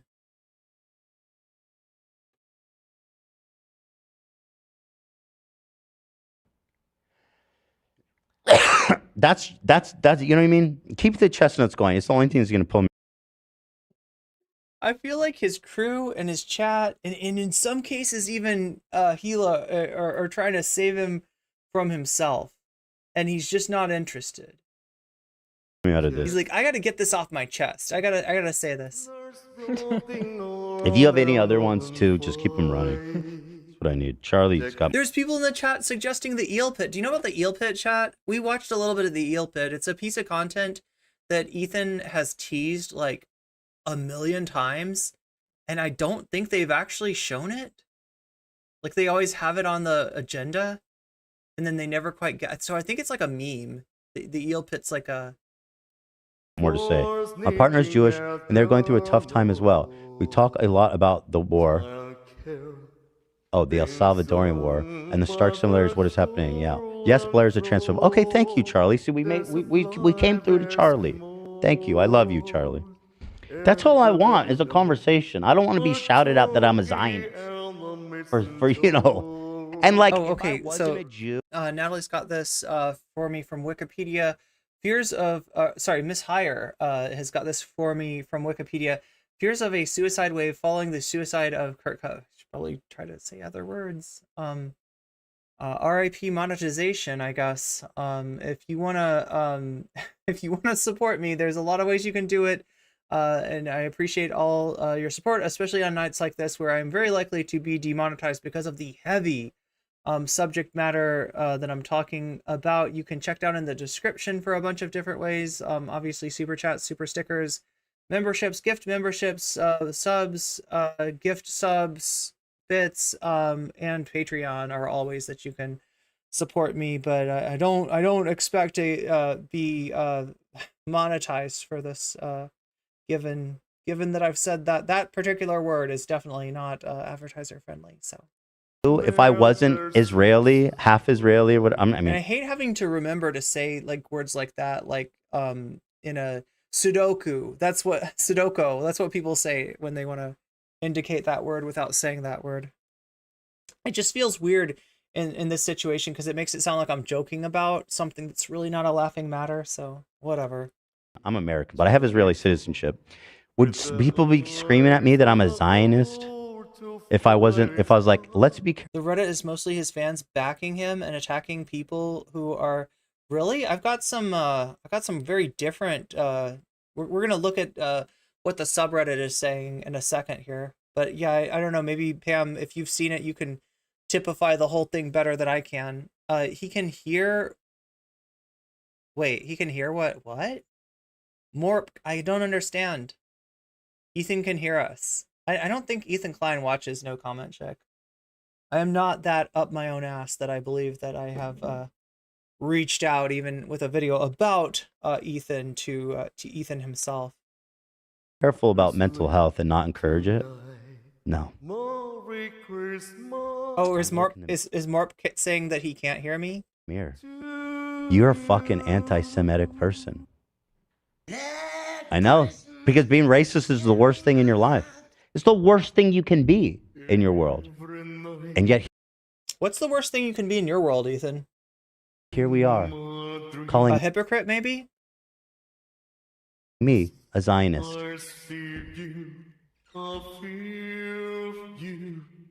Keep it going, man. Anouk is the only one that can save us. Do you see what I'm doing? Yeah, again, I don't know this meme, but it like kind of feels like we're laughing at somebody's are we laughing at somebody's accent? Is that the joke? Sing a familiar song with a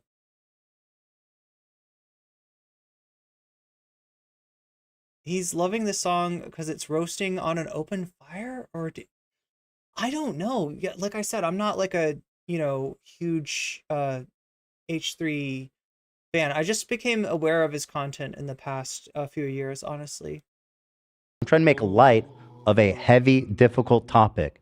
That's what I fucking... Oh, shit. Quiet in the Chaos just maybe made the connection for me. Yeah, wow. It's just like whoosh, right over my head.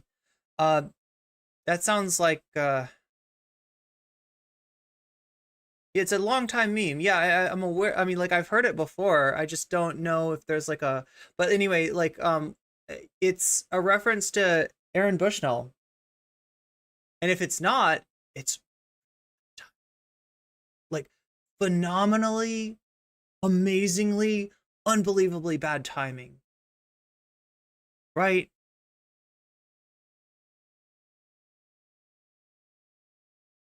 Roasting. I don't know. Is that what he's playing it? It feels like somebody pointed that out. That makes more sense than anything else. Dead. So go be angry. He's used this song before a lot. Yeah, I've heard him play this song for sure.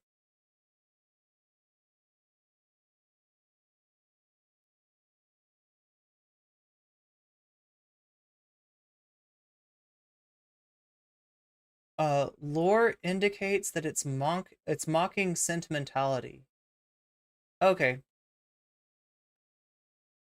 This is your time. This is your chance. Go be angry. Go to Twitter. Be with your people. Be with your people on Twitter. Now is your chance. You've been waiting. Celebrate. It's time to call Ethan a Zionist and a racist and a fucking genocidal freak. You can run in the pastures with your friends. Ethan's genocidal. Hold hands and skip in the daisies. Smell the beautiful air of Ethan being a genocidal Zionist. And then when you're done, you can handle my... Why? I'm not sure why he's blaming Twitter. Well, here's what I see, okay? I see a man dressing up in a Bugs Bunny suit, first of all right? Second of all, stepping into a boiling cauldron being tended by a witch. And third of all, chopping up onions and carrots and celery into the pot as he sits in it as if it was a hot tub. And then he turns to the witch and says, "Yeah, what's cooking, Doc?" And the witch is like, "Rabbit stew." He's putting himself out there and saying, "Cook me." And he's surprised that he's getting cooked. I don't know what to say. Like, yeah, there's a dark joke in my mind right now that I won't make because it's callous and tasteless, but do you see him like kind of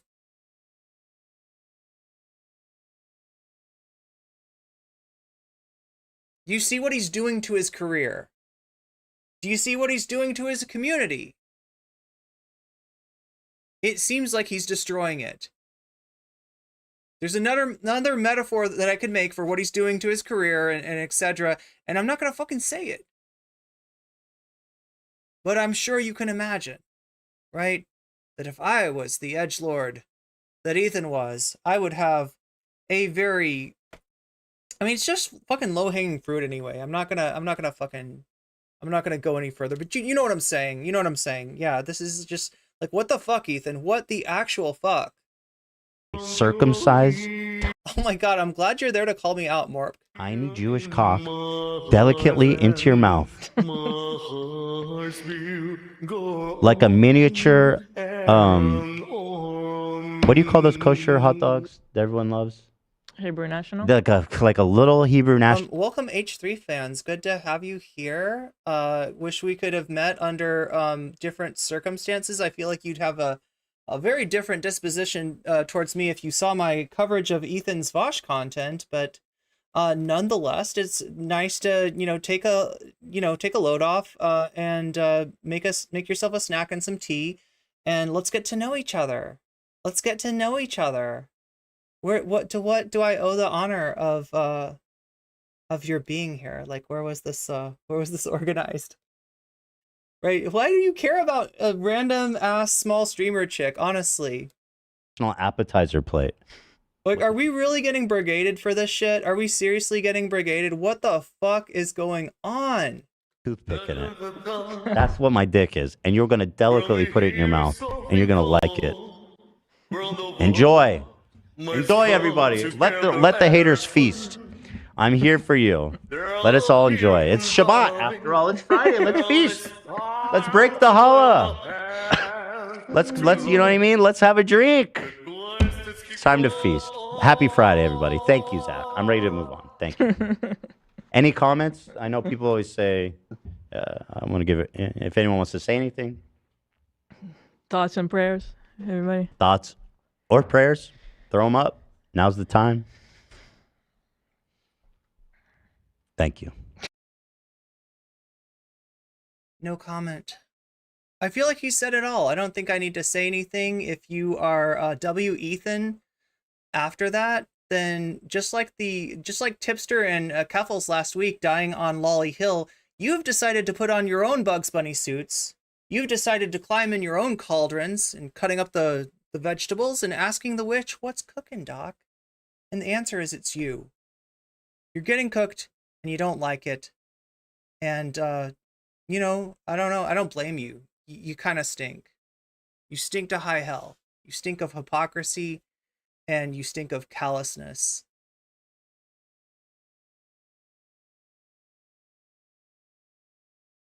And I'm just glad that there's plenty of people in the H3 community that don't think the way that you think. We're going to take a look at some of their,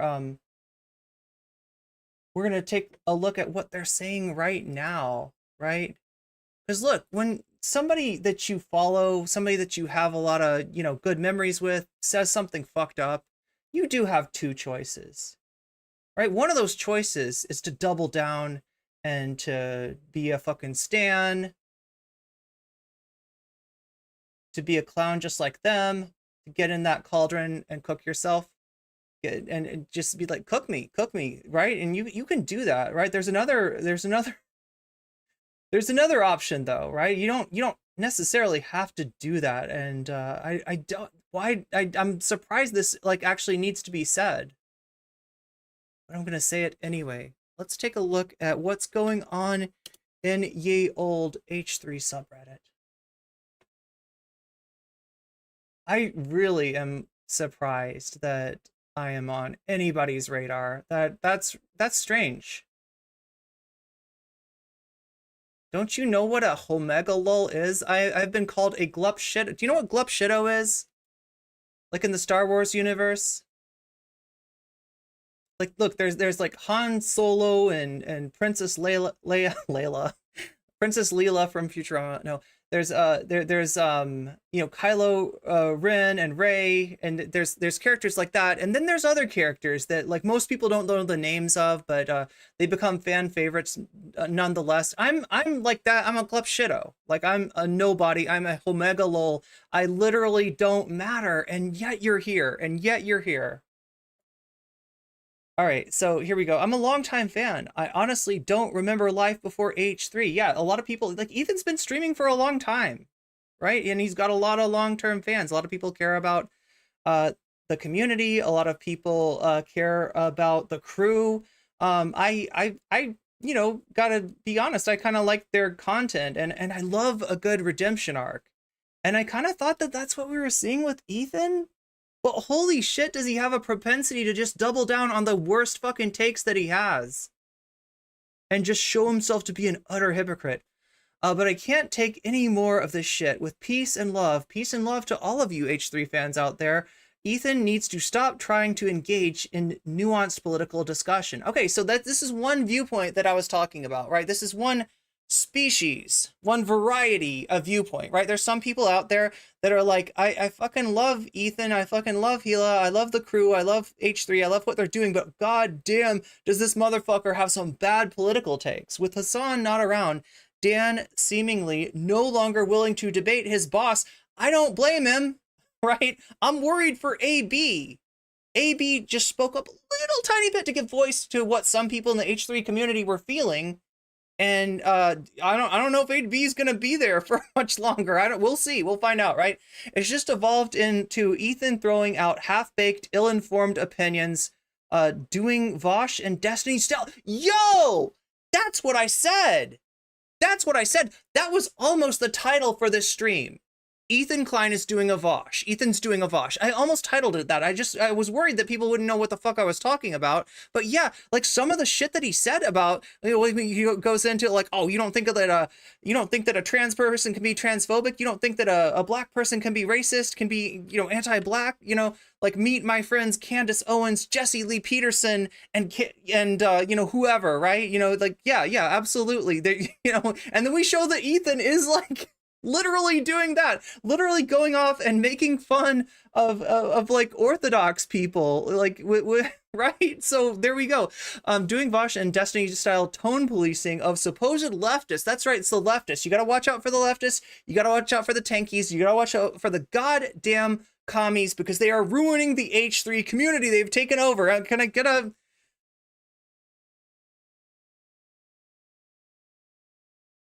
he sees on Twitter and hurling insults at anyone in chat who dares to call him out. Ethan, you're not a political commentator. You're a funny-ass comedian.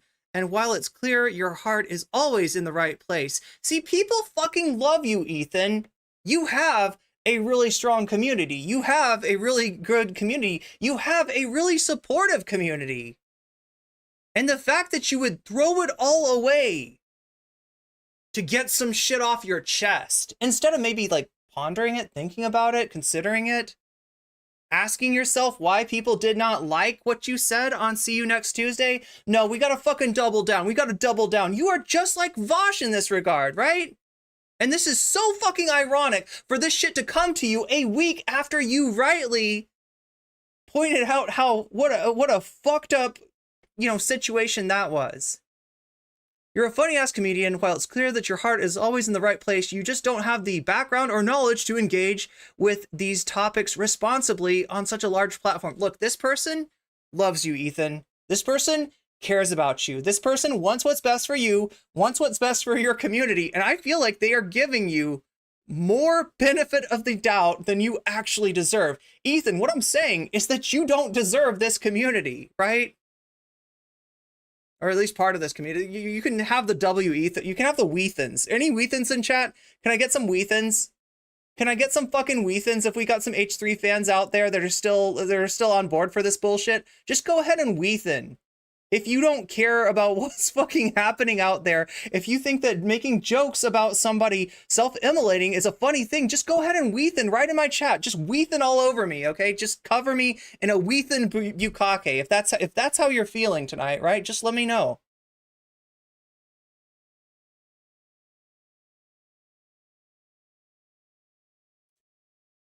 Okay, we got more. We got more. It's getting frustrating paying for membership because I feel like Ethan uses it to talk about Israel and Palestine since he can't handle the criticism. When he has done it on main episodes, valid criticism, in my opinion, just admit it. You're having a hard time with your own personal biases and leave it be.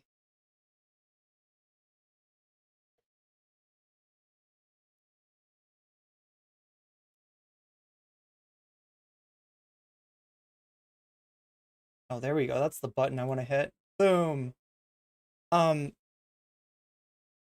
See, I got my own button here, chat, and it didn't cost me 25K. In fact, this button gives me money, and I can hit it anytime I want. It's right there. It's right there. Especially when especially when we get hate watchers, right? I will hit that button mercilessly when we get hate watching.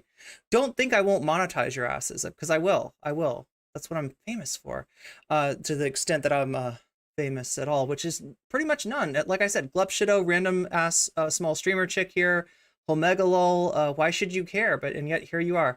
That's why I decided to cancel. It's just too blatant how he cannot take criticism for this topic and keeps talking about it regardless. The way he kept going, what, super aggressively to Olivia, making a sound after one of his dumbass. So they must be talking about the See You Next Tuesday. Like, we avoided watching the paywalled content just because, I mean, the threat is out there to maybe DMCA people who do, so I'm just kind of swerved that entirely. But I didn't see this. I didn't see Olivia get shit on. That's great. Yeah, I had to cancel my membership a few weeks ago. It's getting harder and harder to watch the show. I'm at that point. My 2.5-year membership is ending next Friday. See you next Friday here. That's right. They're all joining up with the NCC army. All right. That's what's going on. Ethan, you're gonna cook yourself. Don't be surprised. Don't be surprised if a witch is like, this is rabbit soup, motherfucker. This is rabbit soup. This is your lowly hill, Ethan. This is your Vosh moment, motherfucker. Mine was always right after Ethan going on Hasan's stream and Ethan using the absolute most bad faith Zionist talking points, and for Hasan to keep level-headed tone and attitude with him really painted a clear picture on Ethan's biases. I still love the crew. Yeah, they're good people. The crew's are good people from what I can tell. The community is, there's a lot of good people. The ones that don't do brigading on random ass small streamer chicks, cool people, right? And still follow and support them. Seeing Olivia consistently following and liking posts on IG about the importance of Palestinians really warms my heart. I've seen Dan, Cam, Sam do it as well. Sam is awesome, right? Can we just, like, I want to do a grimace chain in Fortnite, but I'm afraid I'll get DMCA'd for that too, since it was on the show. I still lurk to keep up a bit. Hasan still speaks of Ethan in high regard. Yes, Hasan has nothing but good things to say about Ethan as a friend of the stream, and I still believe in some hope for change in Ethan. Like I said, I love a good redemption arc, okay? I'm a sucker, chat, for Vegeta becoming a good guy. I mean, whisper of a dream, but whatever. I had to stop watching.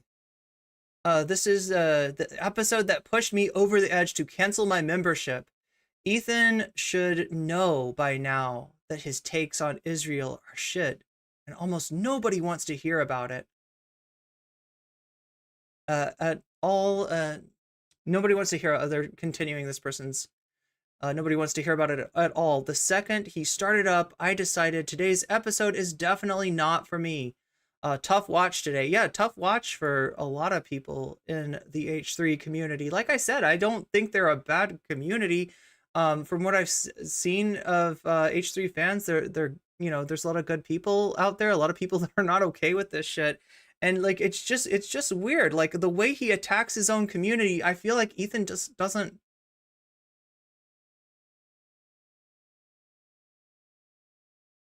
And like the good faith that even the criticism is coming in, right? There's a lot of like there's a lack of jumping to conclusions that, you know, seem pretty obvious to jumping to, but I think a lot of people like want Ethan to be different.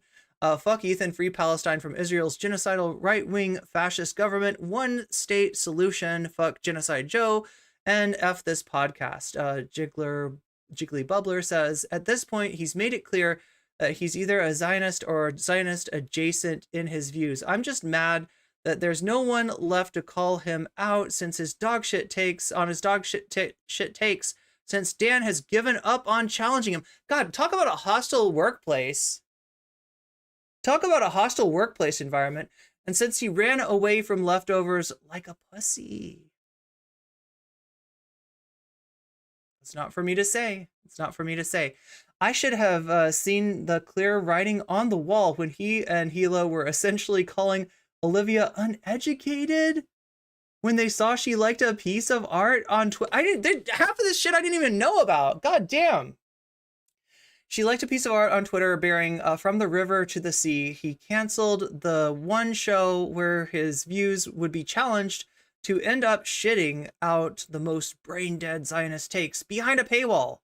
And still, people are not thrilled with it, right? I don't know. Absolutely bitch-made behavior. God damn. Ethan, it smells like rabbit stew in here. It smells like rabbit stew. What's going on, bud?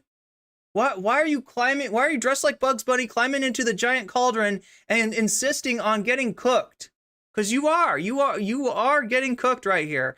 I know Hila's views have to be just as valid. Yeah, fuck him. I don't actually hear a lot of Hila's views, so I don't know. But yeah, there's that one's kryptonite right there. I can't play you that one because it might get copyright claimed. It might get DMCA'd. But all over Twitter right now, it smells like rabbit soup. It smells like rabbit stew. Ethan is getting absolutely cooked, and I can't say I feel bad for him.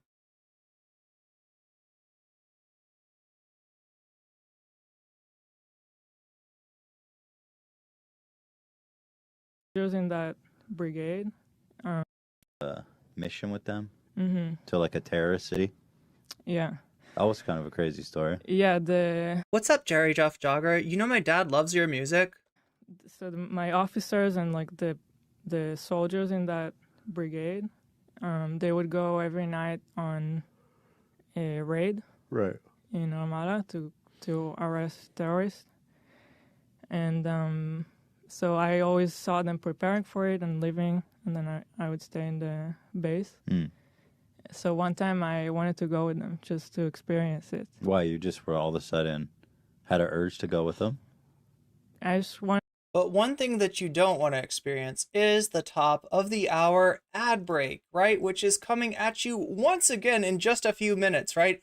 We're talking about Twitch here, so YouTube, you don't have to worry about this. The ad breaks for YouTube happen whenever I say that they happen, right? But on Twitch, they happen every hour, on the hour, at the top of the hour, for 3 minutes at a time. 3 minutes might not sound like a lot of time, but trust me, if you're losing 3 minutes of the stream out of every hour, it's a little bit annoying, right? And if you're annoyed by that, you can stop losing those 3 minutes for free by using a Twitch Prime sub. You can also get out of it by paying $5 to Twitch to get yourself a sub if you want to treat yourself and improve your viewing experience over there on Twitch, or possibly if you are lucky, and don't count on this, okay? But you might receive a gift sub. Like, that can happen, that does happen, but it's more likely to happen to you if you're active in the chat. I wanted to see what it's like. Right. I wanted to see it. Okay. So they took me with them one night, even though they weren't supposed to. Did they armor your ass up? You're driving in this like Jeep that's bulletproof. Right. So I was in the Jeep, and then as soon as we entered Ramallah, the people in the city started shooting us. Wow. And I heard like a bullet hit the Jeep like right next to my head. Did it like dent, or just No, you you heard just hear it. It's a gnarly armored Jeep. Okay. And I mean, it was just interesting. They were so someone actually was shooting the car when you went in there Mhm. right away. Yeah, Huh. Did you have a gun on you? I didn't. You were not supposed to leave. No, yeah, not really. But even if I mean, I walked with them to one house. Okay. I did get out of the car once, but surrounded with them. So. Okay. Did they arrest anyone? Did we lose our hate raiders? Did we lose the brigade? I can see the. They did. Did they bring it in the same car with you? No. Oh, You different go. car. There's a few cars going. Damn, that's crazy. Was it like? How did you feel? Was it horrifying? It was strange. Very, very weird. How so? I don't know. Just you see people in the house, and then it's like the soldiers just walk into the house and look through their shit and find guns, and the whole thing is really surreal. Yipes! Oh my god, I'm so scared of music now. Openly and proudly is now. I'm gonna say this because it pissed me the fuck off. And being an anti-Semite openly and proudly is now likes on Twitter. Frogan, she tweeted out. She goes, I have a problem with my Zionist therapist. Just call him a fucking Jew. I'm sorry, but you can't talk like that about any other fucking minority. I had a problem with my Zionist therapist. What'd you talk? Your Zionist therapist? Did you get those level of details from them? You had an in-depth conversation about the politics of Zionism with your therapist? No, I know what you mean. You mean fucking Jew. Okay, so yeah, these are just the clips that we've already seen. Joining the war on Frogan, on the side of Frogan. That's right. That's right. Support for Frogan. This is the Ethan. Just showing us that you can be bigoted to a group that you like, that like bigotry knows no bounds, I guess, is what we're seeing there with him making fun of Orthodox people.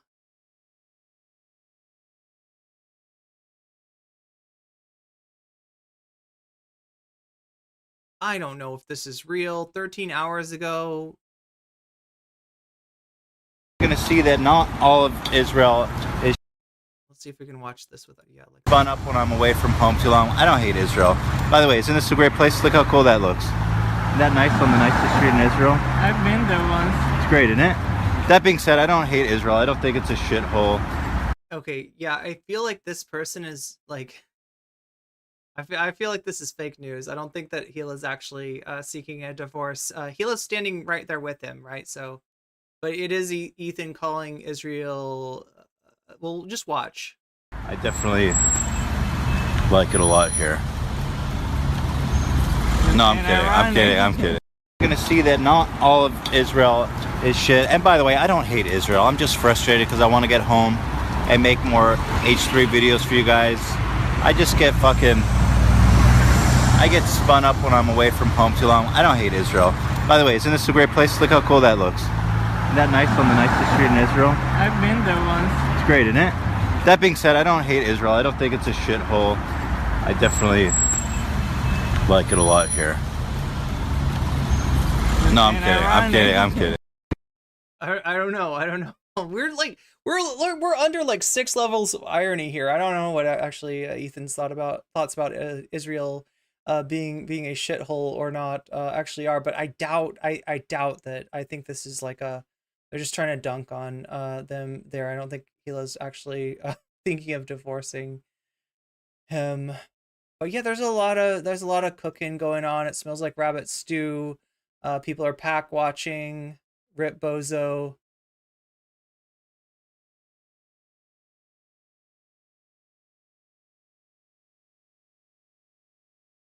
Yeah, so this is Aaron Bushnell saying, many of you ask yourselves, what would you do if you were alive during slavery or the Jim Crow South or apartheid? Well, what would I do if my country was committing genocide? The answer is, you're doing it right now.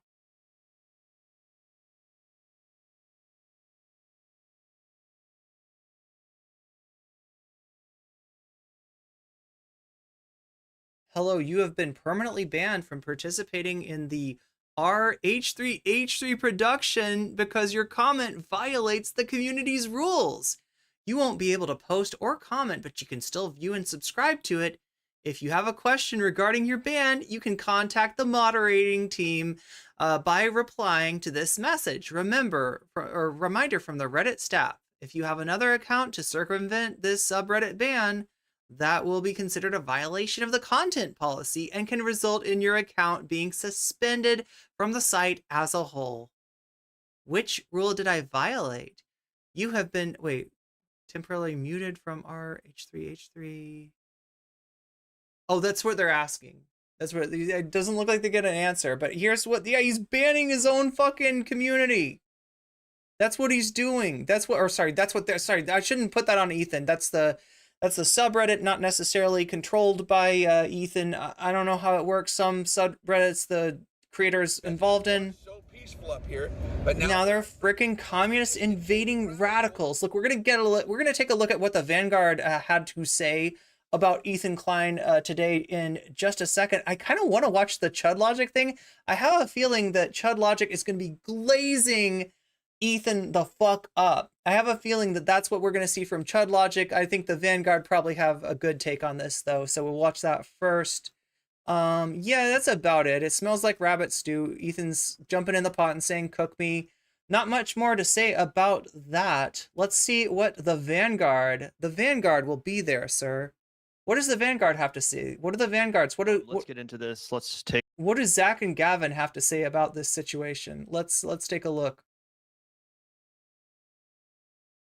I can actually do this. Oh, it's right here. Yeah, boom. Gotcha. Take a look. We'll try to watch a few of these different clips, but I think you guys are going to get the point pretty soon here. I think this was still like me watching the Vanguard. I get that a lot of you people watch the Vanguard, so I mean, I'm not trying to repeat content for you. I don't know. I thought maybe some people might like to see what I have to say about what the Vanguard. We're doing meta reacts, chat, and they're free to meta react to me. I've got a lot of respect for these two. On like a members only live stream, maybe for his Patreon community or something like that. But as you guys can see, it's not. Jerry Jeff Jogger says Ethan needs to take a month break. Oh my god, it's so hard to read chat when chat's popping like this, but I appreciate that chat is popping like this. This is how I like it. Clearly has not been watching the Majority Report. Ethan needs to take a month break or something. I'm not kidding. In addition to stopping listening to Destiny, or oh god, please don't tell me, right? Because you know that Destiny would love it if Ethan, and in fact, a lot of these shit kickers have been openly jockeying. Like they think that Ethan's looking for a replacement for Hasan that's going to agree with him.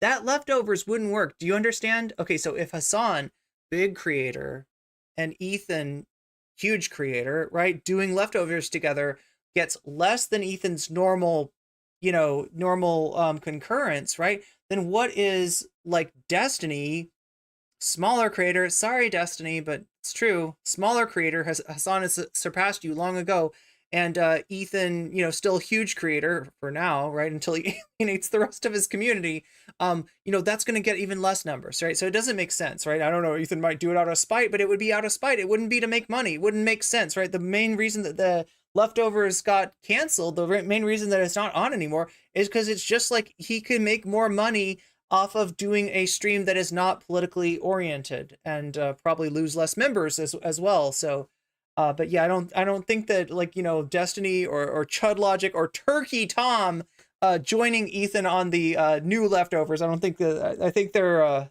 coping a little bit. An actual H3.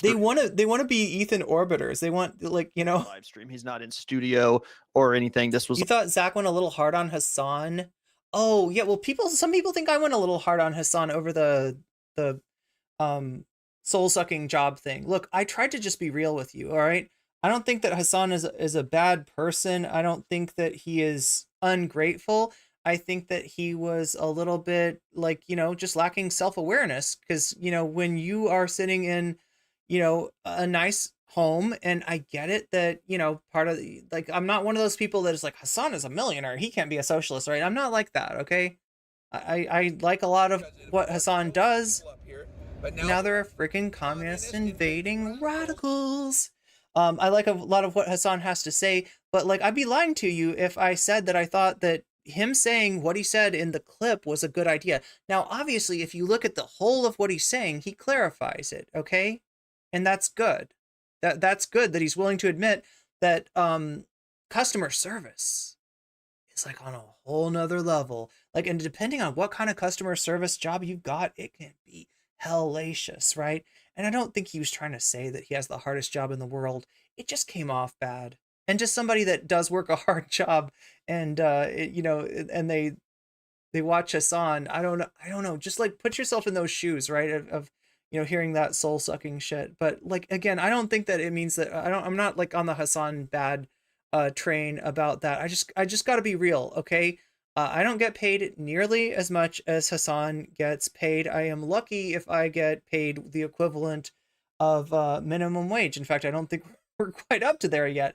But I do feel grateful for the support that I do get, and I do feel very lucky to be able to do a job that I love. And I think Hasan's got, you know, gratitude about that as well. And most of what he's talking about is just the ability to socialize after a 10-hour stream, which I admit, you know, it's difficult for me to just like hang out with my roommates after you know, the streaming that I do, and I don't stream for nearly as long as Hasan does. So, you know, I just tried to give like a honest, nuanced take about it instead of I'm not going to glaze up Hasan, but at the same time, I'm not jumping on the Hasan bad caravan either. Like for fans only. So I'm not sure if he could get away with this without it. Zara says Hasan needs to get his shit together on black issues and trans issues. He needs to fix that in a time machine. Seriously, over that awful, selfish, misogynistic piece of shit. I mean, I have heard the takes that you're talking about, Zara, and I don't blame you. Getting clipped and going viral, but either way, someone certainly did clip it and posted it everywhere. So now we're all talking about it. Let's take a look. So here we go with the Vanguard. Is this. It was absolutely insane how he like stood the whole time. That was crazy. I don't even know how that's humanly possible. Again, not to put this uncouth, but he's a champ at burning a lot. I mean, that sounds bad, but he did it really good. Does that sound bad? Yeah. We have to make levity of things. Does that sound bad that he was really good? I mean, but I mean that as a compliment. What the f are you guys angry about, you weirdos? What did I do? My God, stop.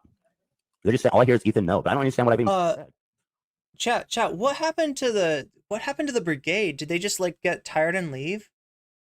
We had some serious like hardcore like H3 stands in here, and I never thought I'd be like fighting it out with H3 stands, but you know, there I was. I don't see them anymore. I don't know if they got banned. I don't know if they just decided to leave when I monetized them with an ad. You got a little extra ad break, chat, that was more directed at the brigade that we got than any of you. I hope you're okay with that. Think your mod team is just too powerful. That's right, myself excluded. You're pretty powerful in your own way, and by that I mean that you're like seriously powerful. Scared them away with the cold hard facts. Maybe chat just cooked them. Maybe that's what happened. They got cooked. They stepped up. They put on the Bugs Bunny suit. They stepped up into the cauldron, and they said, "What's cooking, Doc?" And the witch said, "Rabbit stew." Oh, chewing? Yeah, I'll stop that. Maybe they just talk about the chewing. Could that be? Yeah, that's probably it. Wait, what did I even say that to mean? No, okay, guys. Whoa. Oh my God. Oh my God. Vanguard, I hope you are okay. I would have, God damn it. I don't know, chat. I don't have like a direct line to, I could probably get a hold of them if I needed to, but I don't have a direct line to Zach and Gavin. But I would have strongly suggested that they don't cover this particular clip. And it's because this is on the See You Next Tuesday. This is a, like Ethan has alluded to the fact that he can copyright claim people who post his paywalled content. So yeah, I hope they're okay. But I'm not risking it for the biscuit. I don't know if you need to be galaxy brained. I don't know if you need to feel woke. I don't know what the fuck is going on. Let me reason with you. We are talking about his protest on behalf of his opposition to the United States Air Force, which he was a part of, a member. He was an Air Force airman, and the Air Force is literally perpetrating and aiding and abetting in an ethnic cleansing in the Gaza Strip right now. Okay, that's what he was protesting. He literally said, I cannot. Are they getting super chats from H3 fans? Did the H3 brigade hit them too? Like, how come they just come in here and give me shit, and they give Zach and Gavin like $10 to talk shit? Like, listen, if you brigaders want to come in here again, you better be paying. You better be super chatting. You better make it worth my while. Be a part of this. He that was what he was protesting. He was an active participant. If it's a clip, it's fine. If it's a full re-upload, is that what he said, Salma? Okay, I don't know what you need to do to get it through your thick fucking... Anyway, peace and love, right? Peace and love, and shouts out to the H3 community that is calling Ethan out on this shit, okay? Skull that people are dying left and right over there. Yeah, no shit. We're not telling everybody go outside and set yourself on fire. I did an entire fucking tirade about how we need fighters to be fighting. Okay, but what he did right there was he upped the ante. He said, "Oh, you know what I'm saying?" He said, "This is a dire situation." Jerry Jeff Jogger says he doesn't allow uploads anymore, even clips. And you cannot look away. We don't know what he saw. We don't know what he knew. We don't know what had come through the grapevine as a member of the Air Force. But we knew that he was like, I cannot fucking be complicit in this. Imagine where he had to be in his heart, in his soul. Wait, Ian MT30, are you saying Ethan's alt like he has an alt account? Or are you saying Ethan's alt like he's alting? I'm not sure what you mean. Had to feel like he was a member of the fucking Nazi party. He had to feel like he was a member of the fucking, the fucking SS. He had to feel horrible about himself, right? So that's what he did. Alt right, yeah.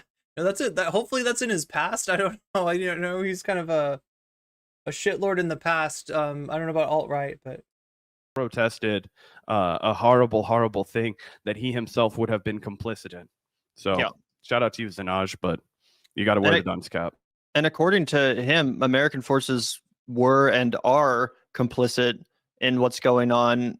This has not been officially confirmed yet, but apparently he claimed to have classified knowledge of U.S. forces fighting in Gaza on the night before setting himself on fire.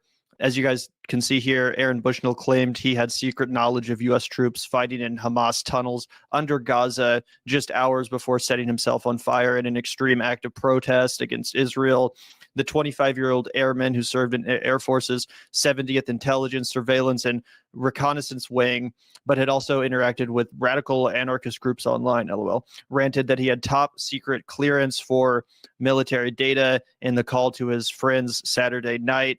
He told me on Saturday that we have troops in those tunnels, that it's U.S. soldiers participating in the killings, claimed his friend, whose ties to Bushnell have been verified by the Post. So obviously we'll wait to find out more information on this.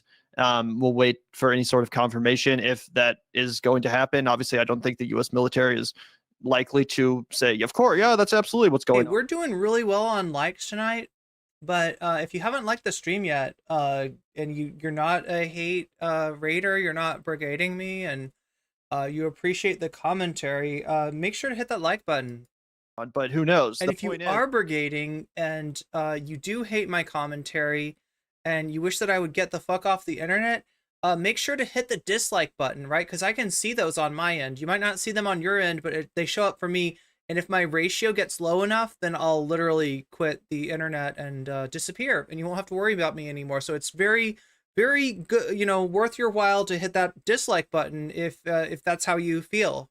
And I invite you to let me know if I should stop content creation altogether. is that, yeah, this guy had more knowledge of what was happening than any of us do. He probably had seen and heard things that made it very hard to sleep at night, let alone just go about your daily fucking life if you give a shit about other human beings, and you know, continuing to go to work where you're aiding in their slaughter. Are you kidding me? Yeah, so that's what I would say. I think that Also, I banned this fucking idiot. Biden has been pushing for ceasefire for weeks. We can't reach you. I'm sorry, Zinod. You're Did we have that chatter? I feel like that name looks familiar. Was that chatter in the brigade that hit us? You're not banned from watching. You're just banned from commenting because I can't handle you right now. Thank you for the $2. I think they realized that they were raising my concurrence and they left. Anyway, I think in this specific in this specific instance, given the role that Aaron Bushnell was playing and the information that he was privy to, I actually think it was a downright heroic form of protest. Not that I would encourage anyone else to do the same thing, but yeah. See, this is what I've been hearing from people, right? Do you hear that caveat? There is no way that, like, because people, like the people that Ethan is talking about are people like the Vanguard, and the way that he typified that was like the glorification of the act is gonna make other people want to do the same, and like that's literally the opposite of what they're saying. Let's go into this next clip. And I think that that's just like mental illness can be present and moral goodness can also be present at the same time. And I think that that's just like Jesus Christ, sorry guys. At the same time. And I think that that's just like, I don't understand when people say it wasn't suicide, just because I don't understand the logistics surrounding like. Oh my God, no! We gotta stay away from this clip.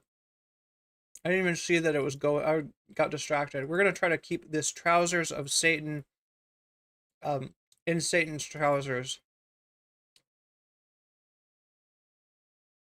Poor and desperate. Oh, why did he go to prison if he wasn't a bad person, huh?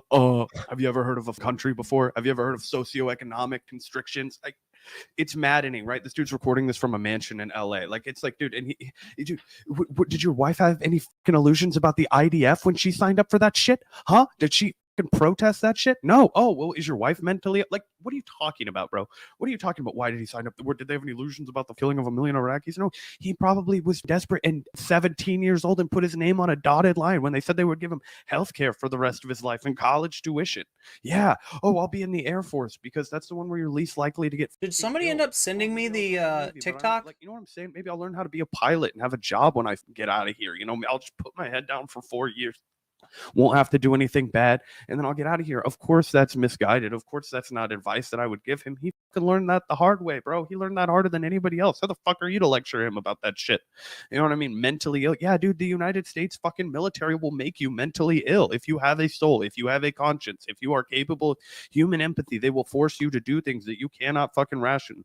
You cannot fucking grapple with. They will ask you to sign your name on fucking horrible things, and that is why the best. God, am I gonna have to cover themselves to?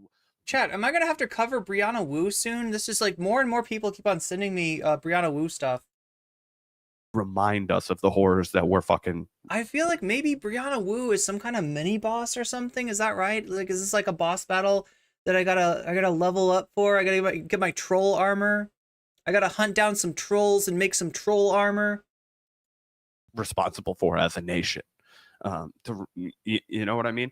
And of course, it doesn't have to come in the form of self-immolation. And they keep being intentionally obtuse about this. Dude, do you not understand that thousands and thousands and thousands of Palestinian children, babies, are being mutilated and destroyed as we speak? Okay, so why don't you pearl clutch about that? I would like to see you guys spend a lot more of your time talking about how we need a ceasefire now, humanizing the people of Palestine, talking about aid, talking about the fact that they were shooting fucking desperate people to get food aid days ago, you know, just mercilessly executing people. When we look, I want you to look at the fucking photographs of the individuals who have not been able to get food for weeks, so they've been living off of liquid IV fluid, and they look like it's horrifying. They look like the people who have been liberated from concentration camp because they're so deep into famine. The way that the babies who are malnourished look, the thought. Marinate with the thought while you think about Aaron Bushnell's suffering and pain, which is what he wanted us to think about, was their suffering and pain. Think about giving birth to a child under these circumstances, having to undergo a C-section, bring that child into this world, unimaginable pain, no medication. You're fucking terrified. You don't even know if it's moral to bring a child into this fucking world. Then You're trying to raise it. Then you've got another kid next to you that's screaming and rioting. That's what I'm saying is I'm seeing so many people, you know, Ethan included kind of like playing victim here. And like when he plays victim versus Rogan, it's wild, right? Rogan's literally talking about trying to do a therapy session and having to deal with like a weird, aggressive, like, you know, Zionist therapist that can't just like leave that shit outside the therapy session. In agony because they have to amputate his fucking leg with no medication, with no medical supplies that's proper. Okay, this is what's going on. Okay, but I don't see you fucking pearl clutching about that. I don't hear you talking enough about the mentally ill Biden administration because they are signing off on this suffering, because they're accelerating this suffering. I don't hear you talking about the siege in Rafah that they're about to fucking completely from the north to the south of Gaza. They're about to have bulldozed completely. So what Aaron Bushnell did was to force us to continue this conversation, you know, when we are Shakespeare says Gaza is a concentration camp. 5 months out from the, you know, do people really want me to cover Sneeko? Jerome Newton says I can change Brianna Wu copium. Heard her name, I just never heard. No, I don't mean cover her, like I mean like cover her in a, you know, like her bullshit, right? I've been seeing more and more just really like, I mean she's like the queen of bad takes or something, I don't know. Invasion when it and started look, it wouldn't matter because like I said, I'm a Homega lol, I'm a glup shitto, right? Brianna Wu's even a more of a nobody than me, right? Brianna Wu has no real like basis for existing as a content creator. It all comes from the you know, her ability to direct money to streamers in what seems to be kind of like a payola scandal, like, right? You know what payola is? Like when people got caught you know, paying money for certain songs to be promoted on the radio. You know, people thought that songs on the radio were on the radio because people wanted to hear the songs, but it turned out there were people like, you know, paying to get their, you know, music on certain stations and stuff like that. Brianna Wu is literally like this like a whale on steroids. And I don't say like, I want people to understand this. Look, there's nothing wrong with donating to your favorite streamer. In fact, it's what keeps us sustainable. It's what keeps us viable.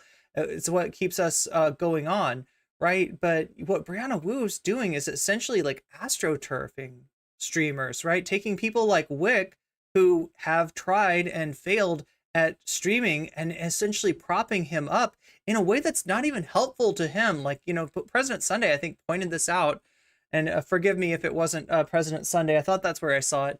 But the Wick has had a tooth, you know, badly chipped for over a year now, and you know, despite some crowdsourcing for it, has not been able to get it fixed because even with the money that he's getting from Brianna Wu, he's in this weird he's in this weird limbo between like being sustainable and not being sustainable that keeps him, you know, going, that keeps him trying at it when it may not be like what's best for him. And like, you know, you can see her essentially trying to find streamers that she can co-opt, trying to find people, even right-wingers like Counterpoints to, you know, if you can just get Counterpoints to say, I'm in favor of birth control, then she feels like it's worth it to subsidize you know, his bail career as well. It's just a weird thing because you think that streamers that are successful, you know, are so because they resonate with an audience, whereas this sort of astroturfing is it's essentially, you know, pay to, I don't know how to describe it, right, chat, but there's something wrong with astroturfing like social media. I hope people understand what I'm saying, right? Does that make sense? Go into the back of people's minds. I haven't looked deeply into it, but it's looking like maybe I need to. He said, I refuse to allow that. We have to talk about that. That's not mentally ill. We are mentally ill. Did I say 30K? I think maybe it was 3,000 or something. Maybe it wasn't. I think I spoke wrong. I think it's more like 3,000, right?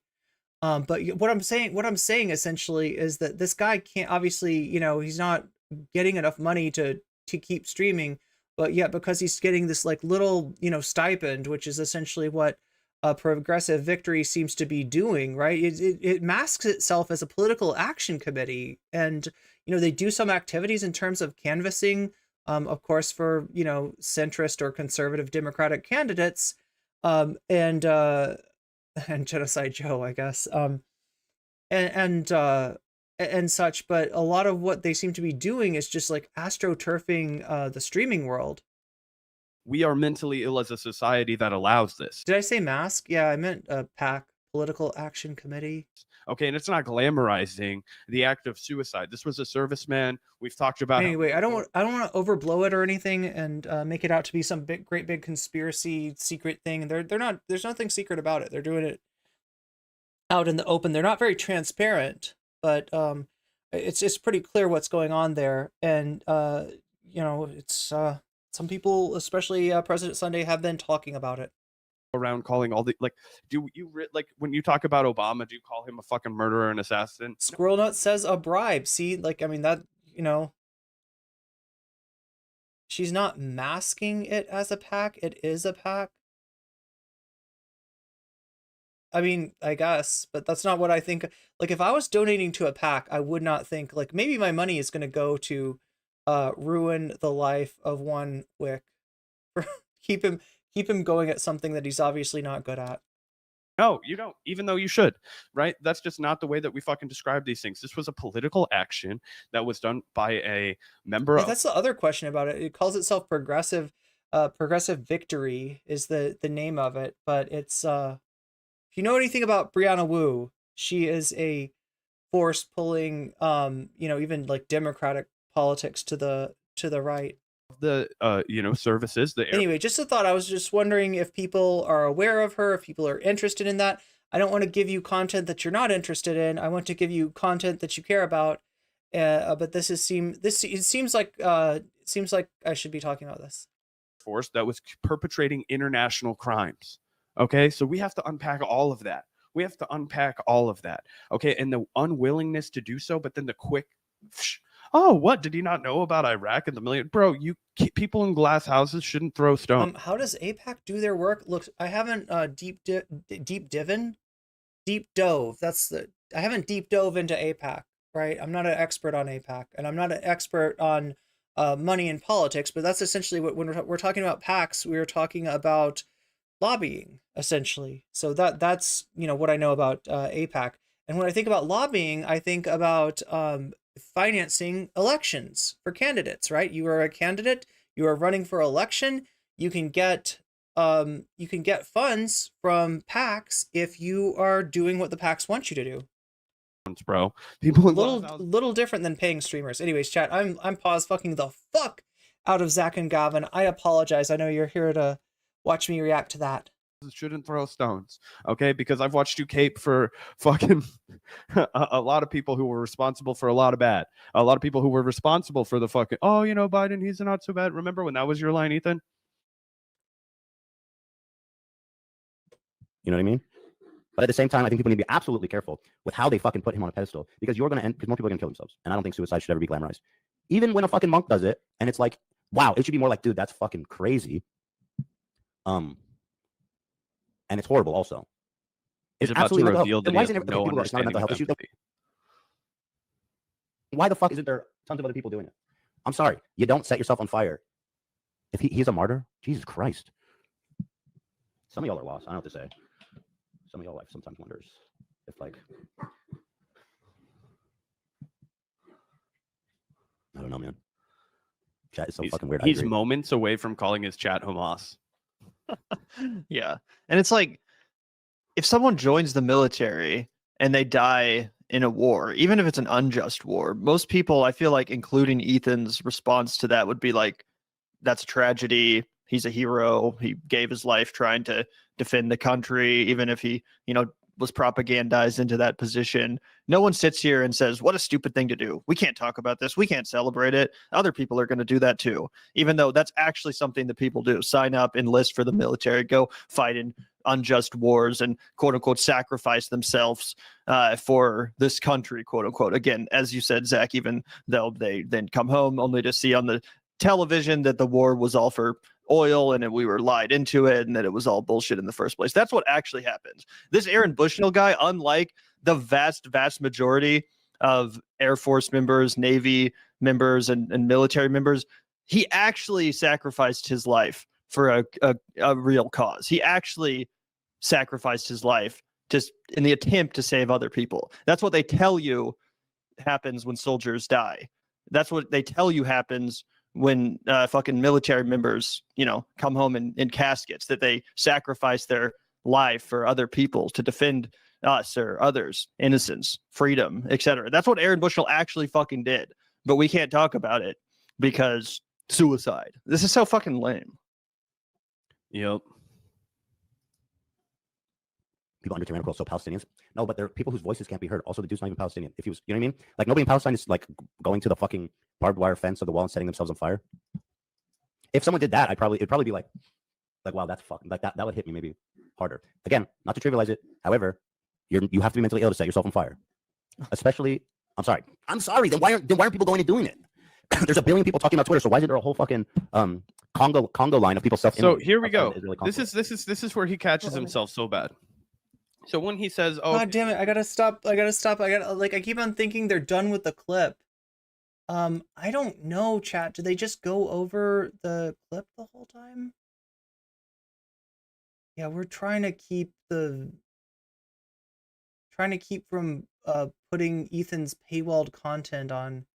Okay, so they Palestinian, then you can set yourself on fire." Okay, well, for some reason that's like, oh, you have to be mentally ill to do it. Well, I guess if you're look, here's what I'll do, chat. I'll stop it right at 6 hours. Okay, right before we get to 6 hours, I'll stop streaming, and that way, if there's anything that Ethan wants to copyright claim in my VOD, I can just delete it and problem solved. Ethan, I'm not trying to show your paywalled content, and I'll just keep my VOD short. We'll keep it cute. I would love to be able to stream, a little bit longer, because it feels like I never have enough time to talk about like everything that I set out to talk about. But I don't know. We gotta keep it cute.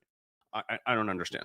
You can't have human empathy. You can't be like have solidarity. You can't like feel, it really, he really like slips into like a really like horrible racist trope here of like worthy and unworthy victims. Like, you know what I mean? Afroponics, are you getting back into exercise after, like, I need to do that. It reminds me of when somebody, believe it or not, I was a kickboxing coach before before COVID started. Like talked about like, the difference between like Americans and Iraqis to Noam Chomsky, and he like fucking like lashes out. He's you know what I mean? He's like, what's the difference between us? We bleed when we're cut. We cry when our children are killed. Like, I'm unaware of any fucking difference between us. You know what I mean? And so he's like, oh, well, I guess I can understand it. Like, and it was a common line that people were saying, like, he's not even Palestinian. You're a boxing coach? That's awesome. We did about this the other day. It's like, I don't mean training athletes, though. I don't mean training competitors, Disco Wolf. I mean training training amateurs, training wine moms who need to be taught that they are actually rock stars underneath it all. Dude, you don't understand. We have one globe, only one of them. We have respect. If you're training competitors, respect, Disco Wolf, respect. Earth, okay, and the United States military has its fucking greasy fingers in all of it. So if you were a part of the United States military, the world becomes like it's a global operation. Okay, so it doesn't really matter what point on the map. Might as well have been fucking Texas. Do you understand? So that's crazy. And then as he fearmongers and he pretends to be so aghast at people who even go so far as to talk about this, to go so far as to talk about the political message that Aaron Bushnell was trying to, explicitly force us to reckon with. He's like, why isn't there a Congo line of people setting themselves on fucking fire? It's like, bro, you literally just took your own point and you crumpled it up and you threw it in the trash, because we are now 100% aware that you don't care about this. You are just trying to make some self-righteous fucking points. You don't want to talk about how this guy saw such horror there, that this guy saw, and what, oh, how did he see it? He didn't go there. Yeah, he has a cell phone, bro. It's 2024. We've all seen this shit. We all see this shit every single fucking day. If it doesn't make you unwell, I don't know what the fuck to tell you. Right? It's like these things. Squirrel Nut says it's like how they look at October 6th as or October 7th as being tragic, and it was, but ignoring the underlying reasons. Yeah, ignoring all the days before October 7th and acting like, you know, that was the start of this conflict, when really, you know, this conflict can trace its way all the way back to the 40s. Will make you sick. Okay? Do you not understand that if you send a bunch of people to a war zone, that they will come back fucked up? That they will come back with post-traumatic stress, that they will be fucking anxiety ridden, that they're gonna fucking not understand. 5 champions? And the reason I went from being transphobic to an ally was because my second best boxer was FDM. They, oh, that's really cool. That's really cool, Disco Wolf. How to regulate themselves in a world where they're not under constant duress. That's happening to every single fucking person in Palestine as well. Okay? Do you understand how that shit fucking works? It happens to you as well when you're, one, a serviceman like Aaron Bushnell was, and two, when you are exposed to these images. You can get PTSD just by looking at shit all day long. Ethan, if you did some homework for once in your fucking life, you might have looked into the studies of the workers at Facebook who are responsible for moderating content on the platform, and all they do all Hedonic treadmill, you're not sure how this made it into your algorithm? We'll get used to it, bitch, because I'm here to stay. day fucking long, Ethan, is they have to look at images that are really fucked up, and they say, is this allowed? No, it's not. Oh, is this allowed? No, it's not. Oh, report this. This looks like child pornography. Oh, this is a beheading from ISIS. Oh, no, I gotta fucking block this up. I'm gonna be getting in all of their algorithms. No, this is just a picture of a family at the swimming pool. This is allowed to go. Right? That's their job all day. And then you give them therapy for a second and you let them talk about their job, and you see that their anxiety numbers are through the roof, and that these people are also showing signs of post-traumatic stress disorder. You can get that through the imagery, right? So now imagine that you're an individual who feels, culpable for this because you're in the Air Force. You might be forced to go and do this. That's in your mind as you scroll through TikTok and you watch the horrors and you see what's being done. Yes, that will make your brain fucked up. And it forced him to do an unimaginable action. But it's not because his brain chemistry was fucked up. It's because the world is fucked up and the situation around him was fucked up, and it led him to do that insane, tragic, and powerful action. Okay? So let's just at least call it for what it is. Yeah. I think Fuzzy Slippers made a really good point too. He had a high security clearance. They screened for mental illness. Aaron Bushnell was actually, good point. Fairly high up. That's how he had access to this classified information about American troops fighting in Gaza, participating in the genocide with boots on the ground. So while certainly he was, probably unwell, as many people are, especially people that serve in the military, from the PTSD aspects of doing this for a job and being, bombarded by information and images. This is not like some crazy lunatic. No, he wouldn't have got the job in the first place if he was genuinely deranged. To have that job in the first place and receive that level of classified information, there's pretty extensive psychological evaluations. Fortunately, there's not for the United States president, but there is for a guy like Aaron Bushnell. So yeah, not like we're just talking about some demented fucking person on the side of the road screaming. On fire. Nope. If he's a martyr? Nope. Jesus Christ. Stop. Oh my god. Some of y'all are lost. Pause. Motherfucking pause. God damn it. What, I need Sam Cedar here? To Sam Cedar is my stand, okay? See, it's like I say Sam Cedar, pause it, and like it makes any media automatically pause before I get demonetized. Wouldn't that be cool? I bet you'd like to see that. I bet you would love to see that, right? Some of y'all life sometimes wonders if, oh my god, I'm doing it again. What the fuck? Gets like risking it for the biscuit. Let's not do that. I'm just trying to hear Zach and Gavin's commentary. We've read through the Cavernacle all this stuff that Ethan's saying, so I don't need to see that. And again, it's just like it's hard to get it in between. This refusal to comes from, I think it has to be an ideological. Yeah, that's right. I need Matt Lesh and Brandon. Yeah, exactly. reason, right, Zach? I have a strong feeling.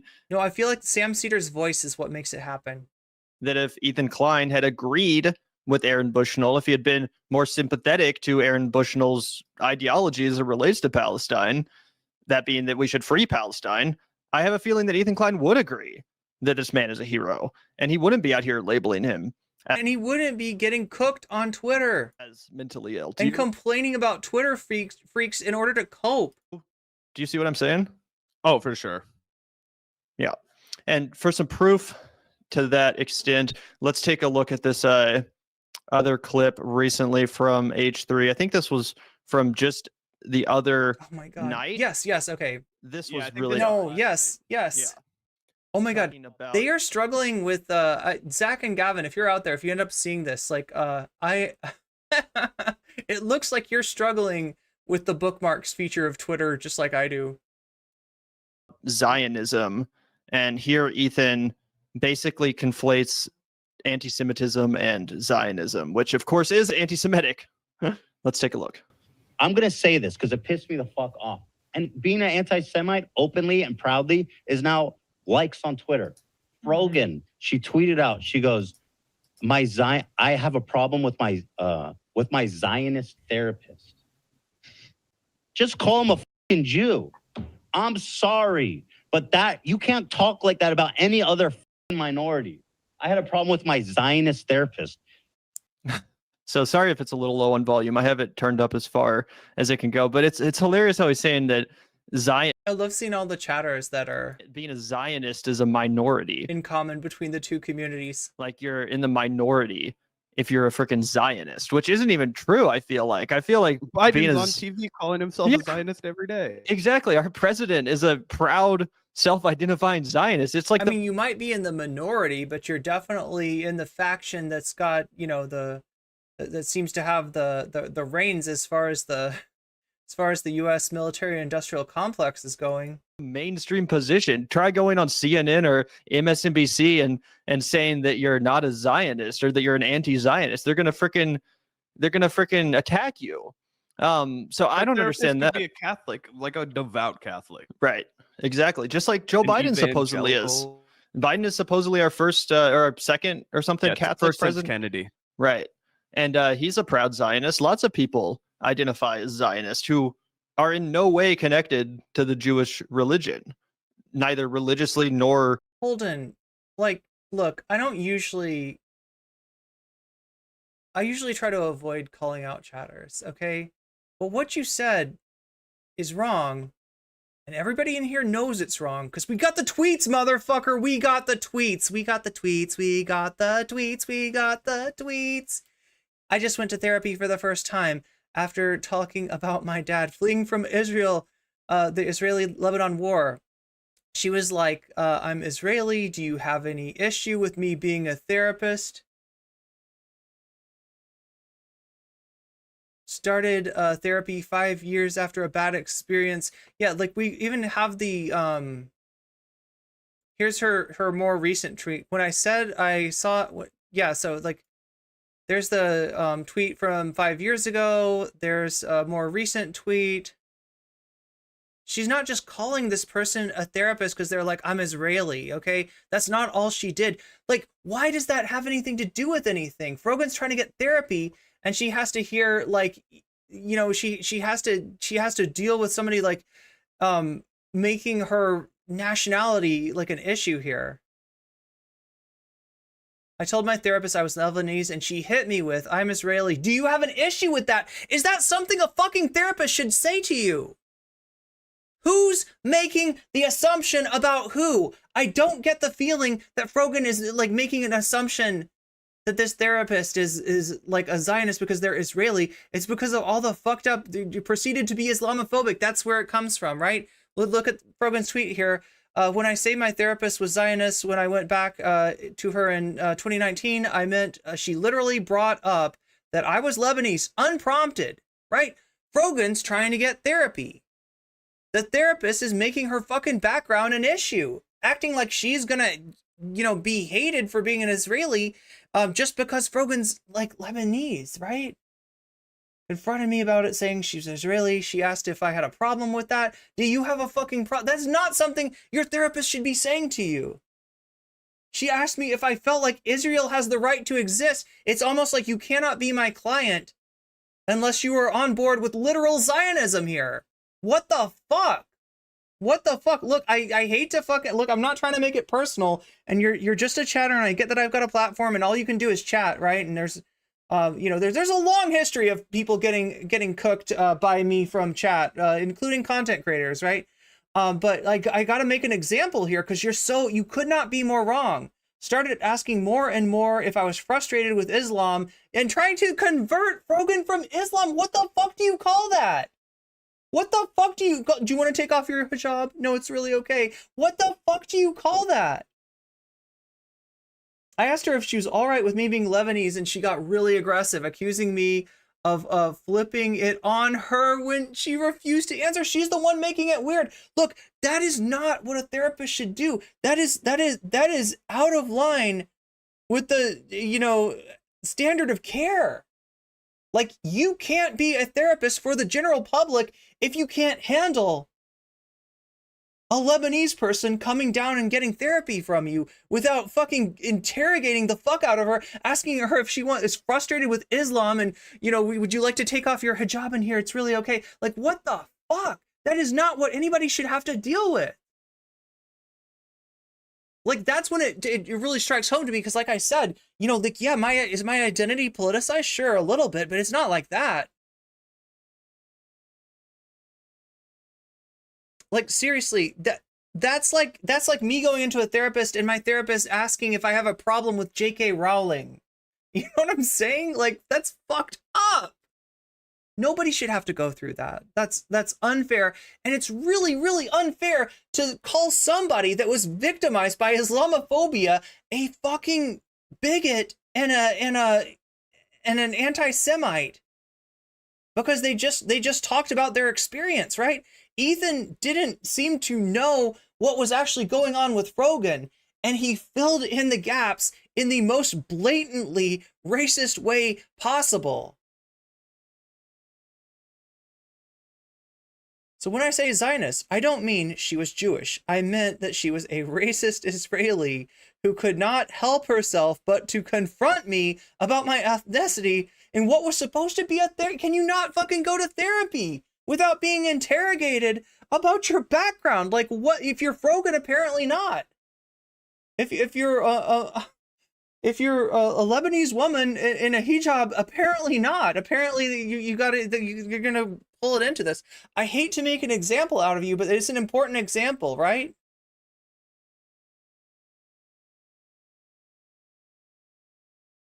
I really hope you can take something away from this. I don't know. Oh my god, chat, am I getting too animated tonight? The therapist is, yeah, well, look, normally, okay, you go into therapy, and like, you know, your background and the background of the therapist might not necessarily be part of the discussion. Normally therapy is therapy. Now, part of what, yeah, I guess maybe, you know, some trauma or whatever that Frogan had to deal with was,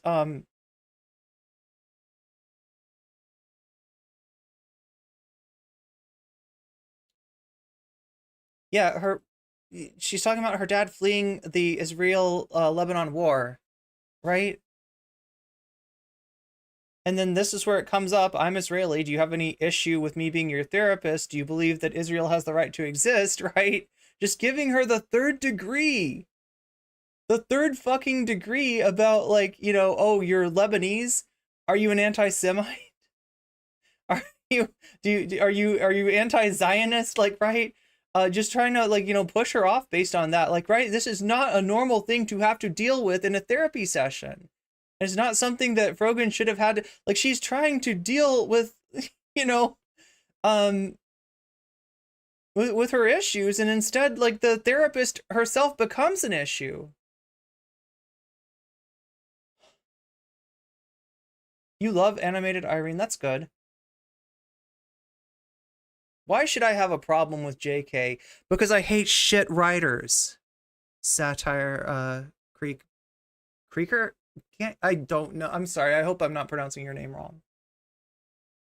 Because I hate terrible racist writers who every fucking character that they name that's like of a of a different ethnicity or nationality has some little weird racist element, who can't help but making the fucking goblin bankers in her novel an anti-Semitic trope. Yeah, there's a few reasons that I might have a problem with J.K. Rowling. But again, it's not something that should come up in a therapy session. If you're a therapist, you're there to treat people, okay? All kinds of people, whoever walks in the door. Yeah, if somebody comes in and starts saying, like, they're the grand wizard of the KKK, then, maybe you got a reason to say, I don't feel comfortable, dealing, you know what I mean? But the kind of shit that this therapist put on Frogan was fucked up. The assumptions that the therapist made about Frogan were fucked up. And the assumptions that Ethan is making about Frogan are also fucked up, right? And painting a much smaller content creator as an anti-Semite for having been the victim of Islamophobia is fucked up. Fucked up. God damn it.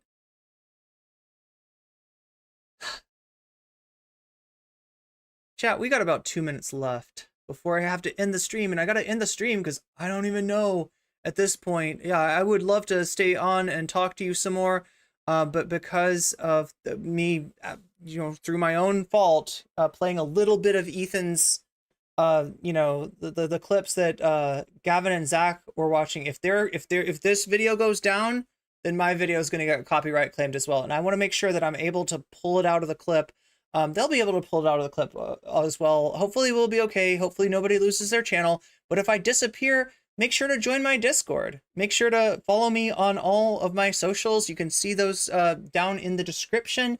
There's a myriad of different ways that you can support me. I appreciate all the support that I get. You can support me through through super chat, super stickers, donations, Patreon, subs, bits, a million different things on Twitch. You can even support me by just hitting that like button on the stream, hitting subscribe. If you want to be notified when the next stream is coming up, hit that notification bell. I think that my next stream should be coming up. I'm scheduled for Tuesday, but given that this is this is going on right now and there might be more developments, be prepared for possibly a Sunday stream. That is my day off, but it may not be my day off this week. So even though I'm scheduled for Tuesday being my next one, I may be back sooner than that. I have enjoyed immensely having you along for the ride with me and getting called a freak by various people, but all the mostly support in spite of the oh my god, Quiet in the Chaos, thank you for the super chatted $19.99. $19.99 from Quiet in the Chaos. Oh my god, I gotta go